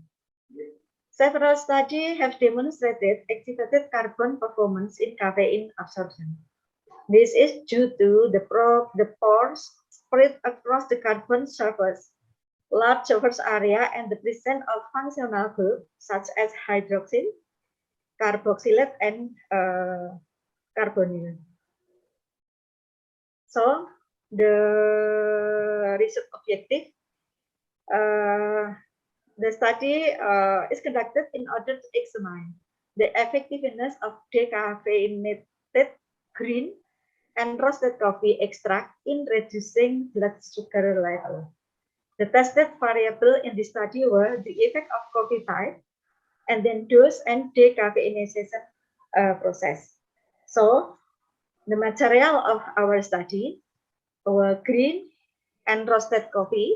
It comes from Aceh, Gayo, part of Indonesia, and it was activated charcoal from CV Indococo Pacific. Yeah, I use the halal and certification number. I write here, and distilled water and alloxan monohydrate.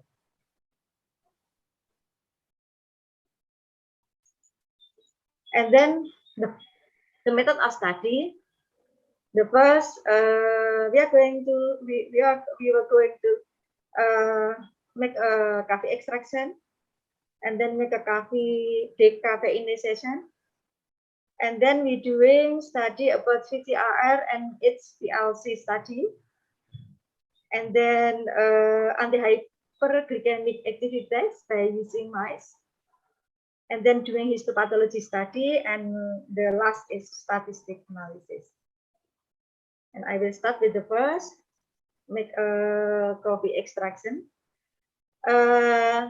Coffee extraction is by 4 grams of green coffee was dissolved in 100 milliliter of distilled water at 60 degrees Celsius. The mixture was stirred at a speed of 150 RPM with a constant temperature around 60 until 70 degrees Celsius for 15 minutes. And then the coffee solution was separated from the filtrate using filter paper.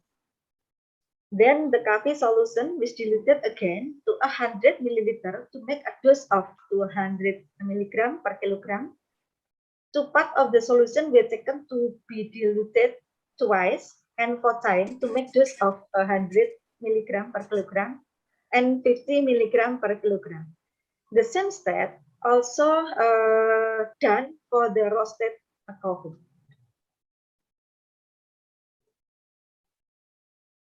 And then coffee decaffeination, we make 100 milliliter were taken from each dose of the coffee solution at 60 degrees Celsius and then mixed with 4 grams of activated charcoal. The mixture was then stirred in a speed of 300 RPM under a constant temperature of 60 to 70 degrees Celsius for an hour. And the insoluble activated charcoal residue were then filtered using filter paper. And then we doing FCIR and HPLC. That FCIR was test was carried out on activated charcoal, but before and after being used in the decaffeination process. This was done to qualitatively analyze the absorption in caffeine in activated charcoal. High performance liquid chromatography or HPLC test was carried out on green and roasted coffee solution, both before and after decaffeination. This was done to calculate the degrees of caffeine in caffeine content. And then we make a anti-hyperglycemic activity. We use albino mice with 150 until 250 gram. We fasted for 16 hours before diabetes induction.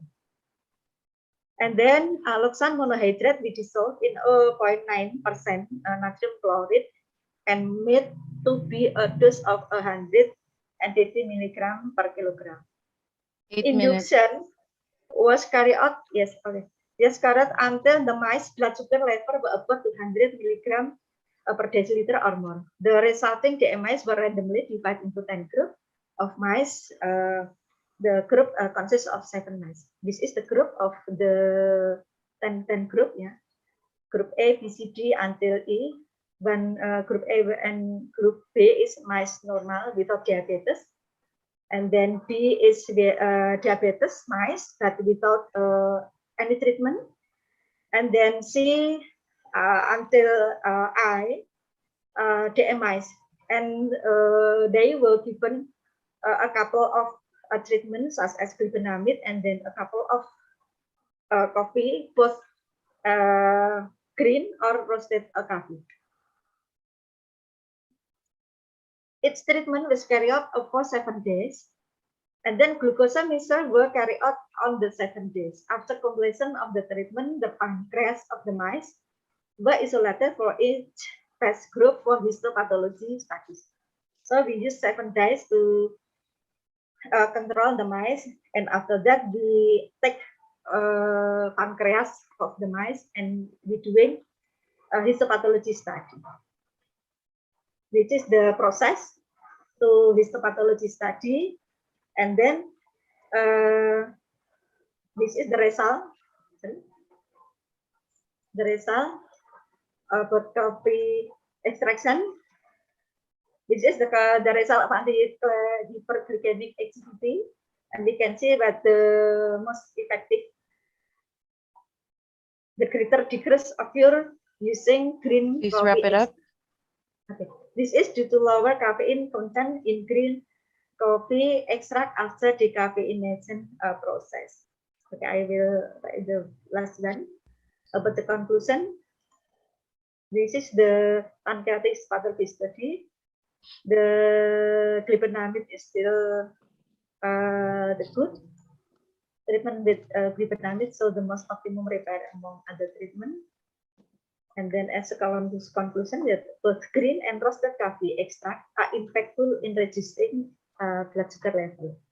However, green coffee extract has a better performance due to lower caffeine content in a higher chlorogenic acid content. The additional of charcoal into the coffee extract improve the time of blood sugar level reduction. Green coffee extract also have a better performance in recovering gamma pancreas cell due to the higher. I think that's all for my presentation. Thank you very much. Thank you so much. Any questions from our chair?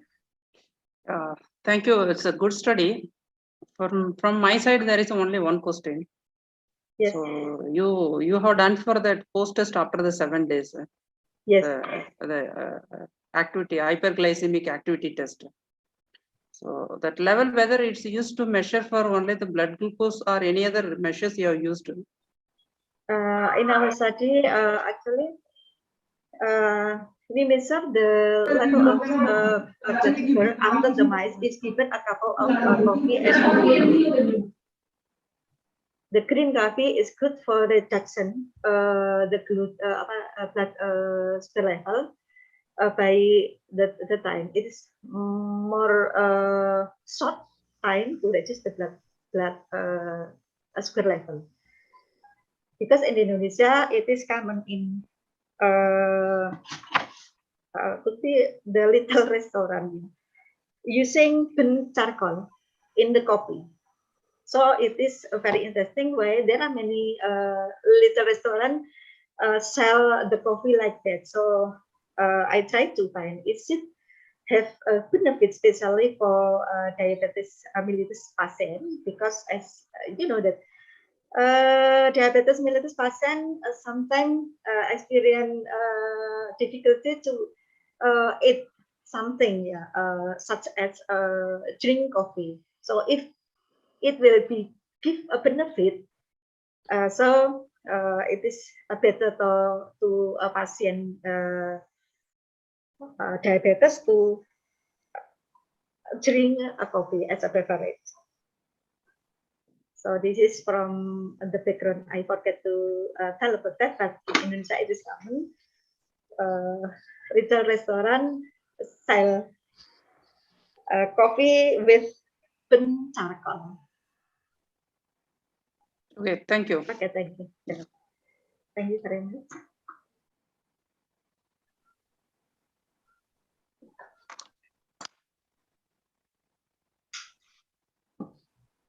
Thank you so much for that presentation. And next, I would like to invite our next oral.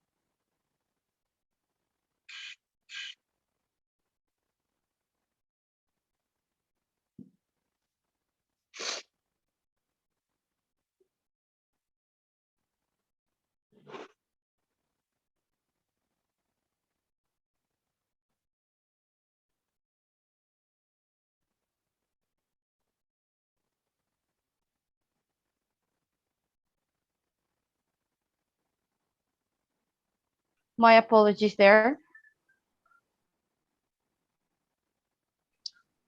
All right, can you hear anyone? Can you hear me? Yes, ma'am. Okay, thank you so much. Yeah, our power just went out, so I switched to my backup. All right, and next, I would like to invite a presentation from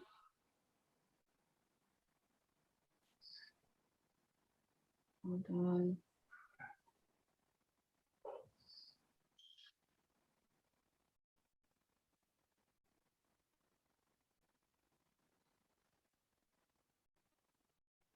Aganyo Josek Majeto, Dr. Angeline Kirui, Dr. Mary Kama, University of Nairobi.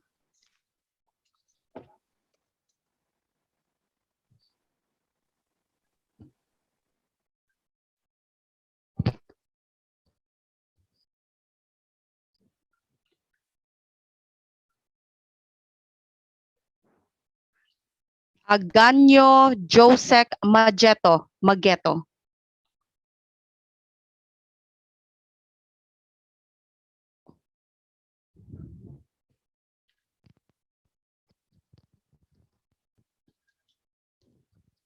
Again, second call to Aganyo Josek Mageto, Dr. Angeline Kirui, Dr. Mary Kama.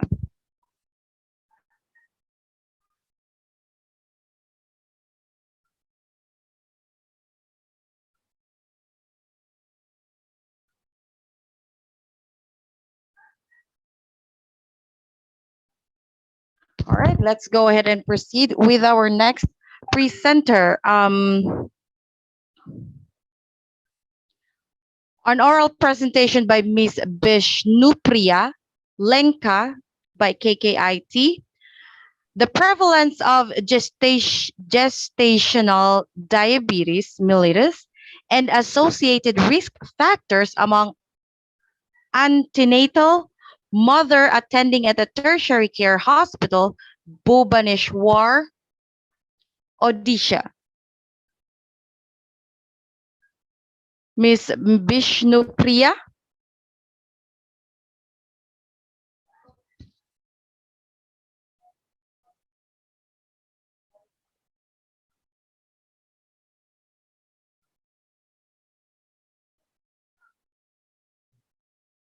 All right.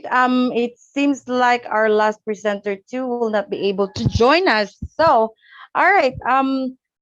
Let's go ahead and proceed to our most awaited break, the lunch time. And all right, let me just double check what time are we coming back. All right. So everyone, go ahead and have your lunch, eat, drink, and we'll be back at exactly 2:30 p.m. India time. See you guys after an hour. Bye.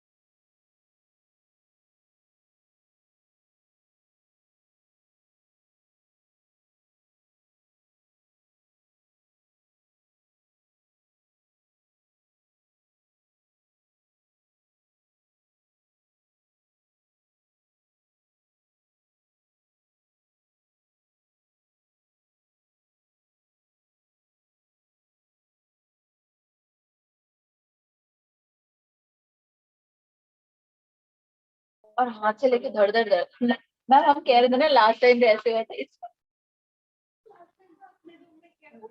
इसमें आंखें नीचे वाली धड़ धड़ last time भी यही same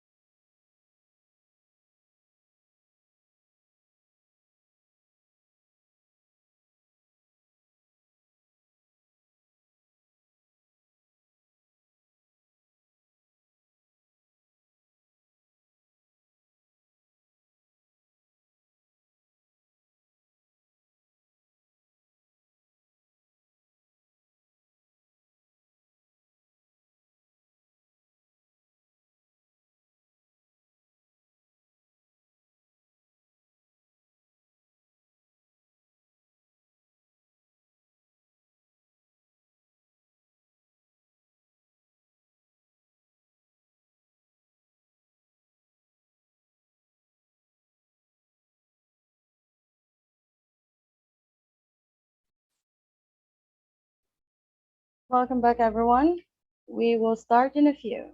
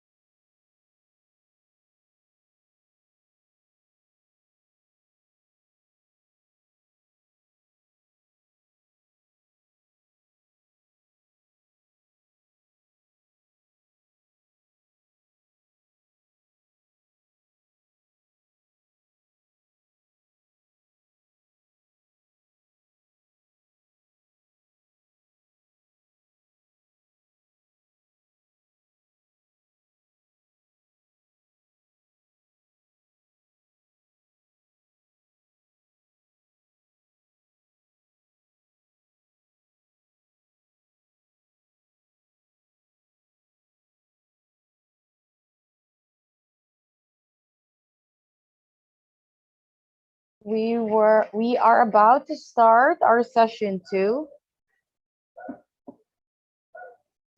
child health nursing. To all the participants under child health nursing, please join back and we will start.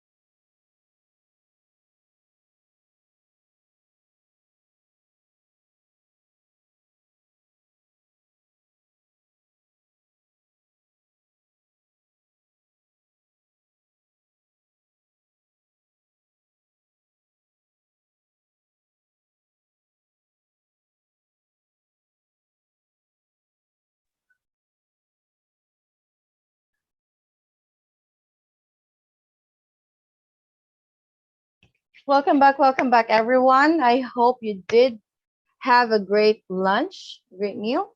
Welcome back, and we are going to start. I welcome everyone, all the participants to the session 2 of this conference.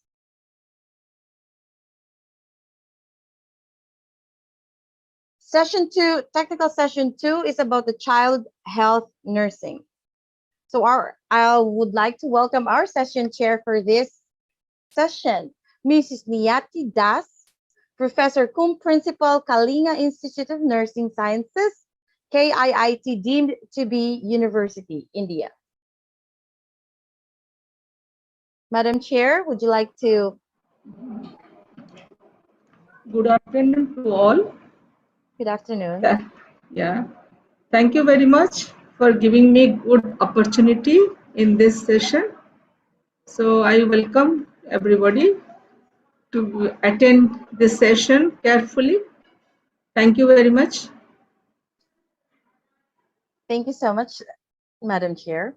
All right, and let's start with our first video presentation from Miss Grace Amita.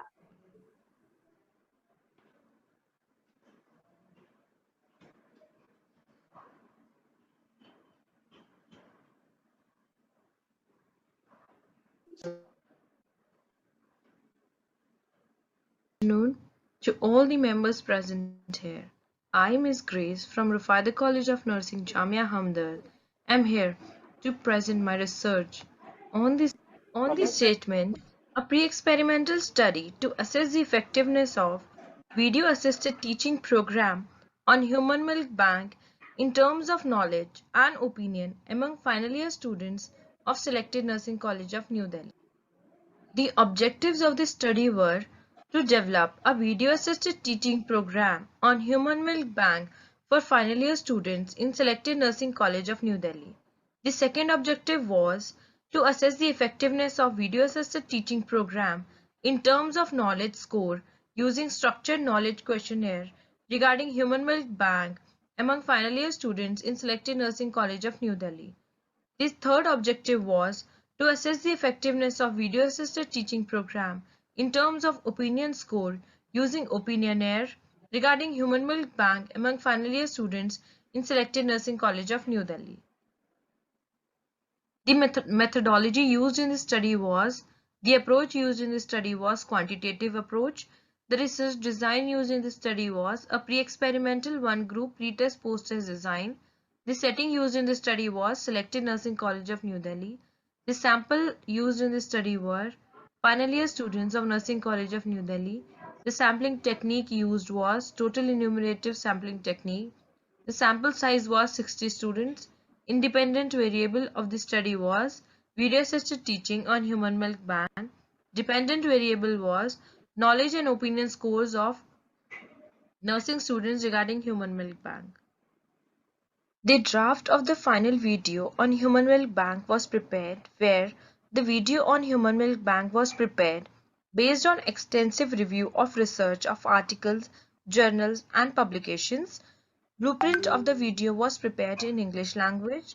Content of the video was prepared where the headings of the video were prepared and were established. Audio and written information regarding the content was prepared in English. Content validity of the video was also established. The duration of the video was 15 minutes. The findings of the study were divided into 4 sections where Section 1 was regarding the demographic data of the participants, that is, age, gender, marital status, type of family, and the data revealed that with respect to age, almost half of the students, that is, 48.9% of the students were of the age 22 years, whereas 40% of the students were of the age 21 years of age, and least percentage of the students, 11.1% of the students were 20 years of age. Section 2 comprised of the comparison between the pre-test and the post-test knowledge scores of the participants, and the findings revealed that the mean of the post-test was 26.89, which was greater than the mean of the pre-test, that is 11.73. Section 3 revealed that the comparison between the pre-test and the post-test opinion scores of the participants, and the findings revealed that in terms of median post-test it was 20.0, which was also greater than the pre-test median, which was 14. The other findings of the study were the association between the demographic variables with the post-test knowledge scores. Section 2 findings showed that the good knowledge in the pre-test was 0%, whereas in the post-test was 100%.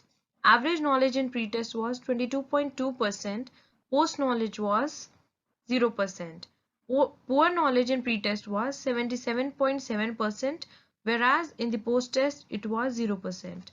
Section 2 also revealed that the mean difference between the pre-test and the post-test knowledge score was minus 15.066. The calculated t-value was 28.463, which was greater than the t-table value, that is 2.021 at 0.05 level of significance. So, the null hypothesis was rejected and research hypothesis was accepted. The findings of section 3 were the mean difference between the pre-test and the post-test opinion score, which was minus 4.867. The calculated t-value was 8.225, which was greater than the t-table value, that is 2.021 at 0.05 level of significance. Hence, null hypothesis was rejected and research hypothesis was accepted. Findings revealed that there was no association between the post-test knowledge scores with the selected demographic variables, and the test applied for the seeking of association was Fisher's exact test. The study were the video-assisted teaching program on human milk bank among final year nursing students in selected Nursing College of New Delhi was effective in improving the knowledge of the students. The video-assisted teaching program on human milk bank among final year nursing students in selected Nursing College of New Delhi was effective in affecting the opinion of the students. And the third conclusion drawn was that there was no significant association between the knowledge scores with the selected demographic variables. These are the references. Thank you. Well, thank you, Grace Amita. Good afternoon, ma'am. Yeah. So I want to ask that this is a good study Yes, ma'am. on milk bank, and already so many research are there, but still you have selected this research Yes, ma'am. topic. So, and another thing is why you have selected your sample as a final year students?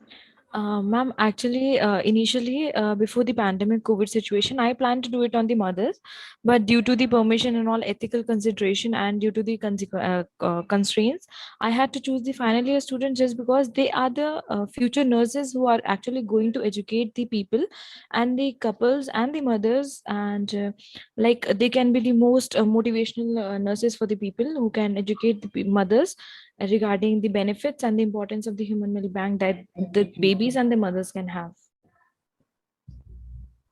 But I think they have studied uh, during their course.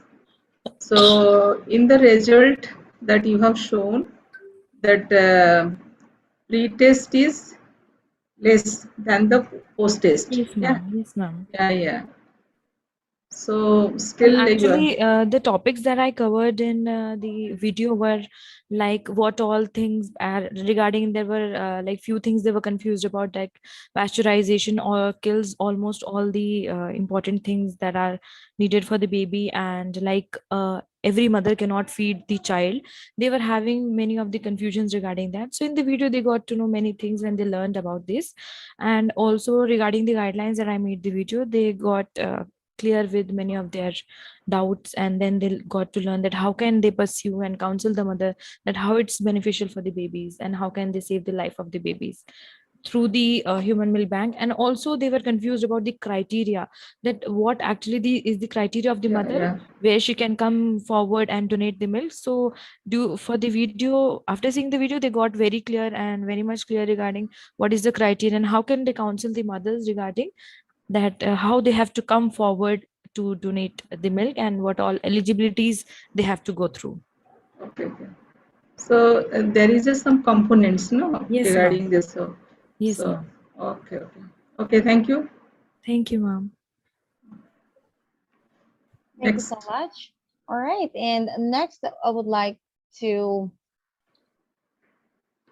invite S.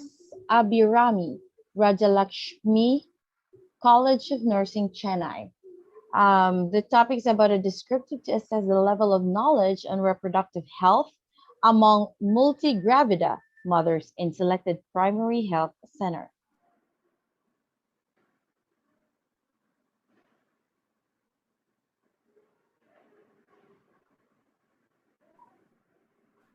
Second call to S. Abhirami Rajalakshmi, College of Nursing, Chennai, with the topic of a descriptive study to assess the level of knowledge in reproductive health among multi-gravida mothers in selected primary health center. S. Abhirami.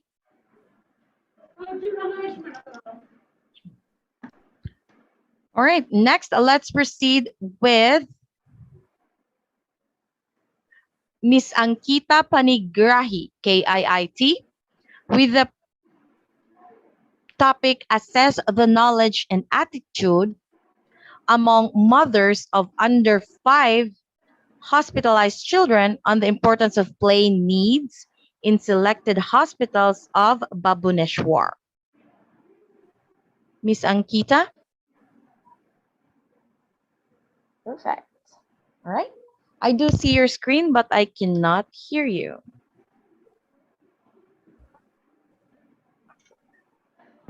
Ma'am, am I audible now? Yes, you are. Thank you so much. Have it on presentation mode, and you have 8 minutes. Good afternoon, everyone present here. I am Ankita Panigrahi from KIT University.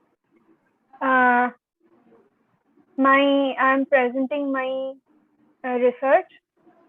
For introduction, play is an activity in which everyone is engaged for enjoyment without considering its end result. Experts in child development and behavior have said repeatedly that play is the work of the child. Recent research suggests that children's access to good play provision can increase their self-awareness, self-esteem, and self-respect, improve, and maintain their physical and mental health. The importance of play is considered as assistance in the speedy recovery of ill children. It reduces regression, return to previous stage of development. Play gives a way out of repressed desire, anxiety, fear, and allows children express themselves in a more creative and present way. So the problem statement of my research was assess the knowledge and attitude among mothers of under 5 hospitalized children on the importance of play need in selected hospital of Bhubaneswar. Objective of the study were first, to assess the knowledge and attitude among mothers of under 5 hospitalized children regarding importance of play need, and second, to find out the association between the knowledge and attitude regarding importance of play need among mothers of under 5 hospitalized children with selective demographic variable. So methodology, qualitative research approach was selected for the research. Non-experimental descriptive design was taken.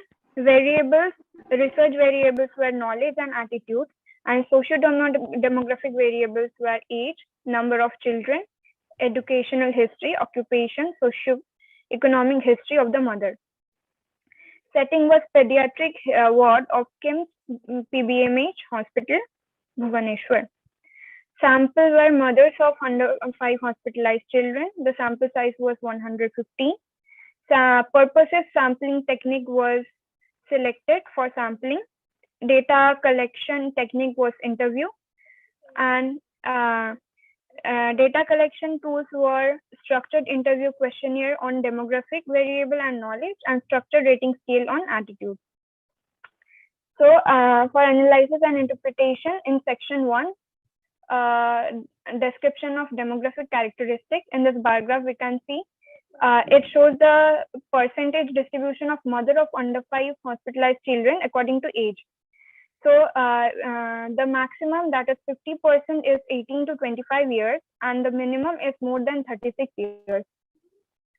Next, for religion, we have maximum Hindus, that is 66.90%, and others, and Muslim was 33.04%, and we didn't have any Christian or any other religion mothers present at the time. Then in education, we have primary education of the mother. Mother have undergone primary education, that is 47.80%, and no, the minimum, and for no formal education, we have 3.47%. In socioeconomic status, we took the income criteria. The maximum number of mothers were under 35,000 to 55,000, that is 40%, and least were under 5,000 to 15,000, that is 10.43%. Occupation, most of the mother were doing government employees, that is 57.39%, and the least were self-employed. Then number of children in the family, maximum of them, that is 35.65%, have 3 children, and about 13.91% were having 1 child. Age group of the child who was hospitalized, maximum of them were infant, that is 41.70%, and newborn were 10.43%. According to habitat, the frequency percentage was the rural. In rural habitat, there was 31.30%, and in urban 63.60%. Duration of hospitalization, maximum was more than 7 days. More than 7 days was 33.40%, and 3 to 5 days were the minimum, that is 14.70%. Number of hospitalization, including the present number of time the child have been hospitalized. The third time with the present, it was maximum, that is 44.34%, and the minimum was once, that is 13.04%. Then for summary, that is descriptive statistics were used to assess the knowledge and attitude regarding importance of play needs among mother of under 5 hospitalized children in terms of frequency and percentage distribution. So we can see that about 64.34% of the mother have average knowledge, and 27.82% mothers are having excellent knowledge about importance of play need among the under 5 children who were hospitalized.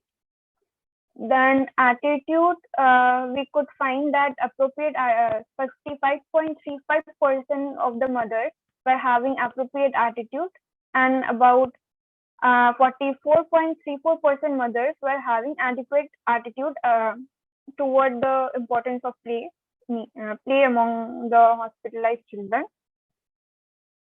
So to conclude, the present study assessed the knowledge and attitude regarding importance of play need among mothers of under 5 hospitalized children. The percent study shows the majority of them, that is 87 out of 115, that is 75% of the mother had good knowledge, and 26, that is 52% of them have favorable attitude regarding importance of play need among parents of under 5 hospitalized children.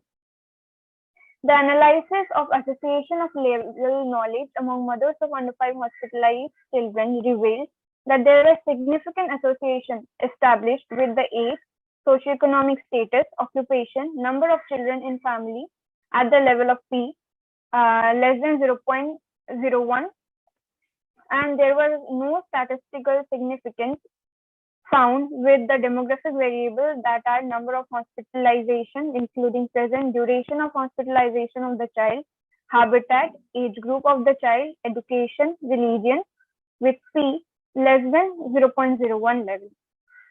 The analysis of association between the level of attitude regarding importance of play need among mothers of under 5 hospitalized children 8 revealed that minutes. there was significant association established with the demographic variable of age, education, socioeconomic status, occupation, number of hospitalization, duration of hospitalization of the children, habitat, religion of P less than 0.01 level. These are my references. Thank you.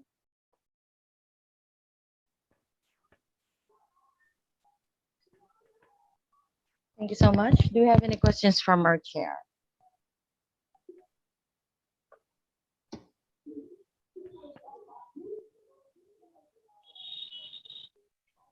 You're on mute, madam.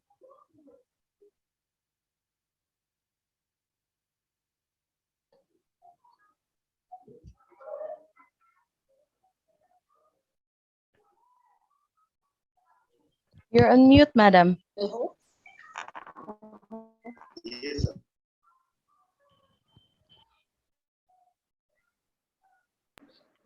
Sorry. Okay, thank you, Ankita.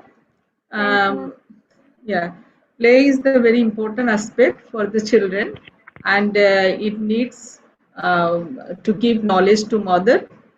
And your study, it shows that already 87% mothers, they are having the adequate knowledge, but few of them are having not adequate knowledge.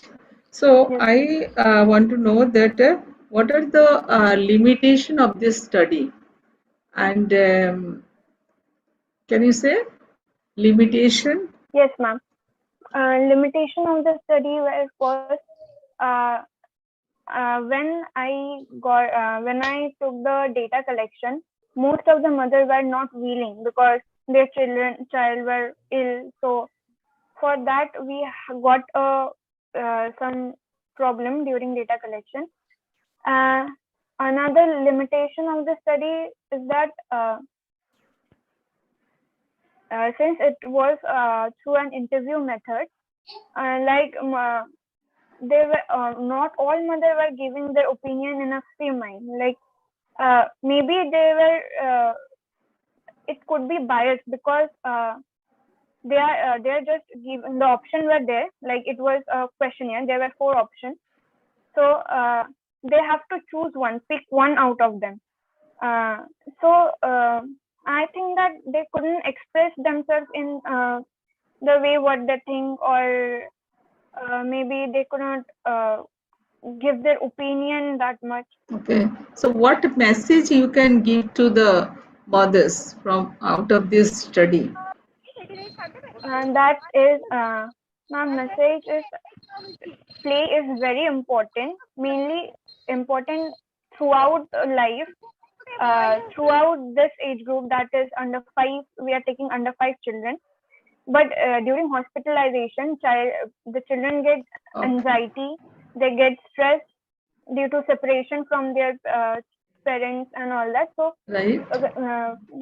play can divert their minds and give them positivity, like, and like socialize them through other ways to play with other children. Okay. Thank you.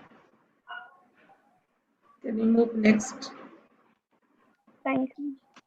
Thank you so much for that presentation.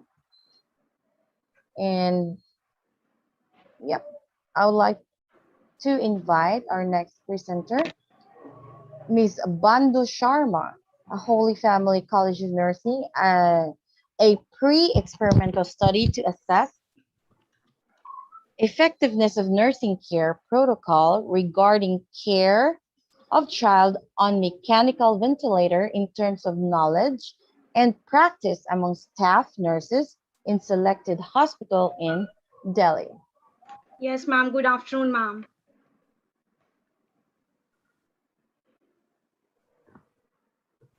Hello, am I audible? Yes. Okay, ma'am. Yes, you are, and I'm sharing your video.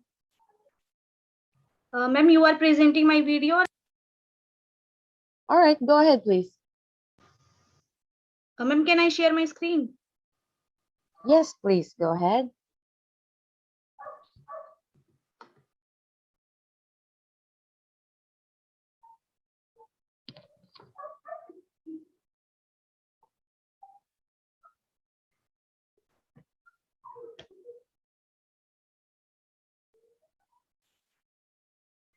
Just wait. It's sharing the screen.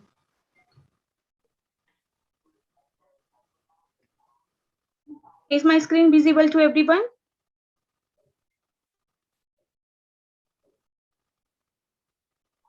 Hello. Yes, it is.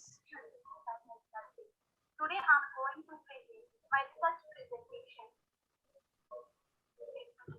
A study to develop nursing care protocol regarding the care of child on mechanical ventilator and assess its effectiveness in terms of knowledge and practice among the staff nurses working in the intensive care unit in selected hospital of New Delhi.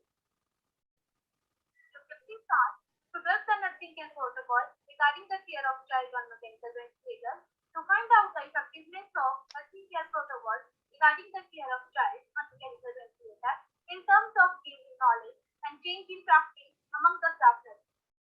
To associate the greatest knowledge and practice regarding the care of child on mechanical ventilator among the staff nurses with selected demographic areas. Hypotheses are H1, there will be a significant difference between the mean pre-test and post-test knowledge scores regarding the care of child on mechanical ventilator. The methodology. This is the pictorial representation showing the research approach and research design used was quantitative research approach, one group pre-test post-test design, setting, study and population. The setting of the study is in hospital and the population is staff nurses working in intensive care units in NICU and PICU. Sample size and sample technique. The staff nurses working in NICU PICU of selected hospital Delhi, and the sample size was 30 staff nurses, and the sampling technique used was non-probability, purpose sampling technique, tools, and method of data collection. Structure knowledge questionnaire regarding care of child on mechanical ventilator, and observation checklist on hand hygiene, IV injection, and suction. Analysis and interpretation of data, descriptive statistics and inference statistics, interpretation and conclusion of the study, report writing and dissemination of the findings. The description of the tool. It consists of two tools. Tool 1 is structure knowledge questionnaire, and tool 2 consists of structure knowledge observation checklist on selected procedures like hand hygiene, IV injection, suctioning, regarding care of child on mechanical ventilator. And Rule 1, structure knowledge questionnaire was divided in two parts. Section A, consisting of demographic variables, and Section B, assessment of knowledge regarding care of child on mechanical ventilator. So comes to findings related to demographic variables, that is section. So it tables showing the frequency and percentage distribution of social demographic variables of nurses. In age, the maximum of nurses are belongs to the age of more than 35 years, that is 33.3%. Marital status, the most of the staff nurses, that is 76.7 were married. Religion, the most of them 11 are belonging to Hindu religion, that is 36.7%. Education qualification, the most of the education qualification is 30 is having GNM, that is 43.3%. Years of experience in ICU, the maximum is having 2 to 3 years of experience in ICU, and the percentage is 40. Attended any workshop or free training? Yes, maximum of them are not attended the training, that is 17%. 70 nurses, that is 56.7%. Then comes to section 2, findings related to knowledge score of nurses. In this, showing the below average knowledge, in pre-test, the 46.7% was having below average knowledge, and in pre-test, 33.3 was having moderate knowledge, and in pre-test, that is only 20% were having good knowledge, and in post-test, no one is having below average knowledge, and 30% were having moderate knowledge, and 70% were having good knowledge. Now comes to section 3, findings related to practice score of nurses. So this is the bar chart showing percentage distribution of level of practice of nurses before and after administration of nursing care protocol. So in pre-test, the 30% of nurses were having full practice skills, and in pre-test, that is 43.3% of nurses were having moderate practice skills, and only 26.7% nurses were having good practice skills. And after the administration of nursing care protocol, that is no one is having poor practice skills, and 36.7 were having moderate practice skills, and 63.3% were having good practice. So now comes to section 4, findings related to effectiveness of nursing care protocol on care of child on mechanical ventilator in terms of gaining knowledge. So in this the pre-test, the mean was 81.6, and post-test the mean was 27.5, and the mean difference was 8.9, and standard deviation is 5.52 and 4.63, and the p-value is 8.217, and the p-value is 0.0, which is significant at 0. Level of significance. So therefore null hypothesis H01 was rejected, and research hypothesis H1 was accepted. This indicates that nursing care protocol on care of child on mechanical ventilators was effective in increasing the knowledge of nurses. Now comes to section 5, findings related to effectiveness of nursing care protocol on care of child on mechanical ventilator in terms of changing practice. So this is the sum total of hand hygiene, eye protection, mean difference, standard deviation, and p-value of pre-test and post-test practice score of nursing. In this, the p-value is 7.041, and the p-value is 0.0, which is significant at 0.05 level of significance.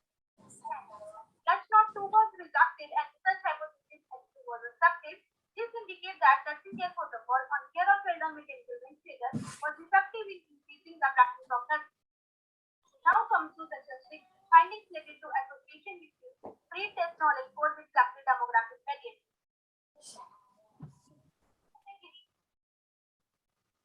Hence, null hypothesis is partially rejected, and research hypothesis is partially accepted, as there was a significant association between pre-test knowledge score of nursing with selected demographic variables such as educational qualification and attended any workshop or skill training related to care of child on mechanical ventilator. And there was no significant association found between pre-test knowledge score of nurses with selected demographic variables such as age, marital status, religion, and year of working experience.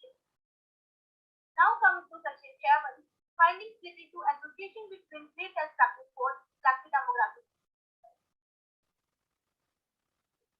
Hence, null hypothesis H0 score is partially rejected, and such hypothesis was partially accepted, as there was a significant association between pre-test practice score of nurses, selected demographic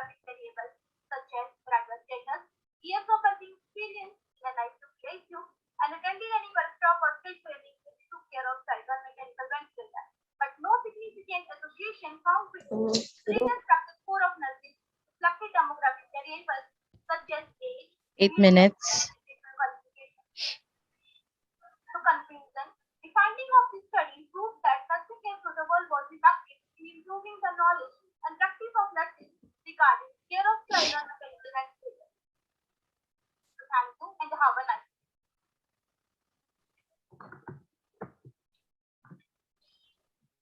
Thank you so much for that presentation. Madam Chair, do you have any questions? Okay, thank you. It is a good study, but the staff nurses, this is a practice of giving care of the child with ventilators, and it is necessary that time to time we have to conduct and we have to see that whether the staff nurses they are having knowledge or not. So it is good. It is very good. Thank you Okay. so much, ma'am. But you have confined within one hospital only. So Yes, ma'am. what will be what may be your recommendation? Ma'am, my recommendation is that I have given that the studies to be conducted with comparison of government and private hospitals as well, and it can be done within 4 to 5 hospitals so that the generalization of study findings can be done. Okay. Yes. Okay. Thank you. Thank you so much, ma'am. Thank you so much for that presentation. And now we'll like to proceed. Our next presenter is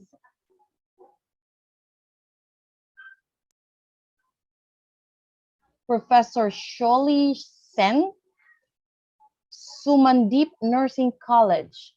The topic is about and the effectiveness of magnesium sulfate fermentation versus potato juice application on phlebitis among sick children between 1 to 3 years receiving parental medicine in the pediatric ward of selected hospitals of West Bengal, India. Professor Sen.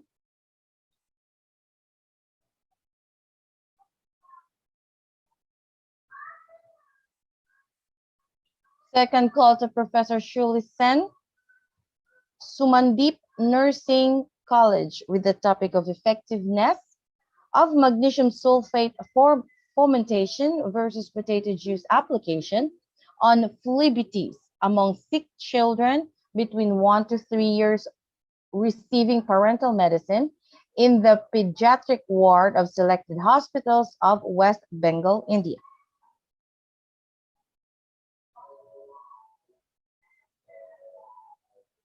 All right, then let's proceed with our next presenter. Maitri Chodori, Nurses Training Institute, Agartala Government Medical College. Tripura. The topic is about a comparative study between knowledge and practice of... Hi.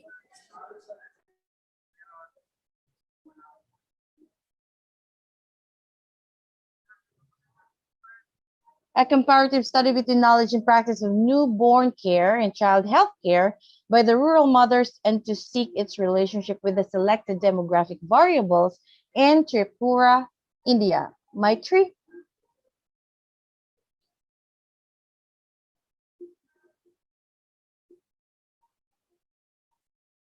Maitri Chodari?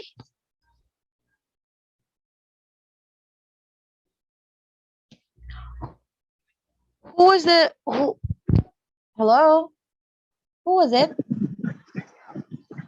Yes, ma'am. Who's this? Myself, I am Maitri Chaudhary from Tripura. Ma'am, I am sorry. Today I am in urgent meeting in my state. And tomorrow I want to be present, ma'am. Please consider me that. Oh, okay. All right. Sure. No problem. Tomorrow at what time I'll present, please consider me the time for this. All right. Okay. Thank you for informing us. All right, and let's call on our next presenter, Mrs. Mira K, our Tuna College of Nursing. The topic is about learning physical posture, builds confidence, strength, as well as mind-body connection. Mrs. Mira? Yeah. Yes, ma'am. Hi. Hi, ma'am. Good evening. Good evening. Yes, go ahead and share your screen, please. Yeah. Good evening to one and all. It's a immense pleasure to present in this conference. Thank you for giving me this opportunity, ma'am. For all the organizers, can I present share screen, ma'am? Yes, of course. Go ahead. Yeah. You have 8 minutes. Yes.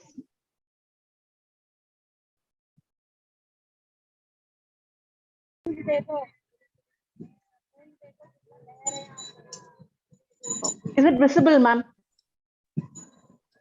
Review of yoga therapy to school children. Is it visible, ma'am? No, it's not. Can you share it again?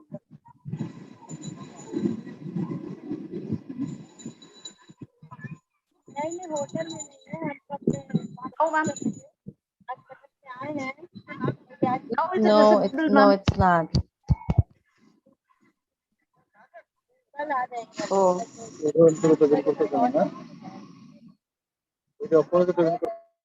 Yeah.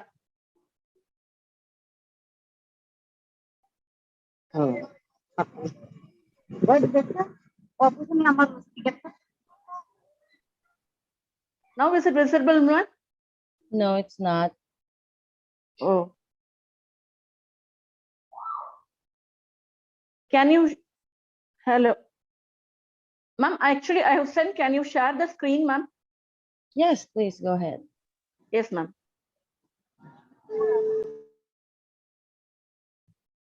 Actually send the material. Can you share that, ma'am, please?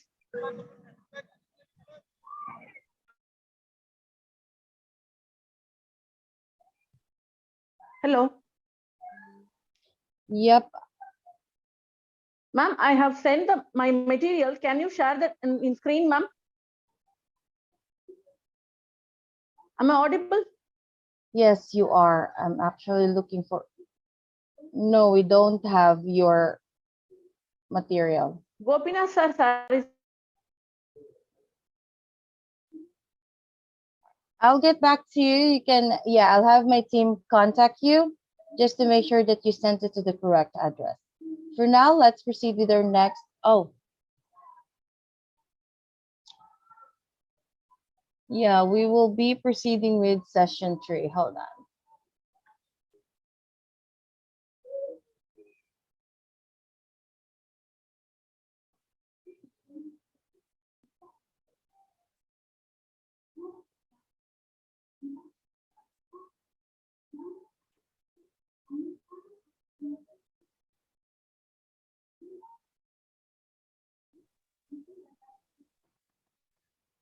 Ma'am, 1 second, ma'am. Share is sharing the screen, ma'am.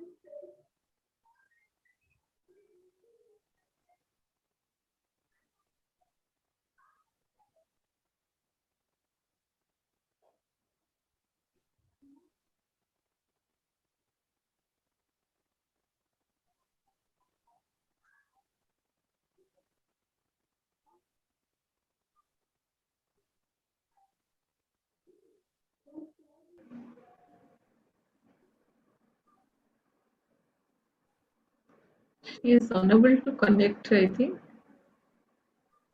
Meera Ramesh, Yes, ma'am. Ma'am, is it visible now, ma'am?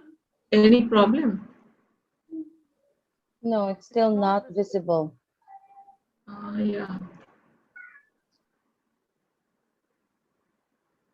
Can I present now, ma'am? Yes, coming. Yes, yes. Yes, ma'am. I am Mrs. Meera K, Aruna College of Nursing. So I'm going to just talk about the review of yoga therapy in school children. Next slide. Actually, voice is little bit louder, I think. Yes, ma'am. Your Yes, voice is not coming. yes, ma'am.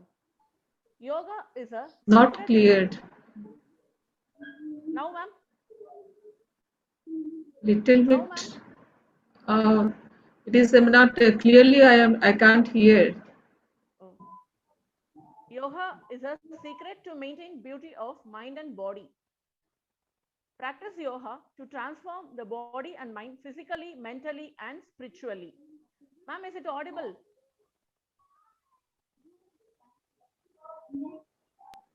Yes, I am adjusting. Yes, I am adjusting. Yeah. Uh, Do. Yoga is being used by a growing number of youth and adults as a means of improving overall health and fitness. Yoga appears promising as a complementary therapy for children and adolescents because children are in pressure nowadays and to compete with the world. So they need therapeutic yoga. Yoga was rendered fifth in the out of 39 therapies, that is complementary alternative medicine by children is a yoga practices. And Kumarki says introducing the children to yoga at an early age help them learn the healthy lifestyle habits and set the foundation for a fit future. Next is this is just a review article for that is yoga for children and what are the benefits of yoga for children in school. Why they need yoga? Because of pressure and competing with so many exams nowadays.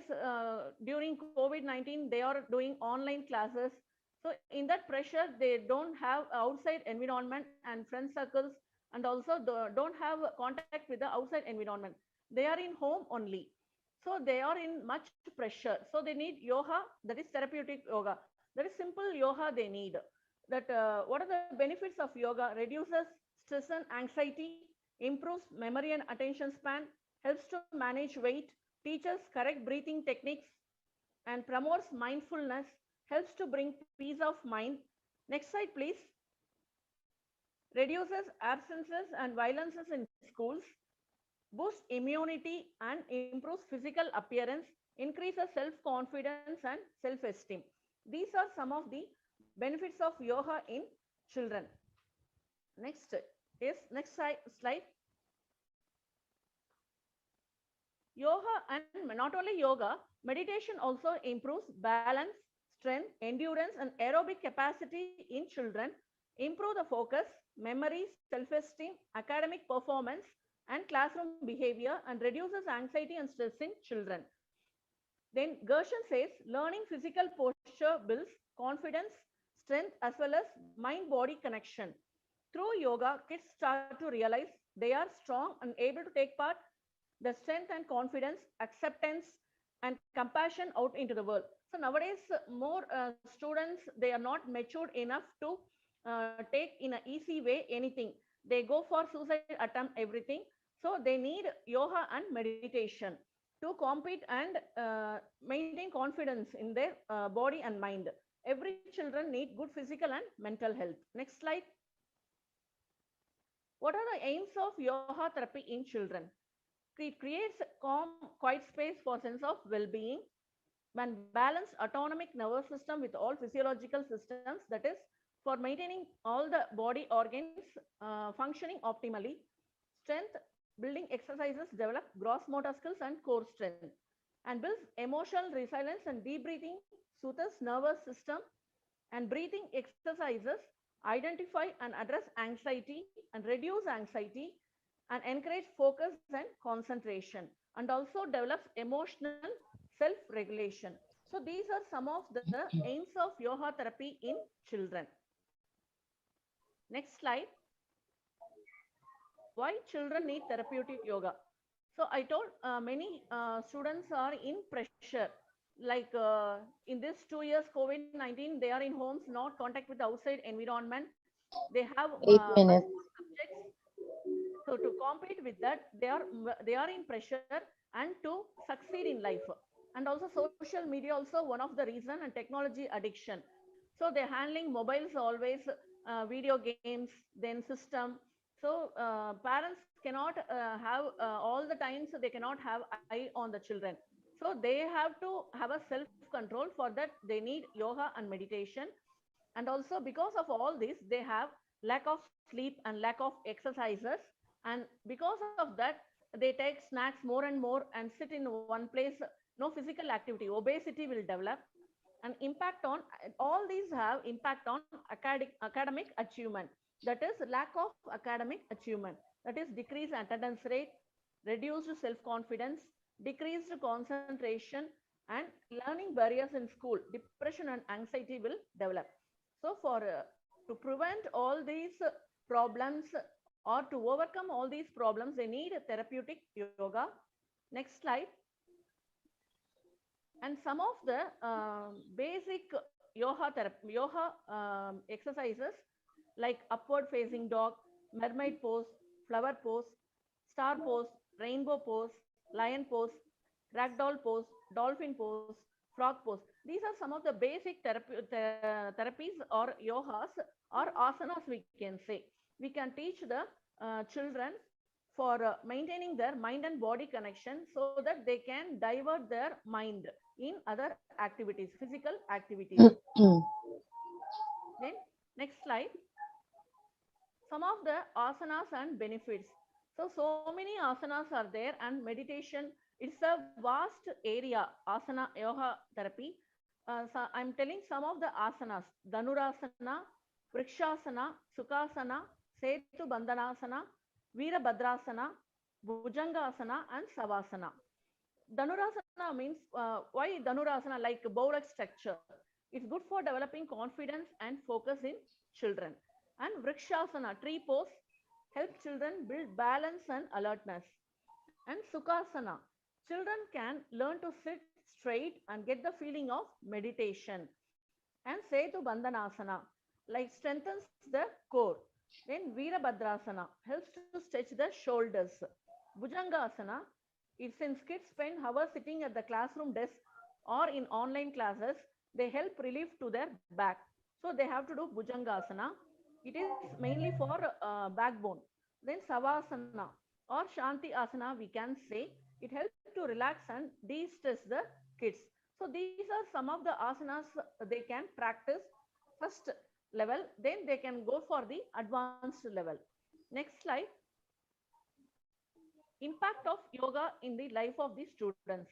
Meditation and yoga brings a positive vibration among the students, and if they do it regularly, it will help in bringing positive outcomes, which is advantageous for the scholars to get rid of variety of workload and pressures, prepare for variety of exams, need to score excellent marks, and work better in workplace and improve their performance. So children need therapeutic yoga in this competitive world. Next slide. Please wrap it up. So some of the studies I mentioned here, Sconert and Rachel Lawyer, 2010, observed students who practiced yoga asanas 3 times a day in brief segments on attention, training and mindful breathing improved their well-being, social and emotional competence. Another study conducted by Linda Harrison in 2007 showed improvements in the children's behavior, self-esteem, and relationship quality. Then third study shows a randomized controlled study has shown the comparable effects of yoga and physical exercise on physical fitness and true task performance in pre-adolescent school children in between group comparisons, while total self-esteem was found higher in within the yoga group.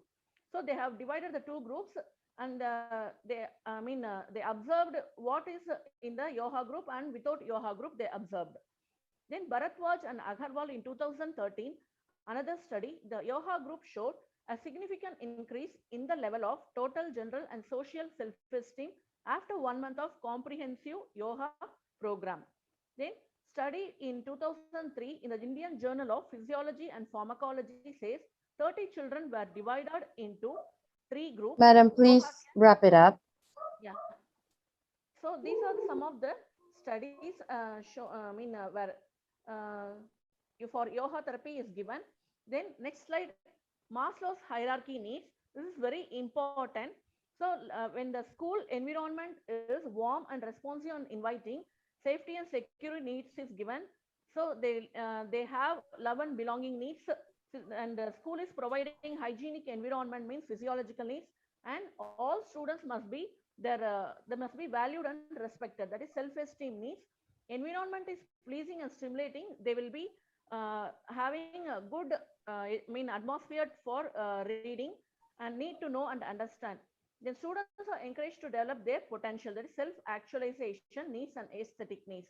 So this is the growth needs. And if you're not mind anything in the school, that leads to deficiency. So next slide. Mindfulness and yoga for school children may help to improve emotional well-being, learning, mental health, and physical health. The greatest challenge which the children hold their attention long enough is teach them benefits of yoga, that is stillness, balance, flexibility, focus, peace, grace, connection, health, and well-being.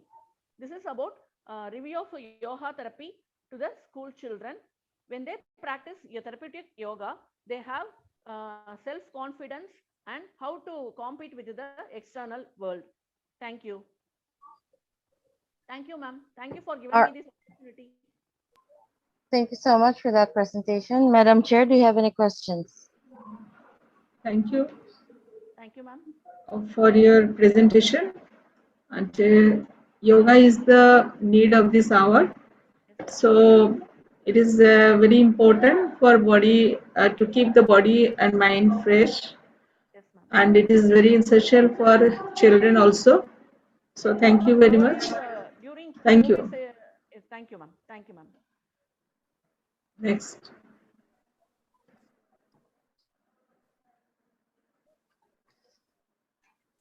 Thank you. And next, I would like to proceed. I would like to welcome everyone to our session 3. We're going to be proceeding in our technical session 3 for this conference. And our session, I would like to welcome all the participants for this technical session. This session is about the mental health, neuroscience, and surgical nursing. And I would like to welcome our session chair, Dr. Gopi, Associate Professor, Manakula Vinaya Gar College of Nursing, Puducherry, India. Doctor? Yes, ma'am. Good evening. Hi, good evening. Would you like to provide some words of wisdom? No, ma'am. Since it's already late, no, we can Okay. start up the session.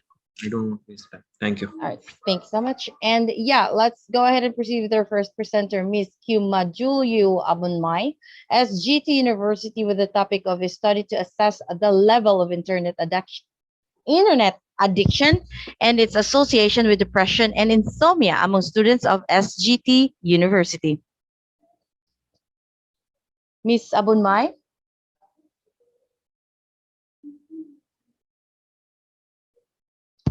Second call to Miss Manjulyu Abunmai, SGT University. The topic is about a study to assess the level of internet addiction and its association with depression and insomnia among students of SGT University.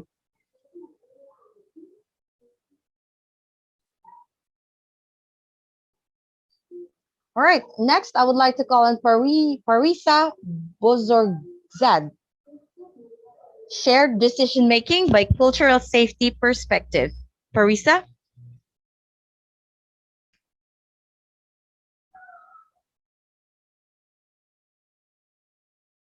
Parisa Bozorgzad, shared decision making by cultural safety perspective.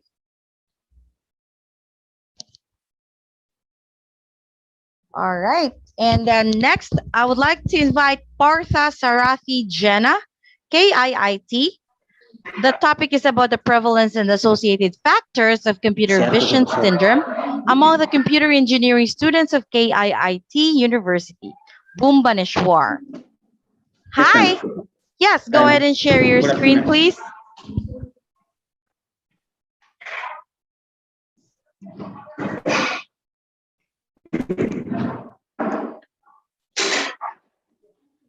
Ma'am, my screen is visible? Yes, it is. Have it in presentation mode, and you have 8 minutes. Go ahead. Yes, ma'am. Good afternoon, ma'am. Myself, Partha second year from KIIT University. My guide is Miss Trupti Swami, ma'am, Assistant Professor, Community Health Nursing, and my co-guide is Miss Litha CS, Assistant Professor, Department of Ophthalmology, KIMS, KIIT University, and Susmita Naik, ma'am, Tutor of KIMS, Community Health Nursing. My problem statement is prevalence and associated factors of computer vision syndrome among the computer engineering students of selected University of Bhubaneswar. In the tech-driven 21st century, use of computer devices and gadgets has almost become indispensable in every aspect of life. It has been documented that 75% of all daily activities involve the use of computer. No doubt the use of computer in all the institutions, colleges, universities, offices, and homes has made life easier and also increased the work output tremendously. But at the same time, it has also produced many dangers for human health along with deterioration of the quality of life of the computer worker. And my objective among the computer engineering students to identify the risk factor of computer vision syndrome among the computer engineering students and to assess the knowledge regarding the prevention of computer vision syndrome among computer engineering students and to determine the association between the computer vision syndrome with the selected demographic variables and to find out association between the computer vision syndrome with the risk factors.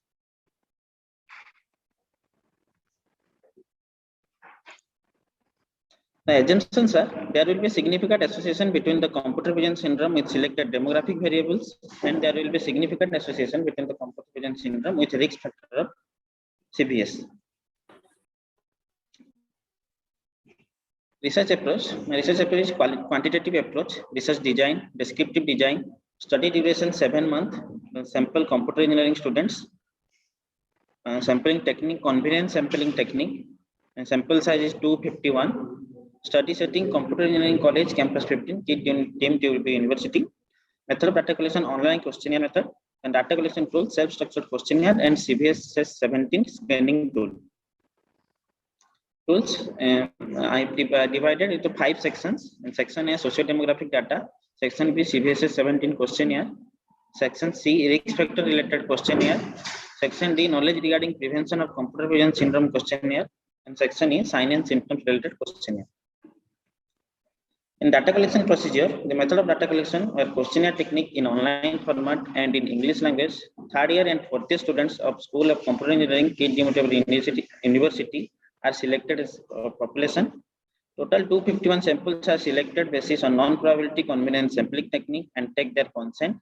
The participants were given self-structured questionnaire on socio-demographic data, measures the prevalence of computer vision syndrome by CVS 17 questionnaire, and then assess the risk factor, sign and symptoms, and knowledge on preventive measures of the computer vision syndrome.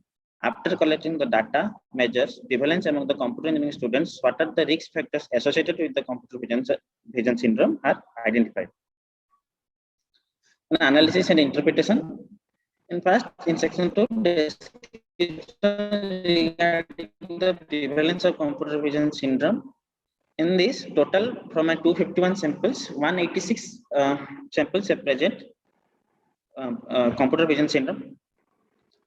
And on the basis of the batch wise, on the basis of computer vision syndrome, in third year, total 54.9% are suffering mild symptoms and 12.3% are suffering moderate symptoms. And in fourth year, total 55.8% are suffering mild symptoms and 10.9% are suffering severe symptoms. Then on gender basis, from gender basic division, 78.6% of females are present computer vision syndrome and 67.9% are suffering computer vision syndrome in males. From the common ocular symptoms present in computer vision syndrome, from the common ocular symptoms in eye strain, 72.1% are suffering eye strain, and follow up the 44.2% are suffering redness of the eye. And in the extraocular symptoms, 60.1 are suffering headache. After that, 59% are suffering neck, shoulder, and back pain in extraocular symptoms. And from the knowledge regarding the computer vision syndrome and preventive measures of computer vision syndrome, is avoiding lean forward. In 62.2% have known about the avoiding lean forward while using the computer. Besides this, and in anti-glare skin, in adjustable chair, anti-glare glasses use, and following 2020 rules, there is no knowledge about, of the student regarding the preventing of computer vision syndrome. And the associated with the demographic variables, those who are using computer while study hour, during the study hour, total 48.9% are using during study hour 3 to 4 hours. There significant. Then they are using outside study period. In outside study period, 46.8% are using 5 to 6 hours. There is significant association. And those who are using electronic device use outside in a day. In a day, total 36.6% are using more than 5 hours, where the statistically significant association are seen. With the demographic variables, after that, the association between computer vision syndrome with risk factor. In risk factor, those using multiple device, like 73.7% are using multiple device, so they are statistically significant. And after that, the distance from the while using the computer. In distance of while using the computer, I have divided into two types, like more than arm for one and less than arm for one length. In this, 54.8% are not properly maintain the distance while using the computer. So there is statistically significant was seen.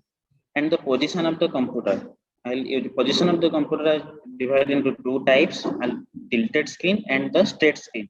In tilted screen, there is inadequate posture. There is 60.2% are inadequately using the computer in a position of the computer, so that there is statistically significant.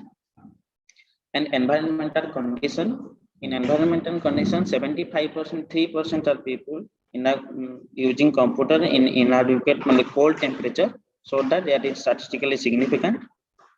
And level of brightness of the skin. In level of brightness of the skin, 66.1% are using highly brightness screen or dull screen, so that there is statistically significant as seen.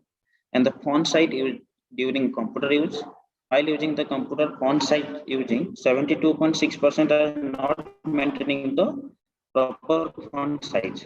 So that's why there is a statistically significant was seen.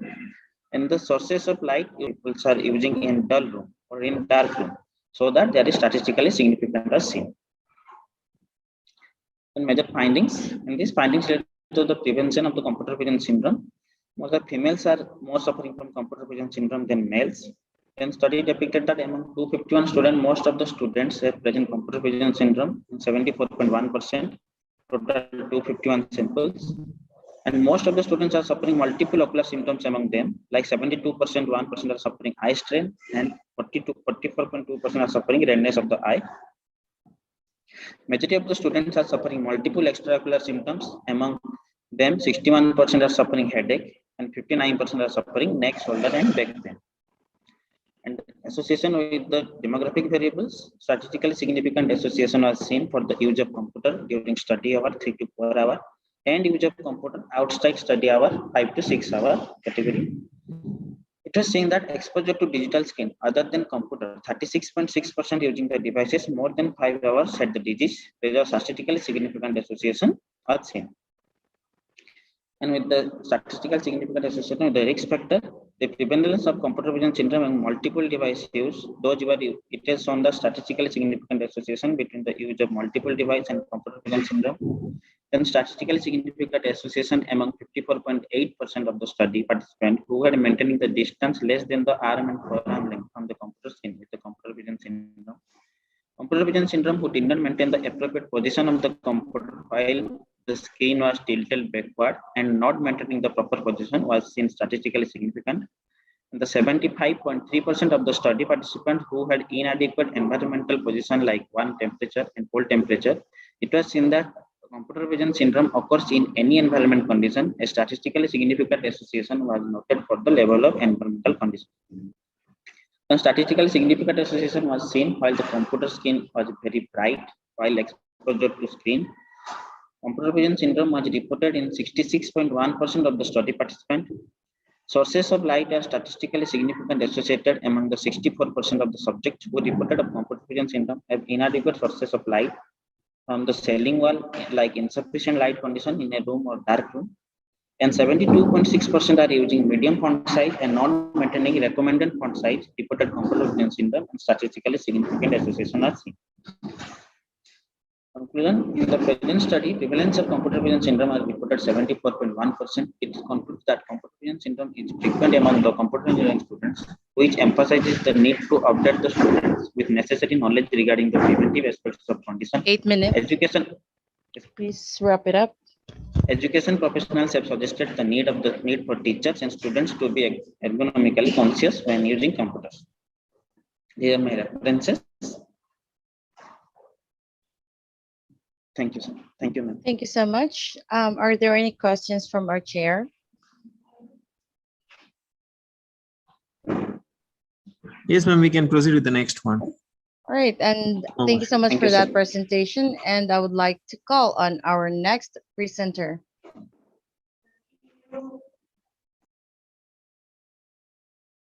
Rajbala Singh, the LNM Institutions for Information Technology, Jaipur.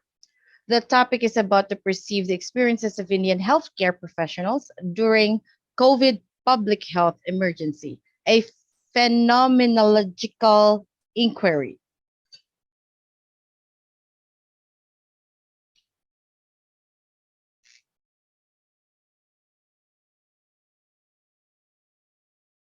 All right, have it on presentation mode, please. And you have 8 minutes.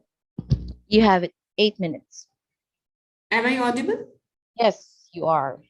Can you see my slides? Yes, madam. Okay. So, good afternoon, everyone. Have it on presentation mode, please. Just a minute. Is everything all right? Shall I begin? Yes, please. Okay. So, a very good afternoon to everyone. The topic of my presentation is perceived experiences of Indian healthcare professionals during COVID-19 public health emergency, a phenomenological inquiry.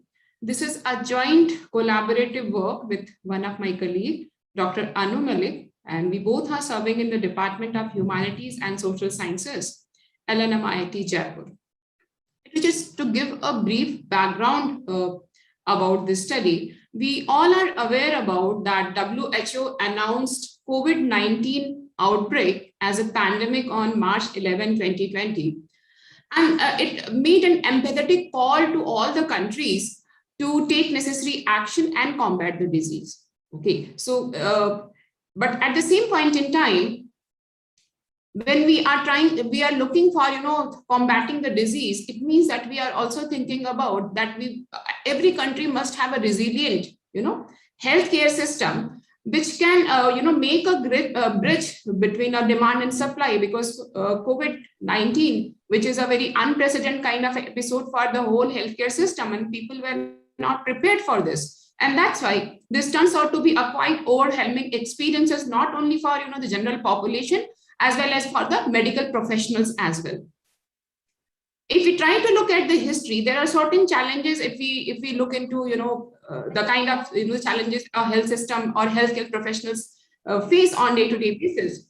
Because if we try to look at from the sanitization perspective, even India has already, issues of clean drinking water, poor sanitization, densely populated living conditions. There is the challenges in access to the primary healthcare, etc. also, because COVID-19 demands a different kind of a protocol where social distancing and sanitization is the primary importance actually. And if we try to look at, WHO proposal regarding what should be a doctor-patient ratio in a given country, it proposes about 1:1,000. Whereas we try to see that India is, far lagging behind in achieving this ratio. One of the studies which I came across in, which was by the Goyal 2019, which says India will take, another 4 or 5 years. Okay, by 2024 to 25, India will be able to achieve this ratio. At present, it is about 1:1,445. Similarly, there are several other also news, came into the picture because we must be aware about that HCPs, healthcare professionals, are the essential feature of any healthcare system. And during any health emergency, apart from the treating the patient, it is also expected that the healthcare professionals should also get involved in certain other activities. For example, public health education, quarantine management, fever clinics, and so on, which definitely certainly has increased the higher workload among the healthcare professionals. Apart from that, they also had to come across a lot of other, nature of the challenges. For example, a social challenge, okay? Because we could also, come across certain news which surfaced into the media that these HCPs, healthcare professionals, had to be, the victims of the xenophobia, or there was a lot of violence against them because of the misinformation, fear, or stigma associated with them, because they were the people who were directly involved in treating the COVID-19 patients, which also led them certain challenges that, many of, the people denied them to stay in the rented house because the stigma was carrying with them that they are the people who can also, make them other also infected. And that's why along with, the higher workload professional challenges, they were also going through certain social and well-being related challenges. And one of the things that we need to take into account, and very importantly, that the health and well-being of the people are definitely essential, okay? But at the same point in time, the well-being of those who are providing healthcare services is equally important, because well-being and health of the people cannot be ensured. The health, the health and well-being of the healthcare professionals are ensured. So that's why this, gave us a kind of impetus to conduct a study what exactly the care professionals are going through, because there was at the time when they're planning the study, there was a lot of literature upon patients' reaction to the COVID-19, but less of the literature which was even, trying to focus at what are the living experiences of the healthcare professionals, what are their challenges, because if we are not worried about, if we are not concerned about their well-being, then thinking about, creating a resilient healthcare structure for the current health epidemic or health threat or the future will be actually really questionable. And that's why the objective of the study was to investigate the perceived experiences of healthcare professionals amid the crisis of public health emergency of COVID-19. And we adopted an approach which is known as interpretive phenomenological approach. I will explain this a little bit in future slides. Okay. So what is this IPA, interpretive phenomenological approach? It is a kind of a qualitative analysis which allow a researcher to look into the realities from the subject's perspective. For example, it focuses on descriptions of events, emphasizing that the interpretation is rooted in the lived experience of individuals in those specific events. So let me explain it briefly. For example, if we try to look at the disease model, there can be two types of disease model. One would be which is coming from the health professional, and other could be from a patient's perspective. And the combination of these two things will decide upon whether there will be adherence to the treatment or not. Similarly, when we are thinking about this phenomenological approach, so this allows a researcher to look into what species thought about what they are going through actually. So this is a tool which allows people to gauge insider's perspective in terms of what are the personal lived accounts rather than just guided by any theoretical framework. So that's why we wanted to gauge the real experiences of those HCPs, and that's why we adopted IPA approach. Let's come to the method. Okay. So first I will talk about the participants. There were 20 participants. Okay. Out of which there were 9 physicians, 4 females and 5 males, and there were 11 paramedical staff. Out of which there were 7 female nursing staff, 3 male nursing staff, and 1 ward boy. Actually, we used maximum variation strategy because we wanted to gauge. We did not want to limit our the study exposure only to the doctors, and that's why whosoever was involved into that process, we try to take into their experiences account, and that's 8 why minutes. these Please variations. wrap it up. Sorry. 8 minutes already. Please wrap it up. Okay. So we adopted semi-structured interviews, purposive sampling, and so on. This is very much depicted on the slides. I'm moving to the next. This was the analysis of the interviews which was conducted. Interviews was either face-to-face or a telephonic, where we mutually decided upon the time, and it ranged between 30 to 45 minutes. Okay. So in order to analyze those interviews, we followed these steps. The first step was was reading and rereading the interview transcription, because it allowed the researcher to understand the first-hand data content, which also, which allows us to thought about the significant responses from the reader, what were the statements, sentences, and quotes, and they were all highlighted. And this is also known as open coding.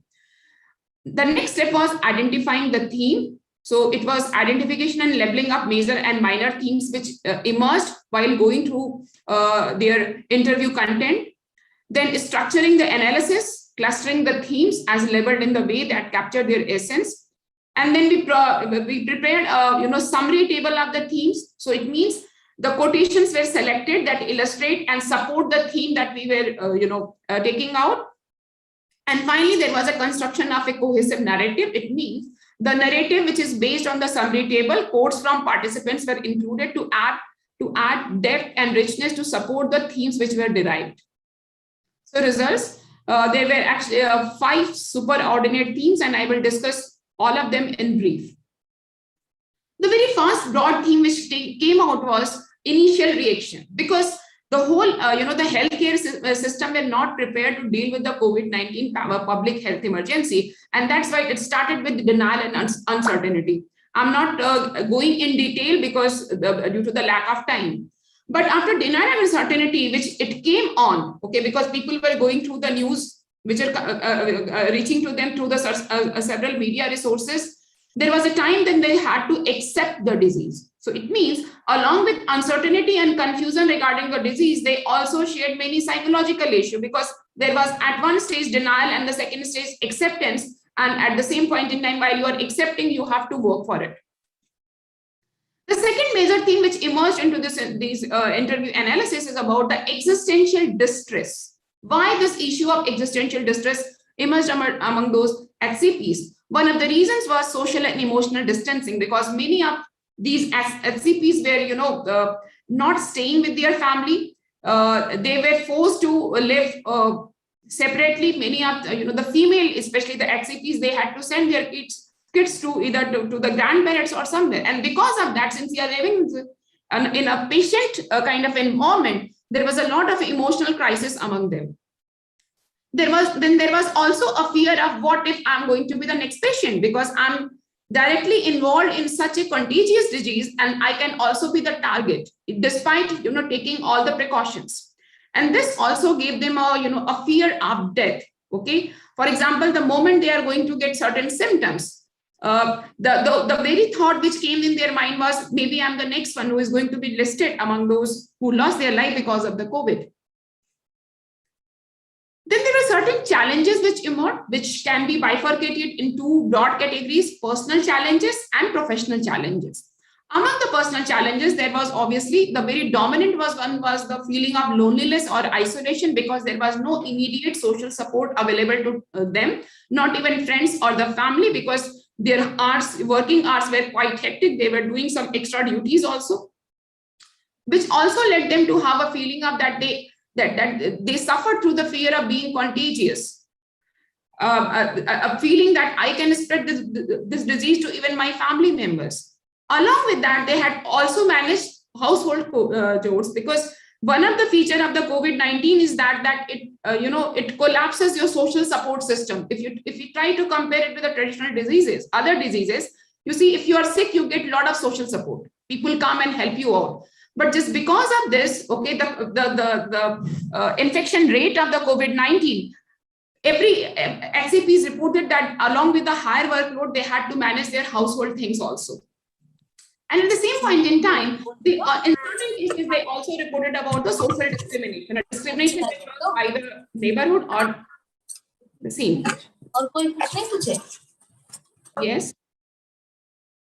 Professional challenges. So if we count the professional challenges which turn out to be from these interviews, the very first challenge was, working in PPE kit, because they were ill-fitted.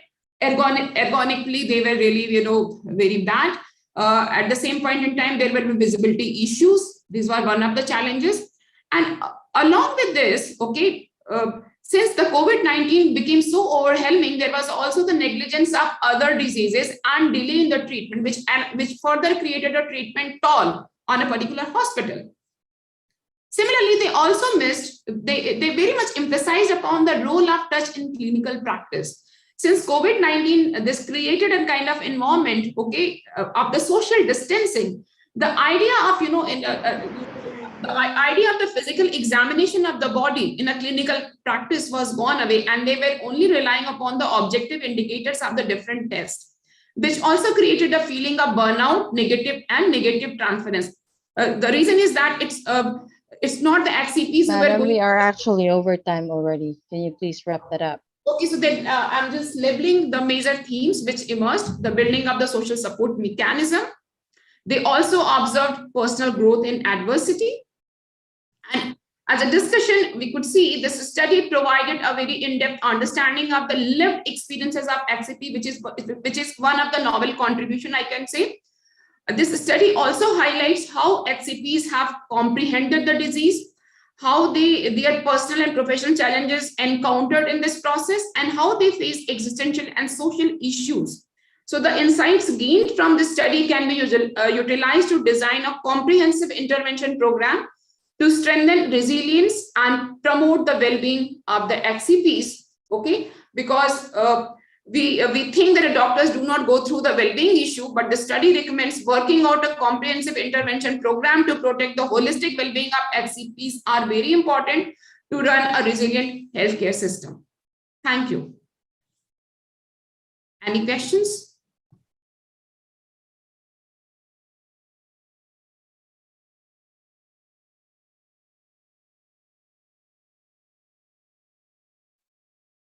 Any questions, ma'am?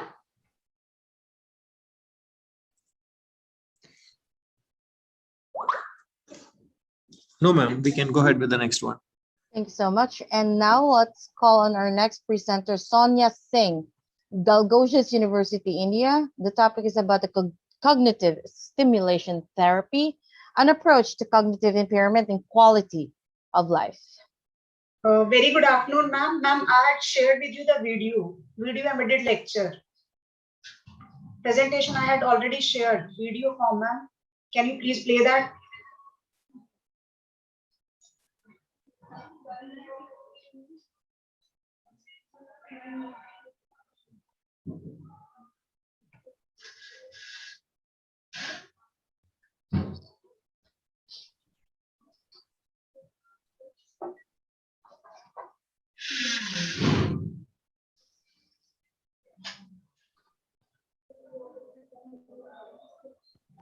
Hello? Yeah. Ma'am, I had shared video already. Where did you send it? Ma'am, to your ID, what they have given to me. Team, do you have his presentation? Do you have her presentation? Ma'am, I have given that presentation video already. We don't have. Okay, ma'am, I'll start then. Please. Just give me a minute.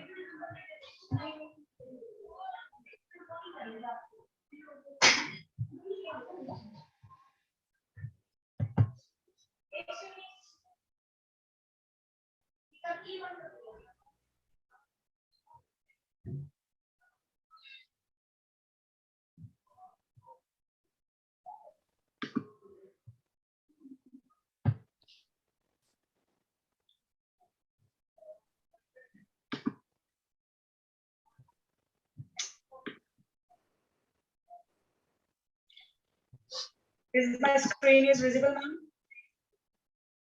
Yes, it is. Have it on presentation mode, and you have 8 minutes. Good morning, everyone. Myself, Sonia Singh, Assistant Professor in Dalgosias University in Mental Health Nursing and a PhD scholar in Swami Rama Himalayan University, Dehradun. Today, in this international conference, I am going to present a paper presentation on cognitive stimulation therapy, which is basically a systematic review. And in this table of content, basically, I'm going to include the topic of the review, its introduction, objective of the review, method, result, discussion, and conclusion. As the topic of this review is cognitive stimulation therapy and approach to cognitive impairment and quality of. In its introduction, as aging population is growing at very fast rate, and not only in India but also globally, the elderly residents of their population increasing very high at a very high rate, and they constitute about 12% of the total population, that is of 7.3 billion as per Indian aging report. As aging is a natural and irreversible process, it basically has impact on all dimensions, including physical, psychological, social, and environmental. And with aging, there is definite loss in number and functioning of neurons, psychologically, if we talk about.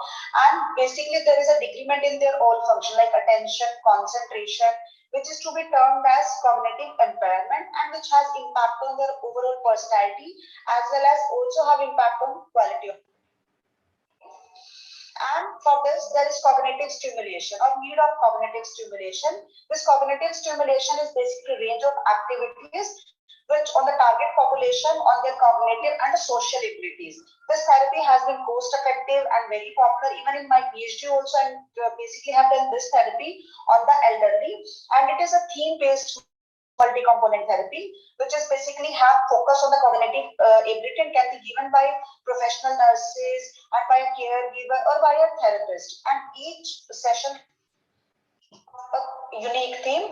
Even the National Institute for Clinical Excellence recommend cognitive stimulation therapy as one of the non-pharmacological approach. The basic of review is to explore about this therapy and to compare about cognitive stimulation therapy and its impact on elderly on their cognitive function, quality of life. Method of this review, it was a systematic review basically on cognitive stimulation therapy, and to begin with, inclusion and exclusion criteria were prepared. Quantitative and qualitative both studies has been included from 2013 to 2021 in this study. And study identified prevalence, various clinical trial, as it has been said that, and it has been proven also that prevalence rate of cognitive impairment is very high in the elderly. So basically the studies related or identifying this trials took in this and both electronic database searching and hand searching strategies both has been utilized. Relevant study. This is basically a flow diagram for this, and it is like identified paper is 41, abstract has been taken from the 12 paper and full text is from the 29. From abstract 5 paper has been excluded and 7 included, and whereas for full text included paper is 13 and excluded paper is 16 total 20 utilized in this basic analysis. And many study, as if we talk about the result, many studies result itself shows the beneficial impact of the therapy, as it is a multi-component therapy, and it is valuable not only for the cognitive function but also it has basically impact on the other index of life like quality of life and the mood of the health. Basically this table, like I have quoted some studies to basically to review them, like Perry and al. Has been done a study with the aim to assess the efficacy and adaptability and execution of cognitive stimulation therapy. They done it by the quantitative random controlled trial on 100 sample. And this study also shows the benefit of cognitive stimulation therapy in cognition, quality of life, blood parameters, and the physical performance. Same study done by Geomov and Park Ming and Hyung Shem. And basically the aim of the study is to assess the effectiveness of cognitive stimulation therapy on elderly. They have done it with the pre-post research methodology, and they also found it effective. But they have found variation of this like cognitive stimulation therapy as per age-wise, old age group or basically the young age group. They have made demarcation on this cognitive stimulation therapy by the age, and they have shown its effectiveness in age category. And Central Park et al. They assess the elderly's quality of life and psychological health. They have basically done on 2 parameters, and they have done it by the study design cross-sectional study. And they found its impact on the quality of life. Paras et al. They have worked on the efficacy of the cognitive stimulation therapy. They have done it by the method of quantitative random control trial and on the 35 sample. In the outcome of the study, they found it like basically refinement in the cognitive ability, and also there is a positive inclination they have shown in the result on the quality of life. Young DK et al. They have done study on basically how we can expand cognitive stimulation therapy. They have done it by the quasi-experimental method and on 100 sample, and basically they have varied by the candidate having mean 20.67 as a baseline mini mental status examination. Mini mental status examination score has been utilized to measure the cognitive status, and they also found it effective. Elderly. And Venish et al., they compare the effectiveness of elderly with the patient of MI and normal elderly. They have made comparison between the study, like how it worked for the patient with MI and how with the normal elderly. And they make a comparative study of 24 sample, and the comparison between the group reflect effectiveness of the program. Charlotte R. Stoner in July 2020, they developed basically a framework of the CST. And in many foreign nations, like in the New Zealand also, which has given its development, this study has been utilized with the basically a framework. And there is a 5 intervention scheme. Like in the beginning also, I have said you that this cognitive stimulation therapy is a theme-based therapy. Each session has a unique theme. For example, coloring theme, or for example, storytelling, photography, any group discussion. So each basically session have a various theme so that it will be make interest of our elderly. And Dianico et al., they have maintained basically assess maintenance of the CST, like how in the basically after trial, like how after teaching will elderly follow up it for their cognitive functioning. So randomized control trial has been done by him and their group and on 236 sample, and it was found that the studies not only offered basically on the cognitive function effectiveness, but also it has impact quality of life. Now we'll move to this discussion. The systematic review basically find out, identify cognitive stimulation therapy, and they cover research approach, both qualitative and quantitative. And the strength of this has been covered all perspective that is related with the CST. This therapy is established as one of the best alternative and non-pharmacological and cost-effective treatment for the elderly. And in this review, I try to include all the part, or I try to include the all aspect of this cognitive stimulation therapy so that we can utilize this cognitive stimulation therapy concept-wise. Conclusion: it is impossible to ignore basically geriatric mental health care.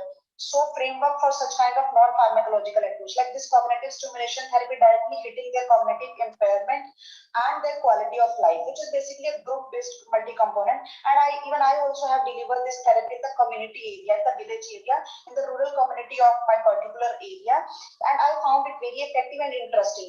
And if we will approach, we will focus on the geriatric health, it is an aspect of our mental health. If on the other health aspects also, like this therapy also having the physical component. So such kind of therapies, theme-based approaches need to basically build up the functioning of the elderly. Like it is effective in building up of the cognitive function, mood, and also quality of life. Elderly with the poor cognitive functioning face a number of the problem. Like focus group discussion also I have done in my study. But like there's a various problem, they will become irritated, family relationship also become having conflict, and even the caregiver also feel burdened by caring such kind of elderly. If they are having cognitive impairment also, they are not ready to care for self. A caregiver also feel burdened because these days life is stuck with the many things. And there is a fall of process speed, difficulty in organizing tasks, and they're not finding right words. Even there is an emotional disturbance also. So such kind of cost-effective therapy in which we can train the caregiver also required for the successful cognitive aging of the elderly. And being a nurse educator, it's our role. And it's our responsibility also that we should promote such kind of therapy or research in such kind of area so that we can build up the therapy, we can build up the basically the aspect of the successful cognitive aging of the elderly. This is the various references I have followed.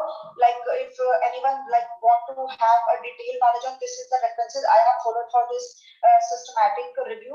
In the end, I just want to basically end this presentation by saying old agers are our worthy blessing.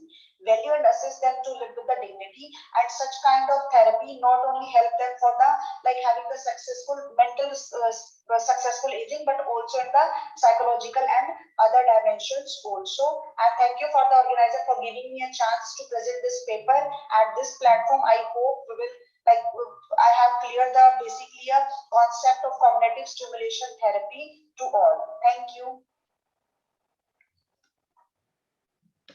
Thank you so much for that presentation.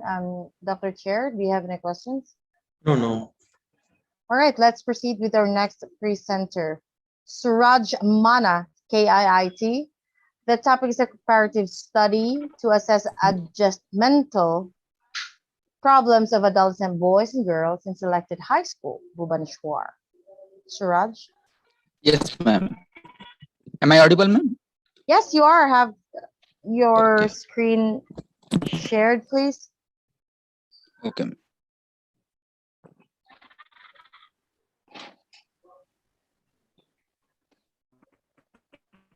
Is it visible, ma'am?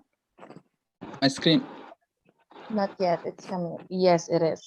Have it on presentation mode, and you have 8 minutes. Okay. Good afternoon, one and all present over here, and welcome all of you. Myself, Suraj Manna. I am going to present my going to my paper presentation. Actually, our presentation, because of this is a group presentation, and my title of the presentation is a comparative study to assess adjustmental problem of adolescents, boys and girls in selected high school, Bhubaneswar.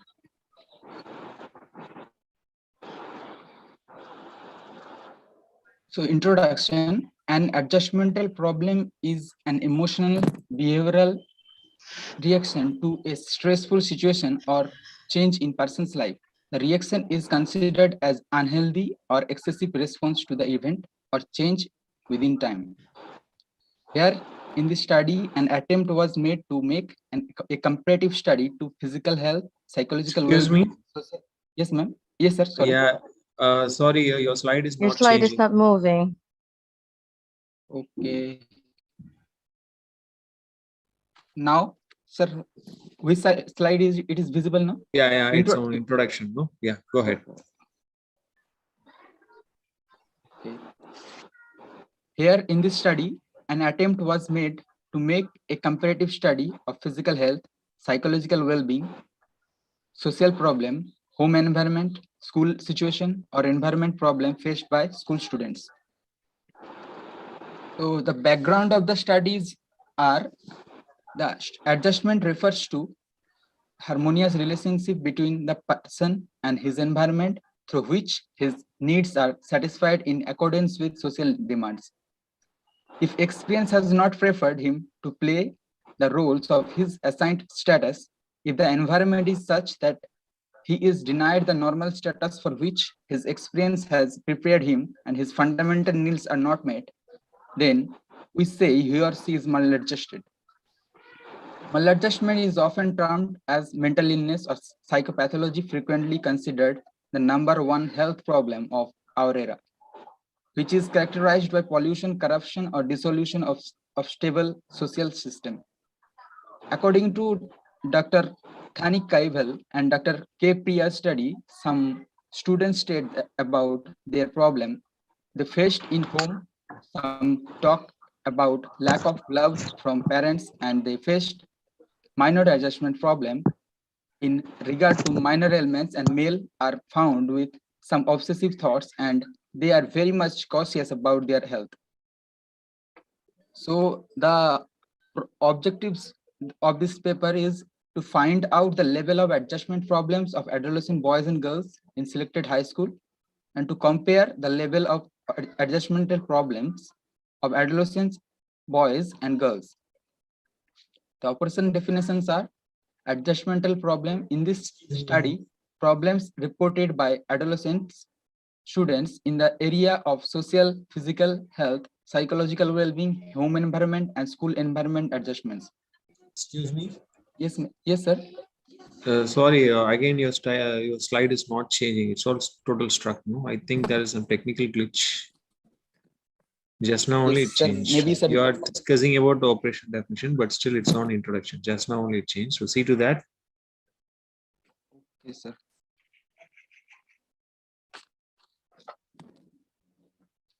Give me 1 minute.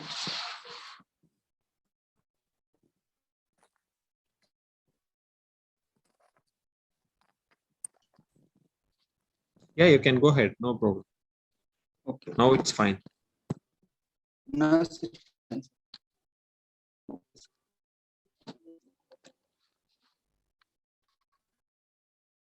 Adolescent student in this study, student having the age of 14 to 16 years of both sex studying in 9th and 10th standard. The methodology of the study, approach of the study is quantitative approach, and design is used in the study is non-experimental descriptive research design. And setting in the government girls high school, unit 4, government boys.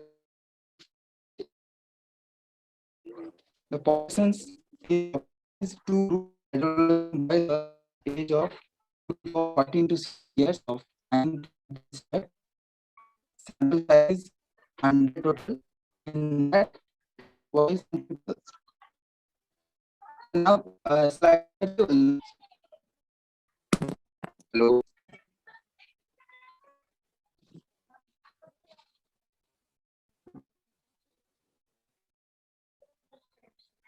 Hello.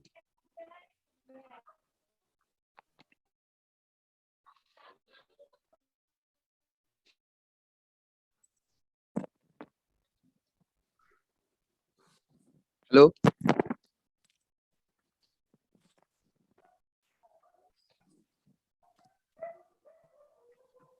Go ahead, please. Yes, ma'am. Ma'am, my voice is audible. No, you're not clear actually. Some part there, but go ahead. Okay. Sampling technique is consecutive sampling technique. Sample criteria is includes inclusion criteria and exclusion criteria. Inclusion criteria, students of both girls and boys studying in 9th and 10th standard. Students are studying in government high school. Exclusion criteria are students studying in private high school, students studying in co-education high school.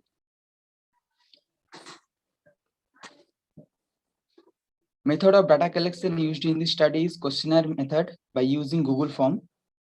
Tools in contains section A contains demographic variables and section B contains adolescent adjustmental inventory measures. That is the standardized tool.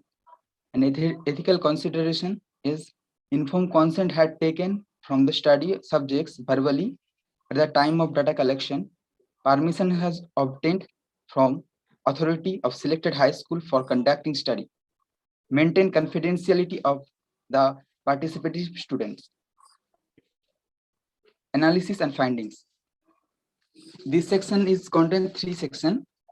Section A, B, and C, where section A includes the percentage distribution of demographic data of adolescent boys and girls, and percentage distribution of adolescent problem among adolescent boys and girls. It contains section B.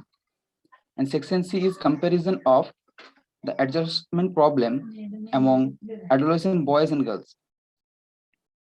So section A, it describes the socio-demographic data of adolescent boys and girls in selected high schools, Bhubaneswar. The present study founded that the majority of study samples were both girls and boys studying in 9th and 10th standard. 46% of adolescent boys were 15 years and 58% of adolescent girls were 14 years according to age-wise distribution. 32% boys and 58% girls of class 9 and 68% boys and 42% girls of class 10. 86% of boys and 74% of girls belongs to Hindu 8 families. minutes, please wrap it up. Okay. 58% of boys and 64% of girls lives in joint families according to type of family. According to the source of information, 94% of boys and 100% of girls having father alive. According to the source of information, 98% of boys and 100% of girls having their mother alive. Maximum 70% of boys, 96% of girls living in urban area. Mostly 42% of boys having one sibling and 28% of girls having 2 siblings. Mostly 46% of the father of boys and 48% of father of the girls having their education till 10th. According to the source of information, 58% of mother of the boys and 64% of the mother of the girls having their education till 10th. Section B, the session assess the adjustmental problem among girls, boys, and boys. Assess the percentage-wise distribution of adolescent adjustmental problems related to social well-being. It shows that 80% of boys and 100% of girls like to participate in festivals and social gatherings. Assessed the percentage-wise distribution of adjustmental problems related to physical health. 50% of boys are worried about diet and physical health, where 86% of girls felt tired most of the time. Assess the percentage distribution of adjustmental problems related to psychological well-being. 50% to 2% of boys and 4% of girls had ups and downs in mood without apparent cause. Assess the percentage-wise distribution of adjustmental problems related to home environment. 52% of boys are suffering due to poor study condition at home, and 76% of girls having difficulty in adjusting with the environment. Assess the percentage-wise distribution of adjustmental problems related to social environment. 80% of boys and 94% of girls have been feeling that teachers are practicable. Section C, the comparison of adjustmental Please wrap it problems up. among. Okay. So the session assess the comparison of adjustmental problems between boys and girls, the level of significance between male and female students in the area of social adjustmental problems, psychological well-being, school environment. Results of our study reveals that there is no significant difference between male and female students. In the level of significance difference between the male and female in the area of physical health, home environment, and in significance difference between male and female students. Recommendation: keep it in view the finding. The following recommendations are made. The study can be conducted on large samples to have under generalization of the finding. Similar study can be conducted in different age groups. Limitation of the study is confined to government high school, 9th and 10th class. Sample size is 100, and the scale is required for the standardization and validity and reliability. An implication of the study is the health adjustment of the male and female higher secondary students need to be improved. We need to be proper well-planned health counseling for the students, and so that they can adapt to the changes they are undergoing physically and mentally. They need to be educated regarding health issues. The conclusion of the study is the results reveals that there is no significant difference present between girls and boys students on social problem and school environment. And girls students are comparatively better adjusted than boys counterparts on physical health, psychological well-being, and home environment. These are my references. Thank you.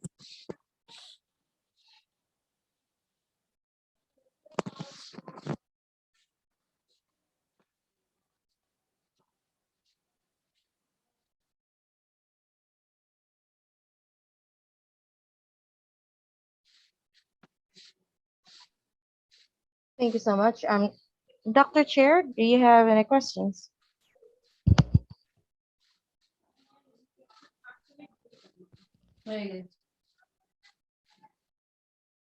Yes, thank you.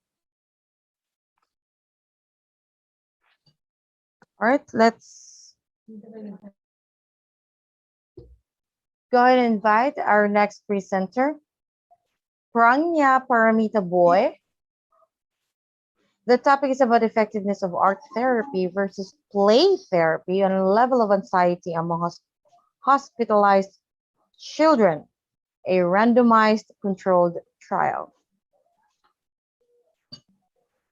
All right, thank Hello, you. ma'am. Yep, I can see your screen and I can hear you. Okay. Go Thank ahead, you. please. You have 8 minutes. Okay, ma'am.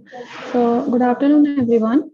Myself, Pragya Paramita Bhoi, and I am from KIT University.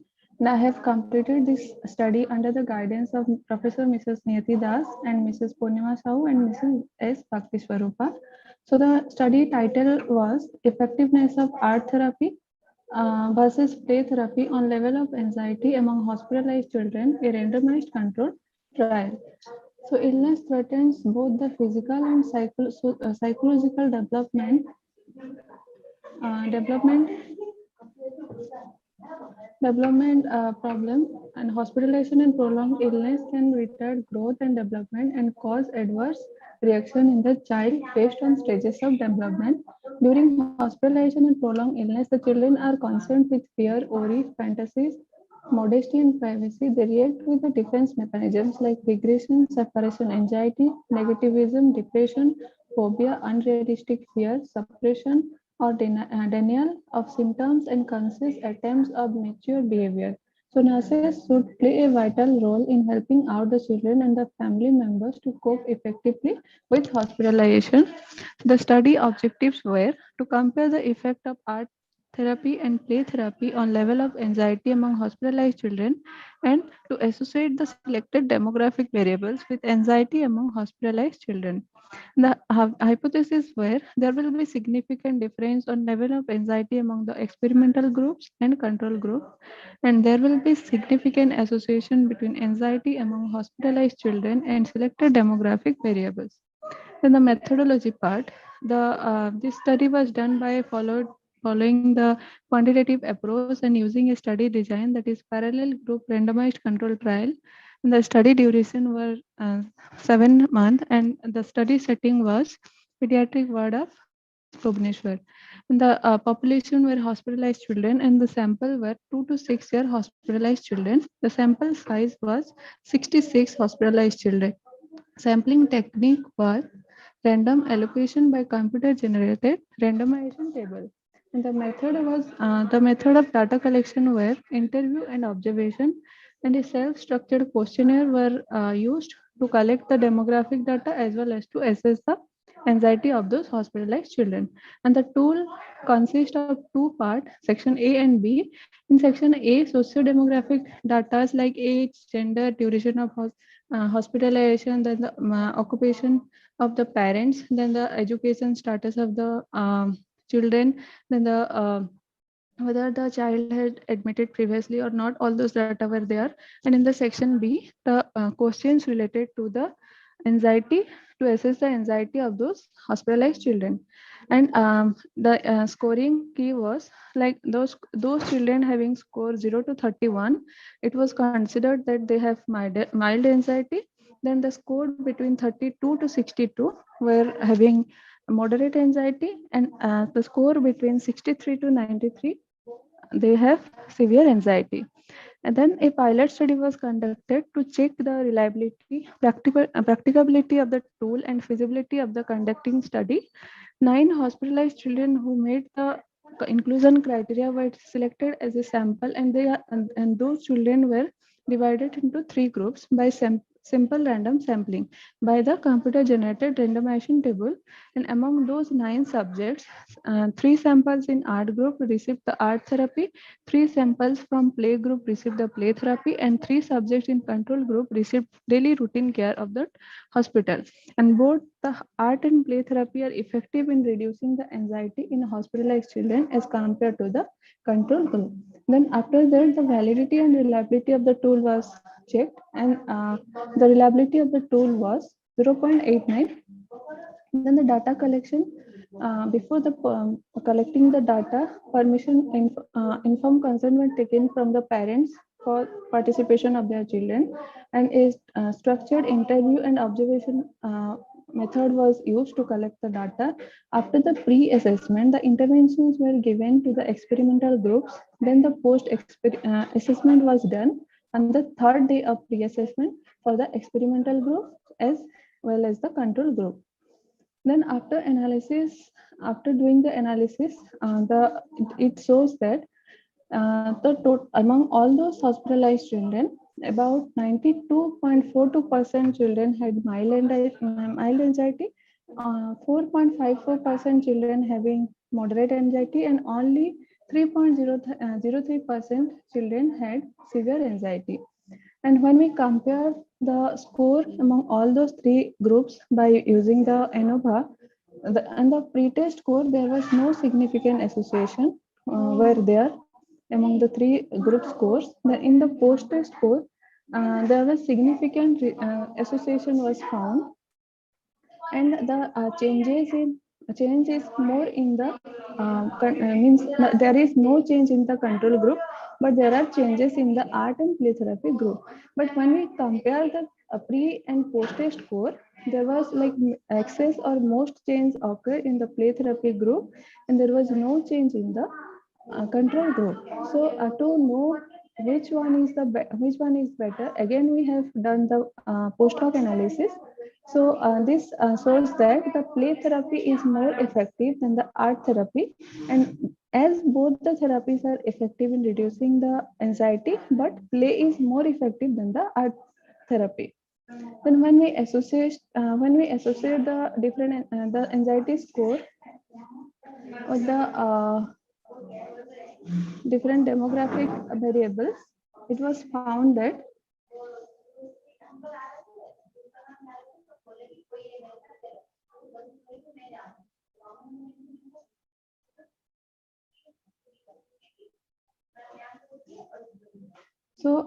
when the association was done, it was found that the father's education status and the socioeconomic status of the family was significantly associated with the anxiety of those children.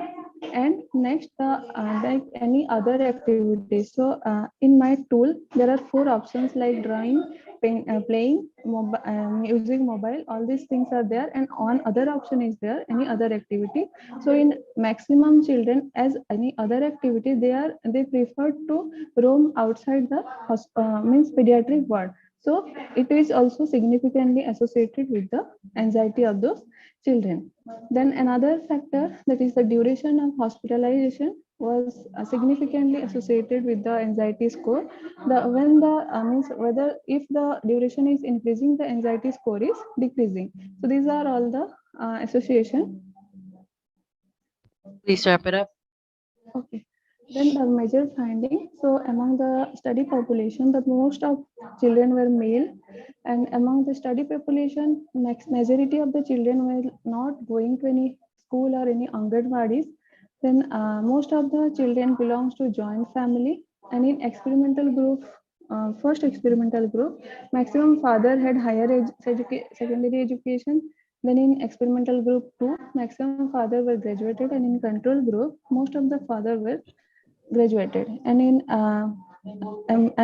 experimental group, maximum mother, that is 50% mother, had higher secondary education. In second experimental group, most of the mother were graduated, and in control group, most of them were higher secondary education.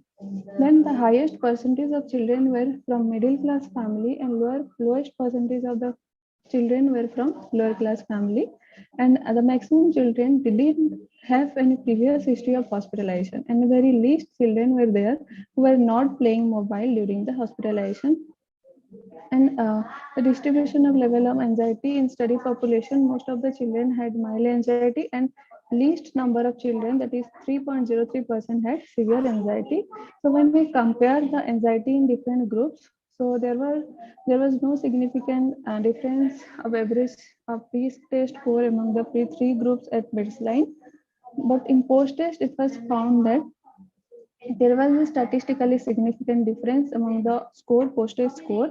And when we do the pre to post-test score, maximum changes occur in the play therapy group, and there was no change in the control group. Then when we do Please the wrap it up. okay, ma'am. So at last, when we do the post hoc analysis, the play therapy is more effective than the art therapy. And when we do, let's come to the discussion part. So in previously, one study has been done, and in that study, it was proved that play is more effective than the art therapy. And in my study also, the result shows that play is more effective than the art therapy. And another one study was done. In that study, it was it shows that both the art and play therapy were effective in reducing the anxiety in hospitalized children. So this result can be used in nursing practice, nursing education, nursing research, and nursing administration. So recommendations for the study. The same study can be done with large sample size so that the result can be generalized. Comparison of these therapies with other types of relaxation techniques like music therapy can be done.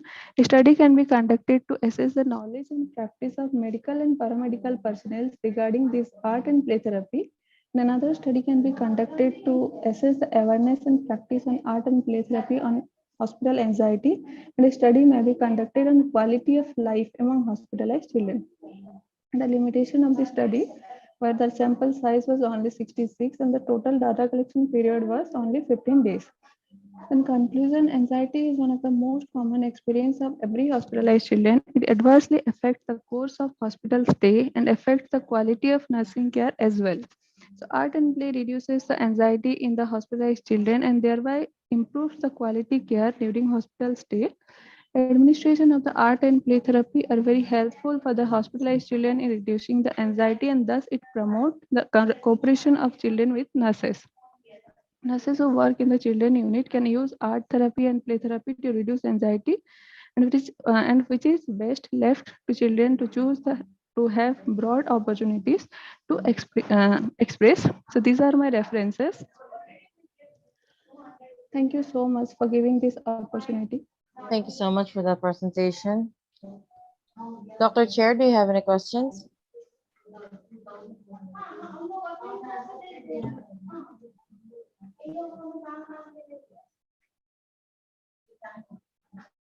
Thank you so much for that presentation. And now I'd like to invite our next presenter, Jocelyn Monica Raj from Tagore College of Nursing. The topic is about the impact of video-assisted maternal training on focused concentration of fetal movements towards maternal anxiety, a randomized control trial.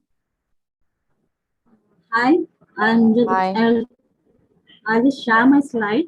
1 minute. Yes, please.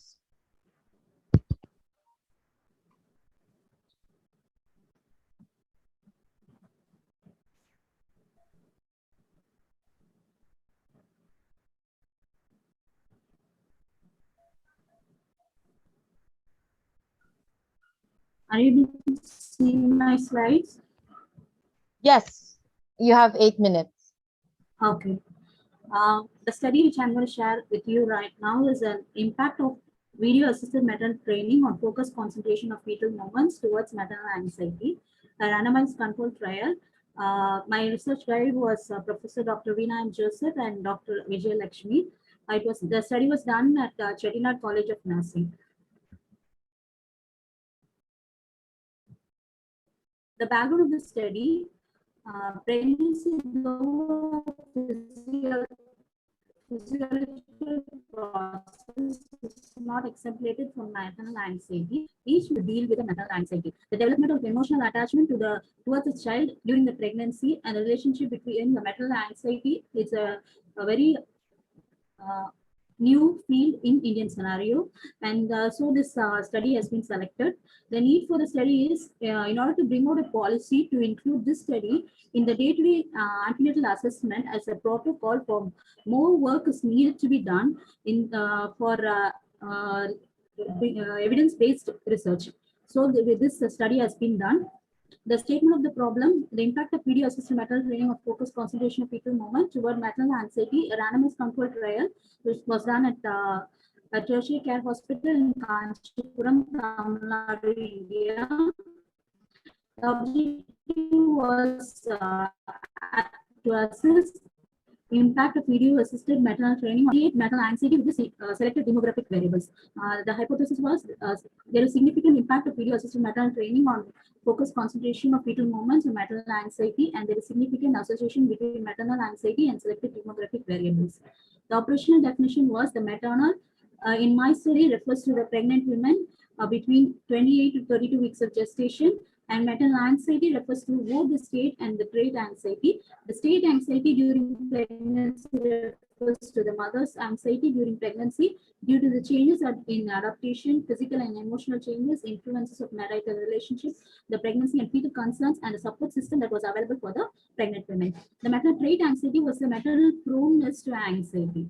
The video-assisted maternal training on focused concentration of fetal movement was individualized video, which was given for the pregnant women. It was for 7 minutes, and it promoted the maternal fetal attachment through the various maternal fetal interaction activities such as talking to the baby, reading books for the baby, singing for the baby, playing music for the baby, or caressing the baby's abdomen.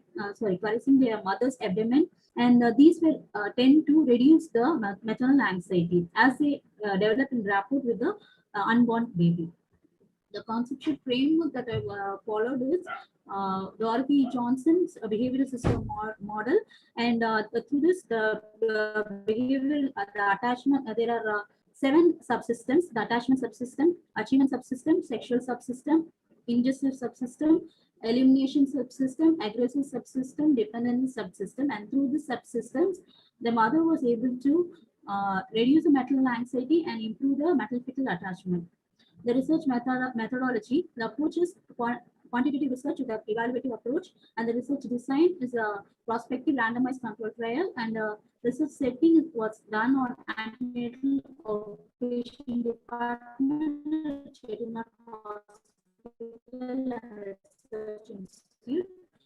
The population was all pregnant women attending the antenatal. Normal pregnant women within the gestation age of 28 to 32 weeks of gestation, and sample size was 62, and this was a purposive sampling technique. The inclusive criteria was normal pregnant women in the age of 21 years to 35 years at 28 to 32 weeks of gestation, singleton pregnancy with cephalic presentation, and those who are willing to consent for the study. Exclusive criteria, those who did not come into the exclusive criteria, unwedded single pregnant women and adolescent pregnancy, and pregnancy with high-risk conditions. And the study instruments that were used was a structural interview schedule was used to collect the demographic data, and the modified anxiety scale for pregnancy. Spielberger's trait anxiety emoji was used to collect the Spielberger's to collect the maternal trait anxiety. The data collection process, the eligible sample was 62, and all the pregnant women were randomized. The unit 1, 2, 1, 3, and 5 were taken as the control group, and the OPD units 2 and 4 was taken as a experimental group, and assessment was of maternal trait anxiety and pre-assessment of maternal state anxiety was done. And after that, the experimental group underwent an individualized video-assisted maternal training on focused concentration of fetal movement for pregnant women was given for the experimental group, and the review was done, and review reinforcement was done through telephonic follow-up once in a week for 3 consecutive weeks, and post-assessment was done after a month, after 4 weeks, and at 32 to 36 weeks of gestation. An ethical consideration, ethical clearance was obtained, consent was obtained, and those who were willing for was taken up for study. The study protocol was and data analysis. The chi-square test revealed a homogeneous group with regards to demographic, psychosocial, and obstetrical characters. The demographic characters that were taken up for were age, education, employment status, occupation, monthly family income, insurance, religion, marital status, age of the marriage, and years of married life. The psychosocial characters were family support person, accompaniment of support person, and support person during the visit. And obstetrical characteristics were gravida, plan, and registration, gender desired, and regularity and number of antenatal visits. So this bar graph shows the frequency distribution of the maternal trait anxiety, which was the same for both the control and experimental group. And the pre-test maternal state anxiety was also the same for the control and experimental group, whereas the post-test maternal state anxiety was improved in the experimental group. Next, the comparison of the mean of the maternal trait anxiety, pre-test maternal state anxiety, and the post-test maternal state anxiety. And the mean was showed that there is in the experimental group, there was a reduction in the mean, which indicates that after the intervention, the mothers in the experimental group had a minimized maternal state anxiety. The independent t-test was done for the maternal trait anxiety and fetus, which was non-significant, which reveals that a homogeneous group was taken up for the study, and the post-maternal state anxiety reveals that the statistical significance was seen and in the because of the intervention done. One way ANOVA revealed the statistical significant reduction in the maternal state anxiety, and the paired t-test of subparameters. There were 7 subparameters taken up during the maternal state anxiety. In the parameters were adaptation, physical changes, emotional changes, marital relationship, baby's concern, and support system, and the labor concerns. So from this, the experimental group showed a significant improvement when compared to the control group, which indicates that the intervention was effective. 8 minutes. The major findings were the statistical significance was of the study include independent fetus, one-way ANOVA, the maternal anxiety, and paired fetus with the subparameters, which indicates that this hypothesis that there is significant impact of video-assisted maternal training focused concentration of fetal movement to maternal-fetal interaction activities reduce the maternal state anxiety among the pregnant women was accepted. And the clinical significance, the comparison of the mean of the maternal state anxiety with the frequency of the maternal-fetal interaction activity practiced by the pregnant women in the experimental group showed that significant maternal anxiety was reduced in the among people who practiced more. And the common C was indicates that the compared mean of the was showing medium to high effect size. The constants include that there is a concludes that there is a clinically significant impact of video-assisted maternal training on focused concentration of fetal movement through maternal-fetal interaction activity in reducing the maternal state anxiety among the pregnant women in experimental group. An association was seen in only two of the demographic variables, that is psychosocial characters and obstetrical character. And both of it revealed that a significant association was seen between the number of antenatal visits attended by the support person and the postnatal maternal anxiety. So, which was statistically significant, which indicates that the support provided number of antenatal visits was effective in reducing maternal anxiety. The limitation of the study was it was a time series study assessment could not be done because of the study duration, and inadequate national studies were because of absence of study on this topic. And recommendations were time series studies, longitudinal studies on the postpartum impact of maternal attachment on maternal infant attachment and the maternal psychology, and large sample size for a wider generalization, and comparative studies and an explorative studies can be done. The conclusion: maternal anxiety is inevitable and individualized. Several study findings have supported that this anxiety may be a negative impact on the maternal and the fetal well-being. The long time bearing effect of this bonding between the mother and the baby can be cared by helping the mother to understand importance of maternal-fetal attachment through developing the maternal-fetal interactional skills in reducing the maternal anxiety. It is important that this aspect is to be taken as one of the key concepts during the antenatal period in the regular antenatal care. These are my references. Thank you. Thank you so much. And let's move on to our next presenter.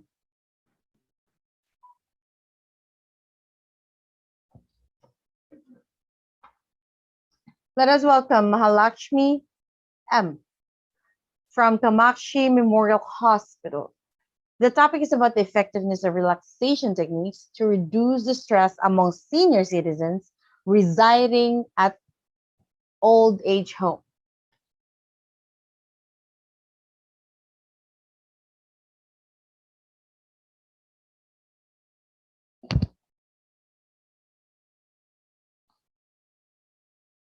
Second call to Mahalakshmi M. from Kamakshi Memorial Hospital, effectiveness of relaxation techniques to reduce the stress among senior citizens residing at old age home.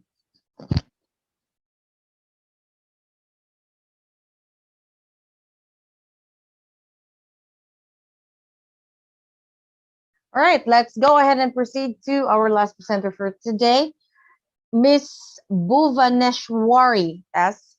from Satyabama College of Nursing. The topic is about the awareness and prevalence on computer vision syndrome among collegiate students, a cross-sectional study. Good evening, ma'am. Good evening to everyone. Good evening.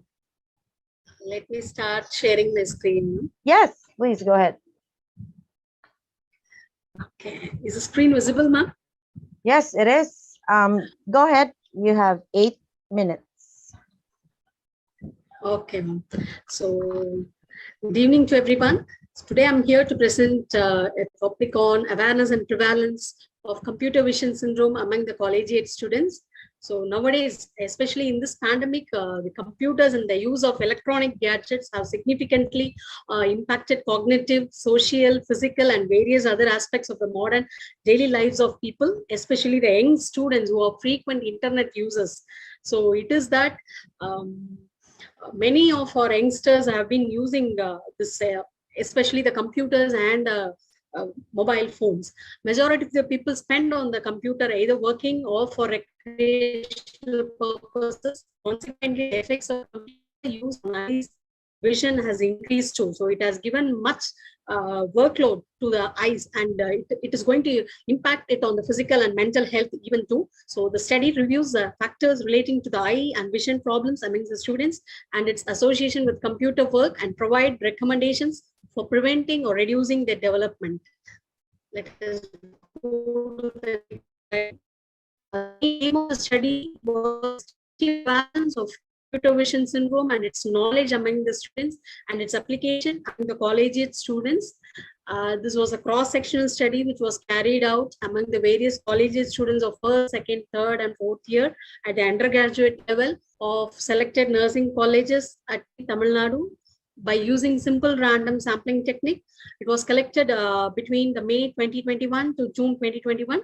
Students who gave their consent was taken up for the study, and a pre-tested semi-structured questionnaire was used to collect the data. So I have made a questionnaire regarding the computer vision syndrome and the knowledge on the computer vision syndrome, and as well as the preventive measures of computer vision syndrome, and some of the structured questionnaire to test whether there is a presence for computer vision syndrome among the collegiate students. So the questionnaire was self-structured questionnaire was given to the candidates, and they were asked to fill the same. And the results was a total of 212 students participated, and majority of them were below 22 years of age. And the prevalence of CVS, that is computer vision syndrome, was found to be about 83%, and more than 70% of students spend up to 4 hours in front of the computer or the electronic gadgets, and roughly 40% of knowledge of CVS, but only 10% took measures to prevent the disease. And those who had symptoms experienced them within 2 to 3 hours of computer use. It was found that many of them were experiencing that syndromes, that signs and symptoms of computer vision syndrome within the 2 to 3 hours of computer usage. And majority of them complained of having watery eyes and blurred vision. So here we have the results. When we compare the knowledge, and 82 of them were having preventive measures knowledge, and 130 were not having. And when coming to the usage of all those preventive measures, only 21 were using the preventive measures, and 191 found that they were enjoying with the computers and the electronic gadgets, not minding about their physical health and mental health. So this was symptoms which have been found out among the things: sensitivity to light, eye redness, sensation of having something in the ears, that is lightning, difficulty in wearing contact lenses, difficulty in nighttime driving, watery eyes, blurred vision was found. And these are the results. So what I have found through my study was a significant proportion of students to manifest CVS, that is computer vision syndrome, and denotes that the health of the people working on the computer should be emphasized as a field of concern in public health. Those students having this syndrome so early in life will have a detrimental effect on their health in future. future even too. Hence, the students needs to be sensitized regarding the importance of the regular eye and health checkups and proper rest to the eyes. Further research is also recommended to know the depth of the problem, as it has the potential to become a modern day pandemic. So especially in this pandemic, the students have started to use, not only the students, even the adults who are at home, work from home. So those have started to use these gadgets very frequently. And as a concern, as an educationist, it is our duty to emphasize what are the preventive aspects available and how to use the electronic gadgets safely and how to improve our physical and mental health in the day-to-day life. These are the references which I have used. And with this, I conclude my topic, saying that as an educationist, it is our duty to insist the students and other people as a public health nurse. We can educate the people also in order to avoid the computer vision syndrome and also to prevent the same thing and have a better health in the future. Thank you. Thank you for the opportunity given.